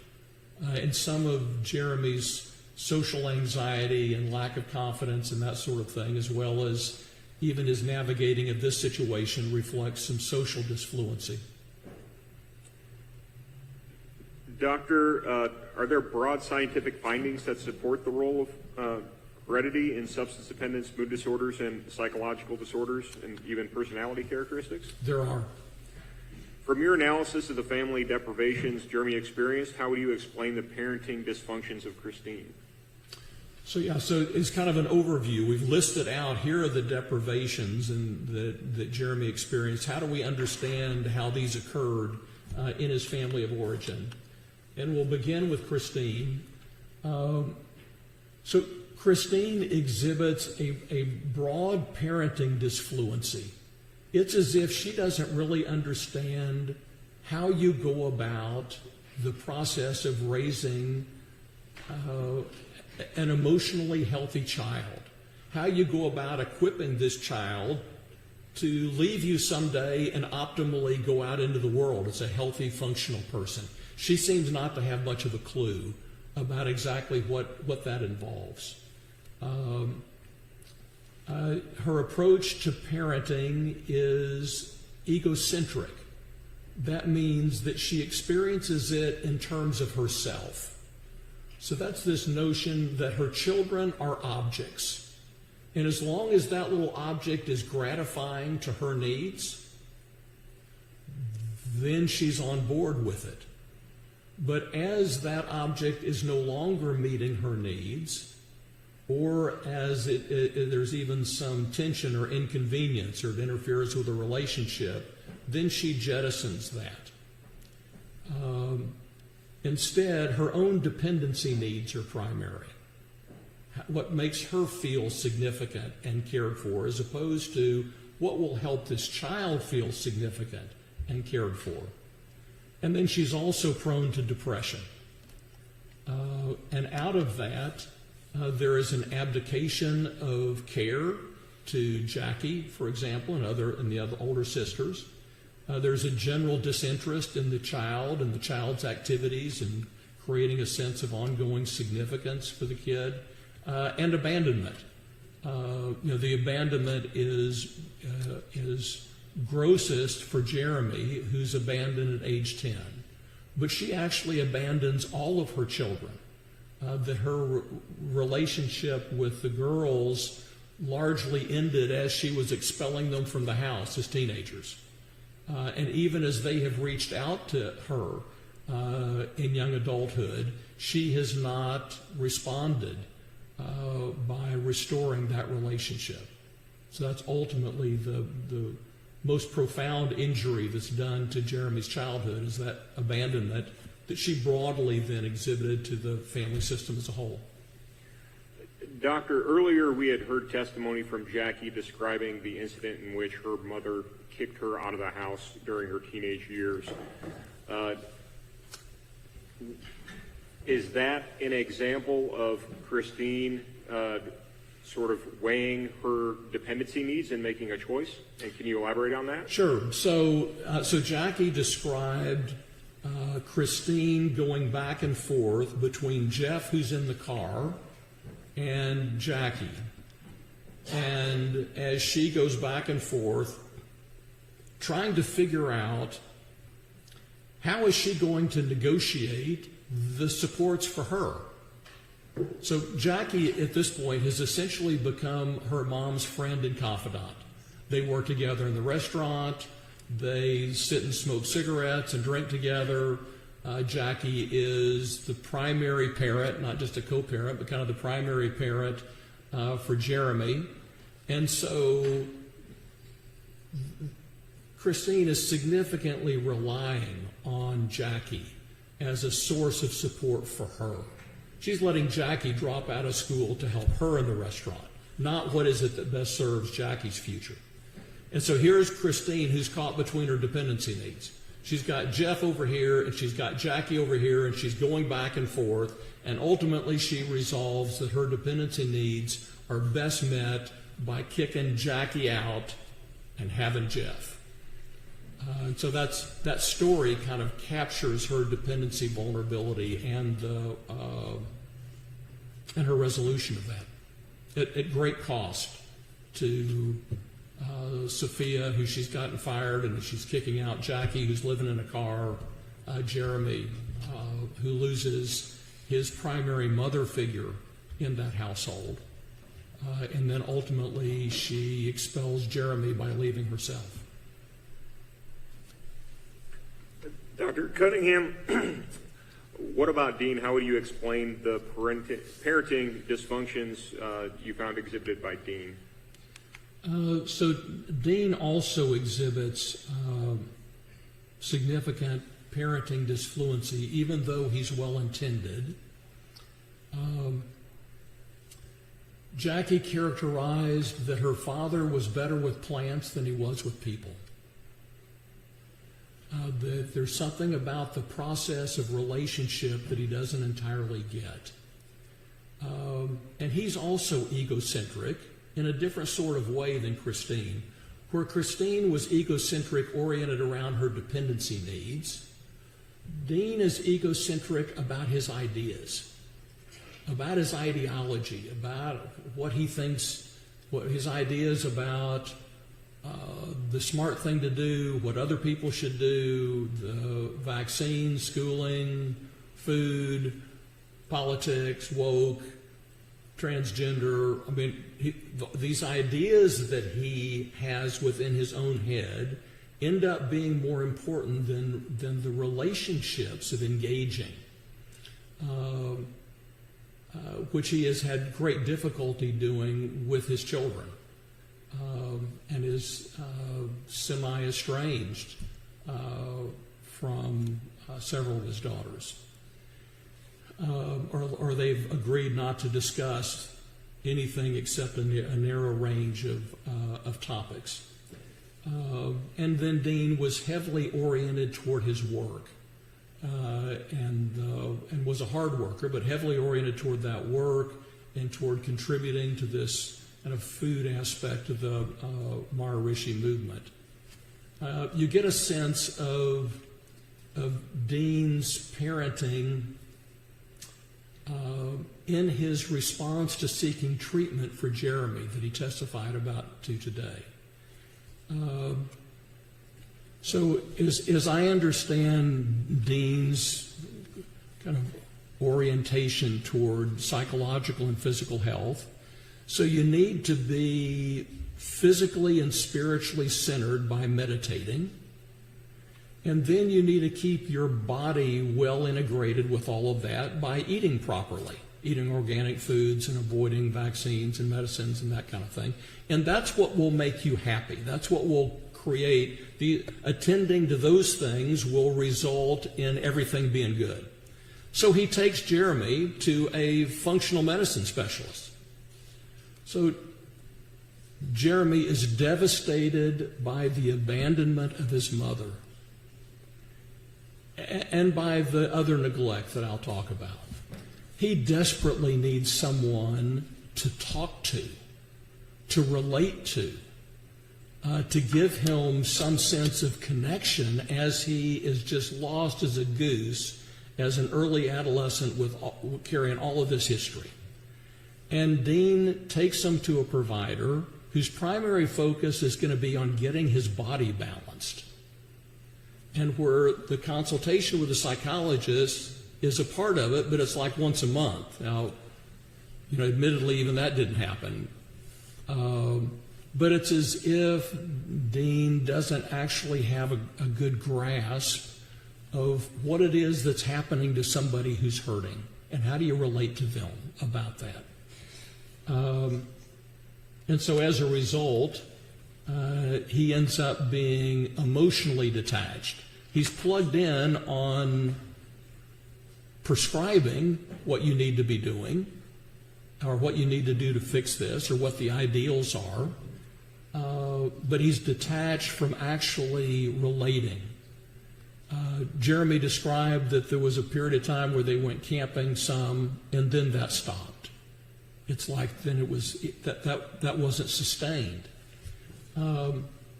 He was also unreliable out of his work focus. So Jeremy is supposed to be picked up from the Maharishi school, and he's still there waiting for his dad after all the other kids have been picked up, and even all the teachers have gone home except one, who's not allowed to leave while a student is still here. So the school talks to Dean about that. You really need to get here to pick him up. And it still happens after that. Eventually, the last teacher just says, "So Jeremy, is your dad coming?" "Yeah, I think he'll be here." "Okay, see you." So there's an unreliability aspect. Even as Dean talked about securing counseling services for Jeremy across a 3 or 4 year period of time, but actually we had to be talking about a 5-year period of time. That needed to start when Mom left when he was 10, out to age 16. That's 6 years of risk. Jeremy's having these meltdowns along the way at 13, 14, 15. And I heard him describe some attempts that were made, but not actually making it happen. Going to the counseling center and making that happen, securing those resources. And then it also has been characterized by estrangement. Jeremy and Dean were estranged within the household because Jeremy was unable to structure himself, and their relationship turned increasingly punitive. And then Dean has been somewhat estranged from his daughters as well, closest now to Jackie, but has some degree of estrangement with the others. Dr. Cunningham, several of the parenting dysfunctions you've identified involve parental neglect. What different forms of parental neglect did you identify in Jeremy's childhood? So there was neglect of autonomy, of helping create somebody who could be a portable person with ego strength and the ability to say no and to recognize himself as being separate. There was neglect of nurturance. There was household neglect, just in the general conditions of the household.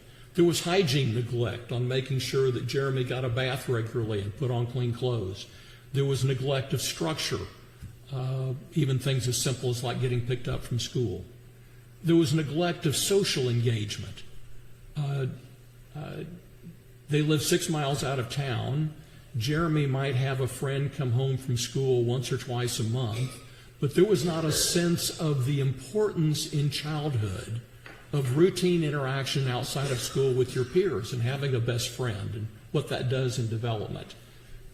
Similarly, he played a little bit of sports. He did a season or two of Little League and a season of soccer over here.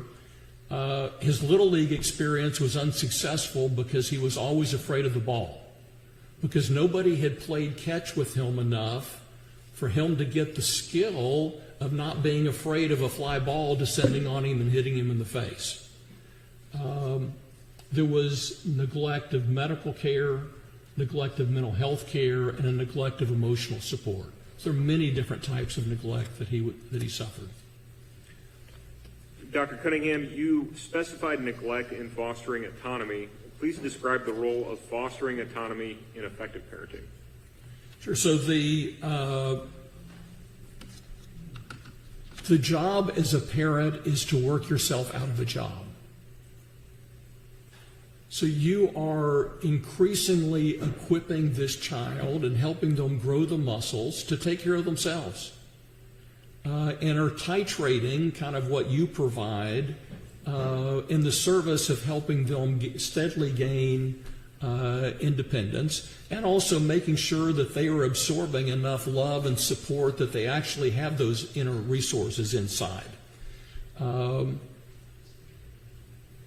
that aspect of fostering effective autonomy was one that was negatively impacted in some pretty primary ways early in Jeremy's childhood and in fact continuing on out into his adolescence nearly. What happens when autonomy is not fostered or supported in childhood?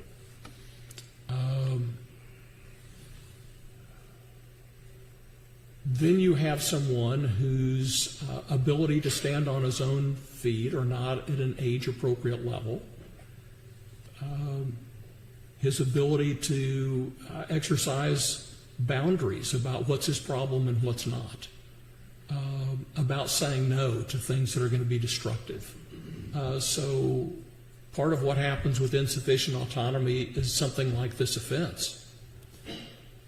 Dr. Cunningham, what was the first way that Christine, Jeremy's mother, undermined her children's autonomy, and how this fit into her parenting dysfunctions?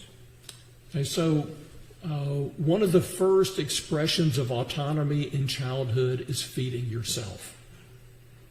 And you'll see kids trying to demonstrate this when they're, even a year or so old, at some point they start trying to take the spoon out of your hand and say, "Me do it."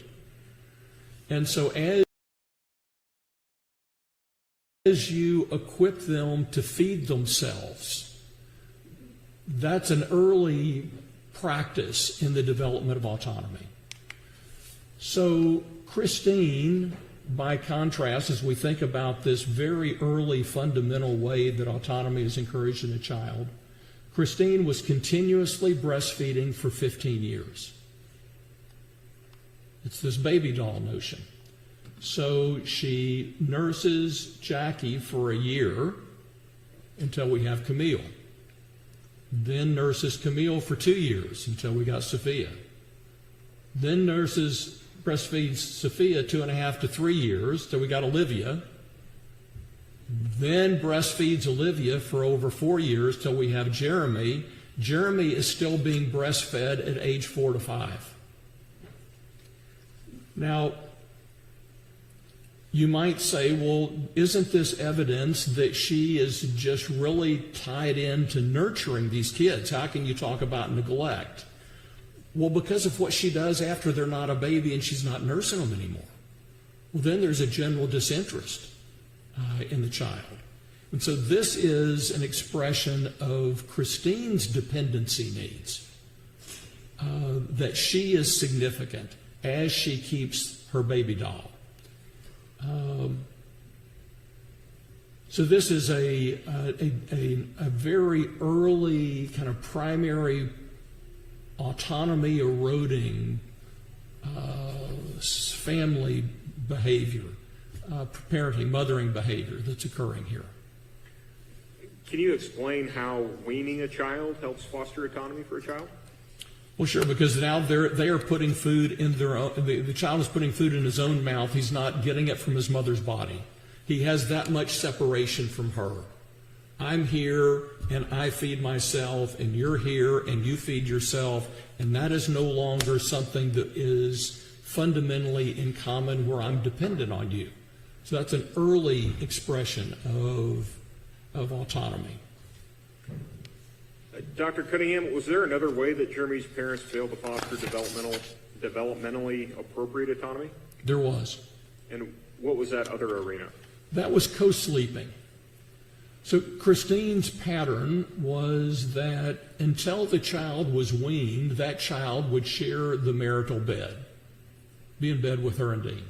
Now, Jeremy then was sleeping with his parents until the separation, until he's 5 years old. Then after the separation, when he's with Dean for that week, he's in Dean's bed nightly until he's 7 or 8, and then about half the nights on out to age 9 or 10. With Christine, he's sharing her bed until he's 10 years old, until she leaves him. Now, at times, he slept on a futon in Christine's room. There was also a period of time where they moved to a house where he slept in a bunk bed, I think with another sibling in that bunk bed arrangement. But primarily to age 10, he's sleeping with an adult. Doctor, can you explain the role of child sleeping in his own bed as that helps foster autonomy? So one of the things that happens is the child is in his own bed, is that then he has to deal with his own fears. He has to soothe himself from his anxiety.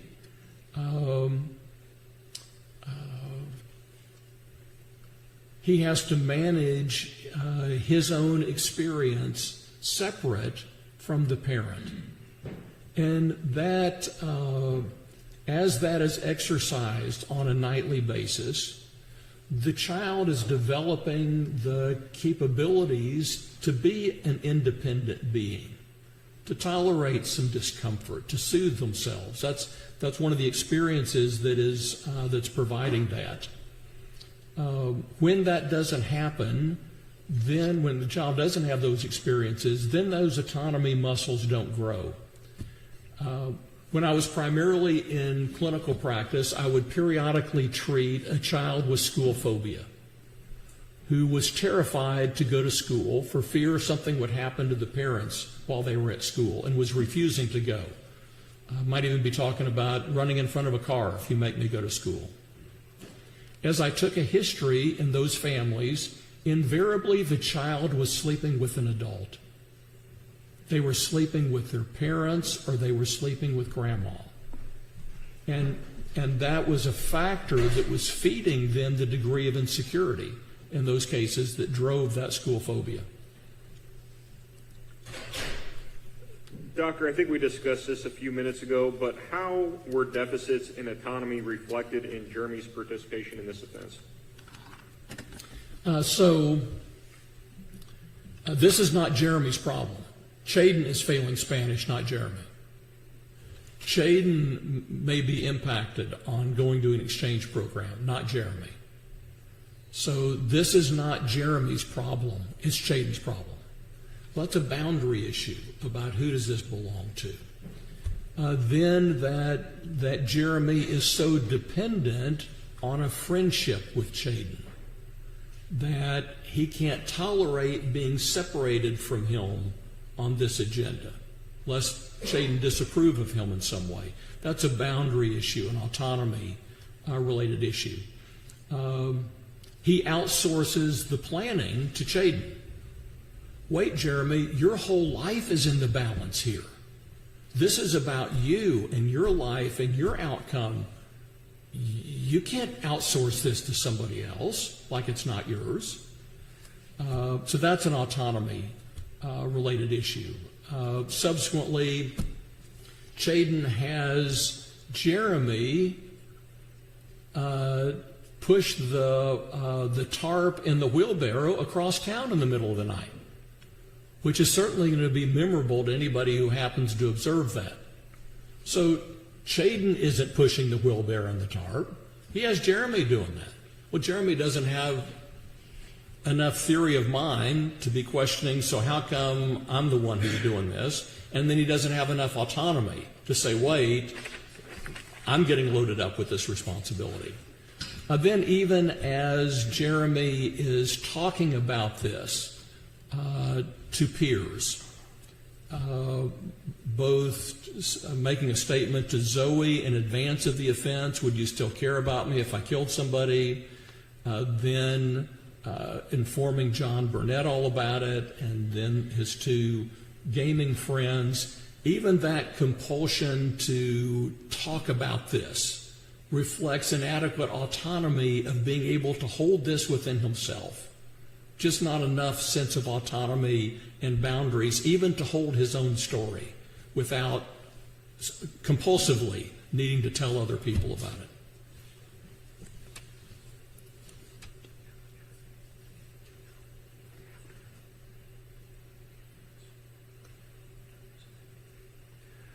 Doctor, did you observe any deficits in Jeremy's autonomy reflected in his behavior following the offense?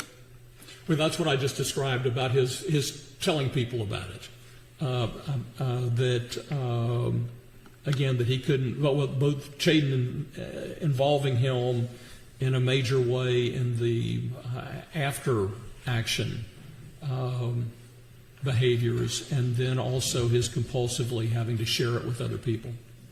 Does Jeremy continue to be delayed in developing age-appropriate autonomy? And if you believe so, can you provide an example of that? Sure. So being arrested would not be expected to somehow fix Jeremy's immaturity. There's nothing about being arrested that would suddenly advance you from 16 going on 14 to 16 going on 30. So we would kind of expect to see that he is still immature and that he still has issues with autonomy, that's going to be a vulnerable spot. And in fact, there's an instance in the jail that happens where there is an inmate who's put in with them who is not bathing and who is being disrespectful in other ways, allowing his pants to sag so that his genitals are exposed at times, and then smells really bad because he's not bathing. And this inmate has been moved from one spot in the jail to another as inmates complain about him. And so the staff then moves him to another section of the jail. This is a typical kind of inmate situation where inmates will advise staff, if you don't move this person, they're going to get hurt. So then they'll move him to someplace else. Well, they moved him around. Finally, they put this guy in the small area that Jeremy and a few other inmates are in, and his guy's still doing the same things. And Jeremy asked the staff to address it, asked them to move him, speaks to him about it several times, and nothing happens. Asked the guy to take a bath, and the guy's unresponsive, the inmate's unresponsive to that. So there's an older inmate who is talking to Jeremy. It's kind of schooling him about how custody works and prison works. This guy's been to prison before. And that what needs to happen is you got to assault this guy. You got to hit him. And then after you do that, then the staff will move him because you've demonstrated he's going to get hurt. So, and that this is what stand-up inmates do, is they take care of business. Jeremy ends up then taking that on. Even though his own sentencing case is only 3, 4, 5 months away, even though there's such jeopardy that he's facing, and even though there are other inmates who could certainly do that instead, Jeremy takes this on. So they decide that they're going to both run out of the cell when this guy's out and begin hitting him. The other guy fades and doesn't do it. Jeremy goes anyway and goes out and punches him. That's an example of continued immaturity about looking down the road at how this might really go badly for you. And also that that somebody is talking you into something. Dr. Cunningham, as we continue to illustrate the neglect characterizing Jeremy's childhood, please provide some examples in the arenas of household and hygiene neglect. Certainly. So in the household, there were mountains of dirty laundry. The kitchen was always infested with flies and bugs. There were cobwebs in every corner of the room when they were out on the farm. The floor was always dirty. And so the household is in this status of neglect. There was neglect of Jeremy's hygiene as a kid. Until he was an adolescent, he was bathing once or twice a week. Now, it's not the kid's job to decide they need a bath every night when they're 5, 6, 7, 8 years old. That's the parent's job. And he's only bathing once or twice a week. He is often sleeping in his clothes and then wearing them again the next day. There's neglect of just basic child hygiene. Dr. Cunningham, was there a contributing factor to Christine neglecting the household and to Jeremy's hygiene? I think there is. I mean, part of it is her own egocentric focus, but additionally, she was depressed. Sophia recalled that her mom would have periods where she wouldn't get out of bed to help with what she would get out of bed to help with the livestock, but that's all she would do. She had a garden, did a farmer's market, but there were days that she just wanted to lay down and be left alone. That's a classic depression presentation. Doctor, can you please illustrate the emotional neglect Jeremy suffered? So I've already talked about that his practical care and his nurturance and supervision was abdicated to Jackie. He got little affection after his preschool years.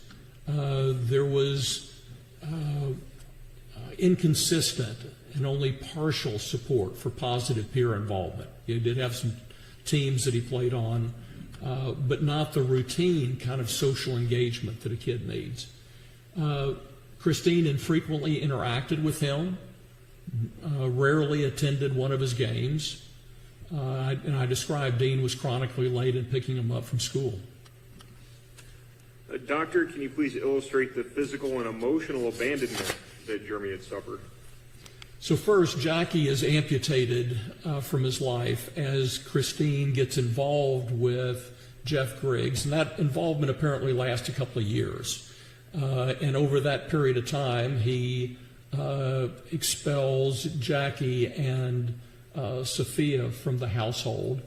And with that, now Jeremy's primary emotional support person in his sister has been amputated from his life.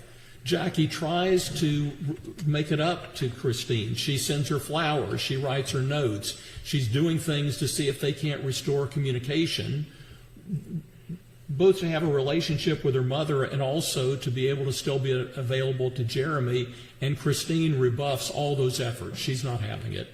And again, likely Jeff is a driving force in that. Then she abandons him for Jeff Griggs when he's 10 years old. And this very precipitously. Jeremy remembers that about 6 months before his mom left, she said something about Fairfield was not a good place to live, and she didn't think she wanted to live there.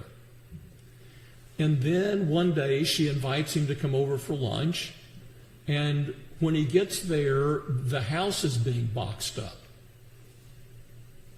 And so he eats lunch with her and Jeff, and then he helps them put things in the boxes and describes that it was pretty surreal about what's going on.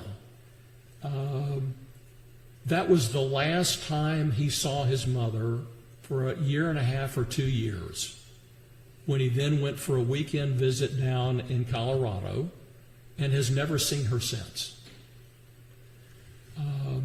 So that's what's happening with Mom.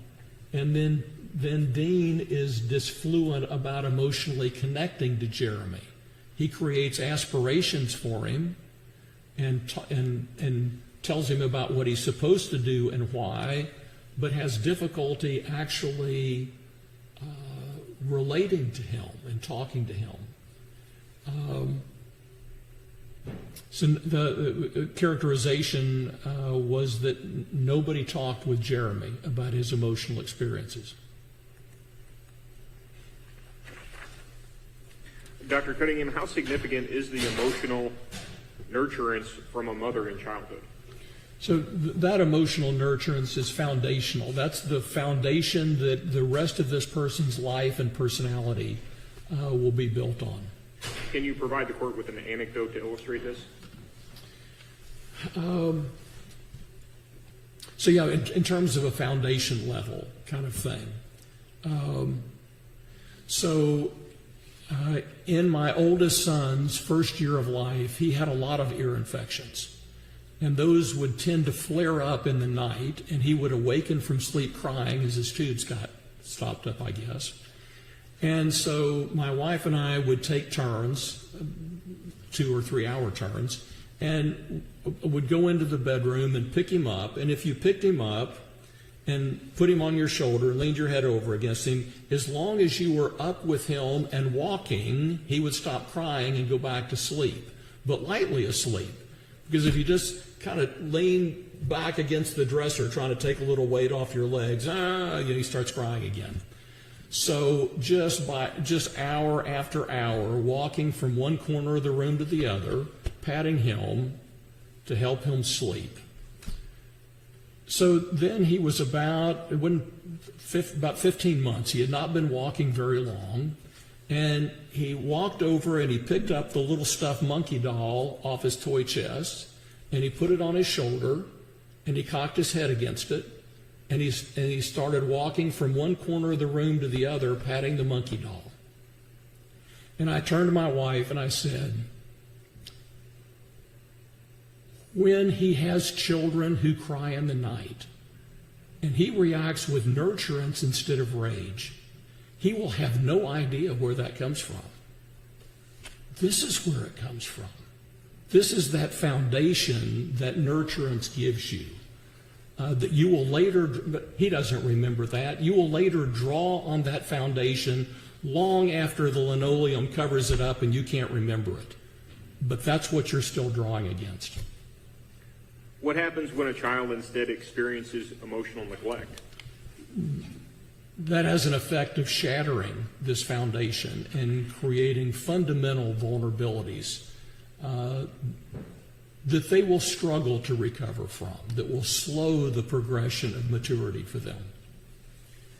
How does neglect compare to physical abuse in terms of the emotional injury in childhood? So neglect is more damaging than acute instances of abuse. And this kind of makes sense if you think about it. The child that is abused potentially may get pretty good nurturance along the way. It's just that their parent periodically loses it on them. With neglect, that's more like chronic emotional malnutrition. You just never do get the groceries. And that ends up being more damaging than those acute instances of abuse.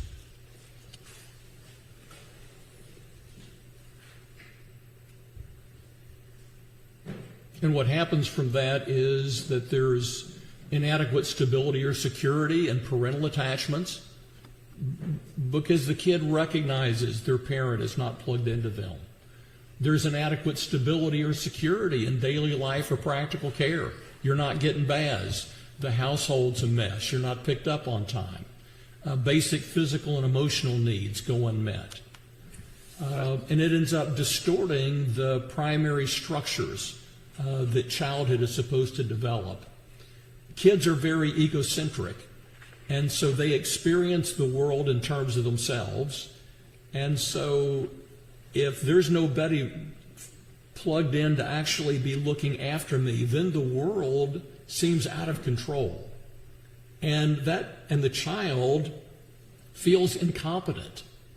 The child is not experiencing his significance in the dedicated minutes and hours that their parents spend nurturing and structuring his experience. It isn't that they're inadequate parents. I must be unimportant. I must be defective. When mom leaves him, that doesn't mean there's something wrong with her. It means he's unlovable. So creating these very significant self-definitions. And also, as there is not this external structure that's so important to move from the outside to the inside during childhood, then this individual ends up not having sufficient internal controls about who they are and what they're doing, which is part of what happened in this offense as well.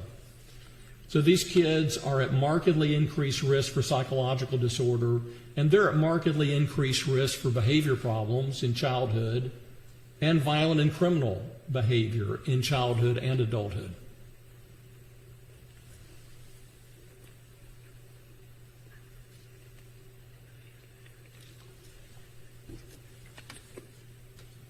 Your Honor, before we get into the next topic, I don't know if it would be appropriate to break for the day or take a short break, but we've been at it for a while. Any objection to breaking for the day? No objection. I would just ask about how much time we're estimating remaining with the direct examination of this witness. We are about 2/3 of the way through the direct examination. So no objection to breaking then. Okay, we will recess and reconvene at 9 o'clock sharp tomorrow. Thank you. Thank you.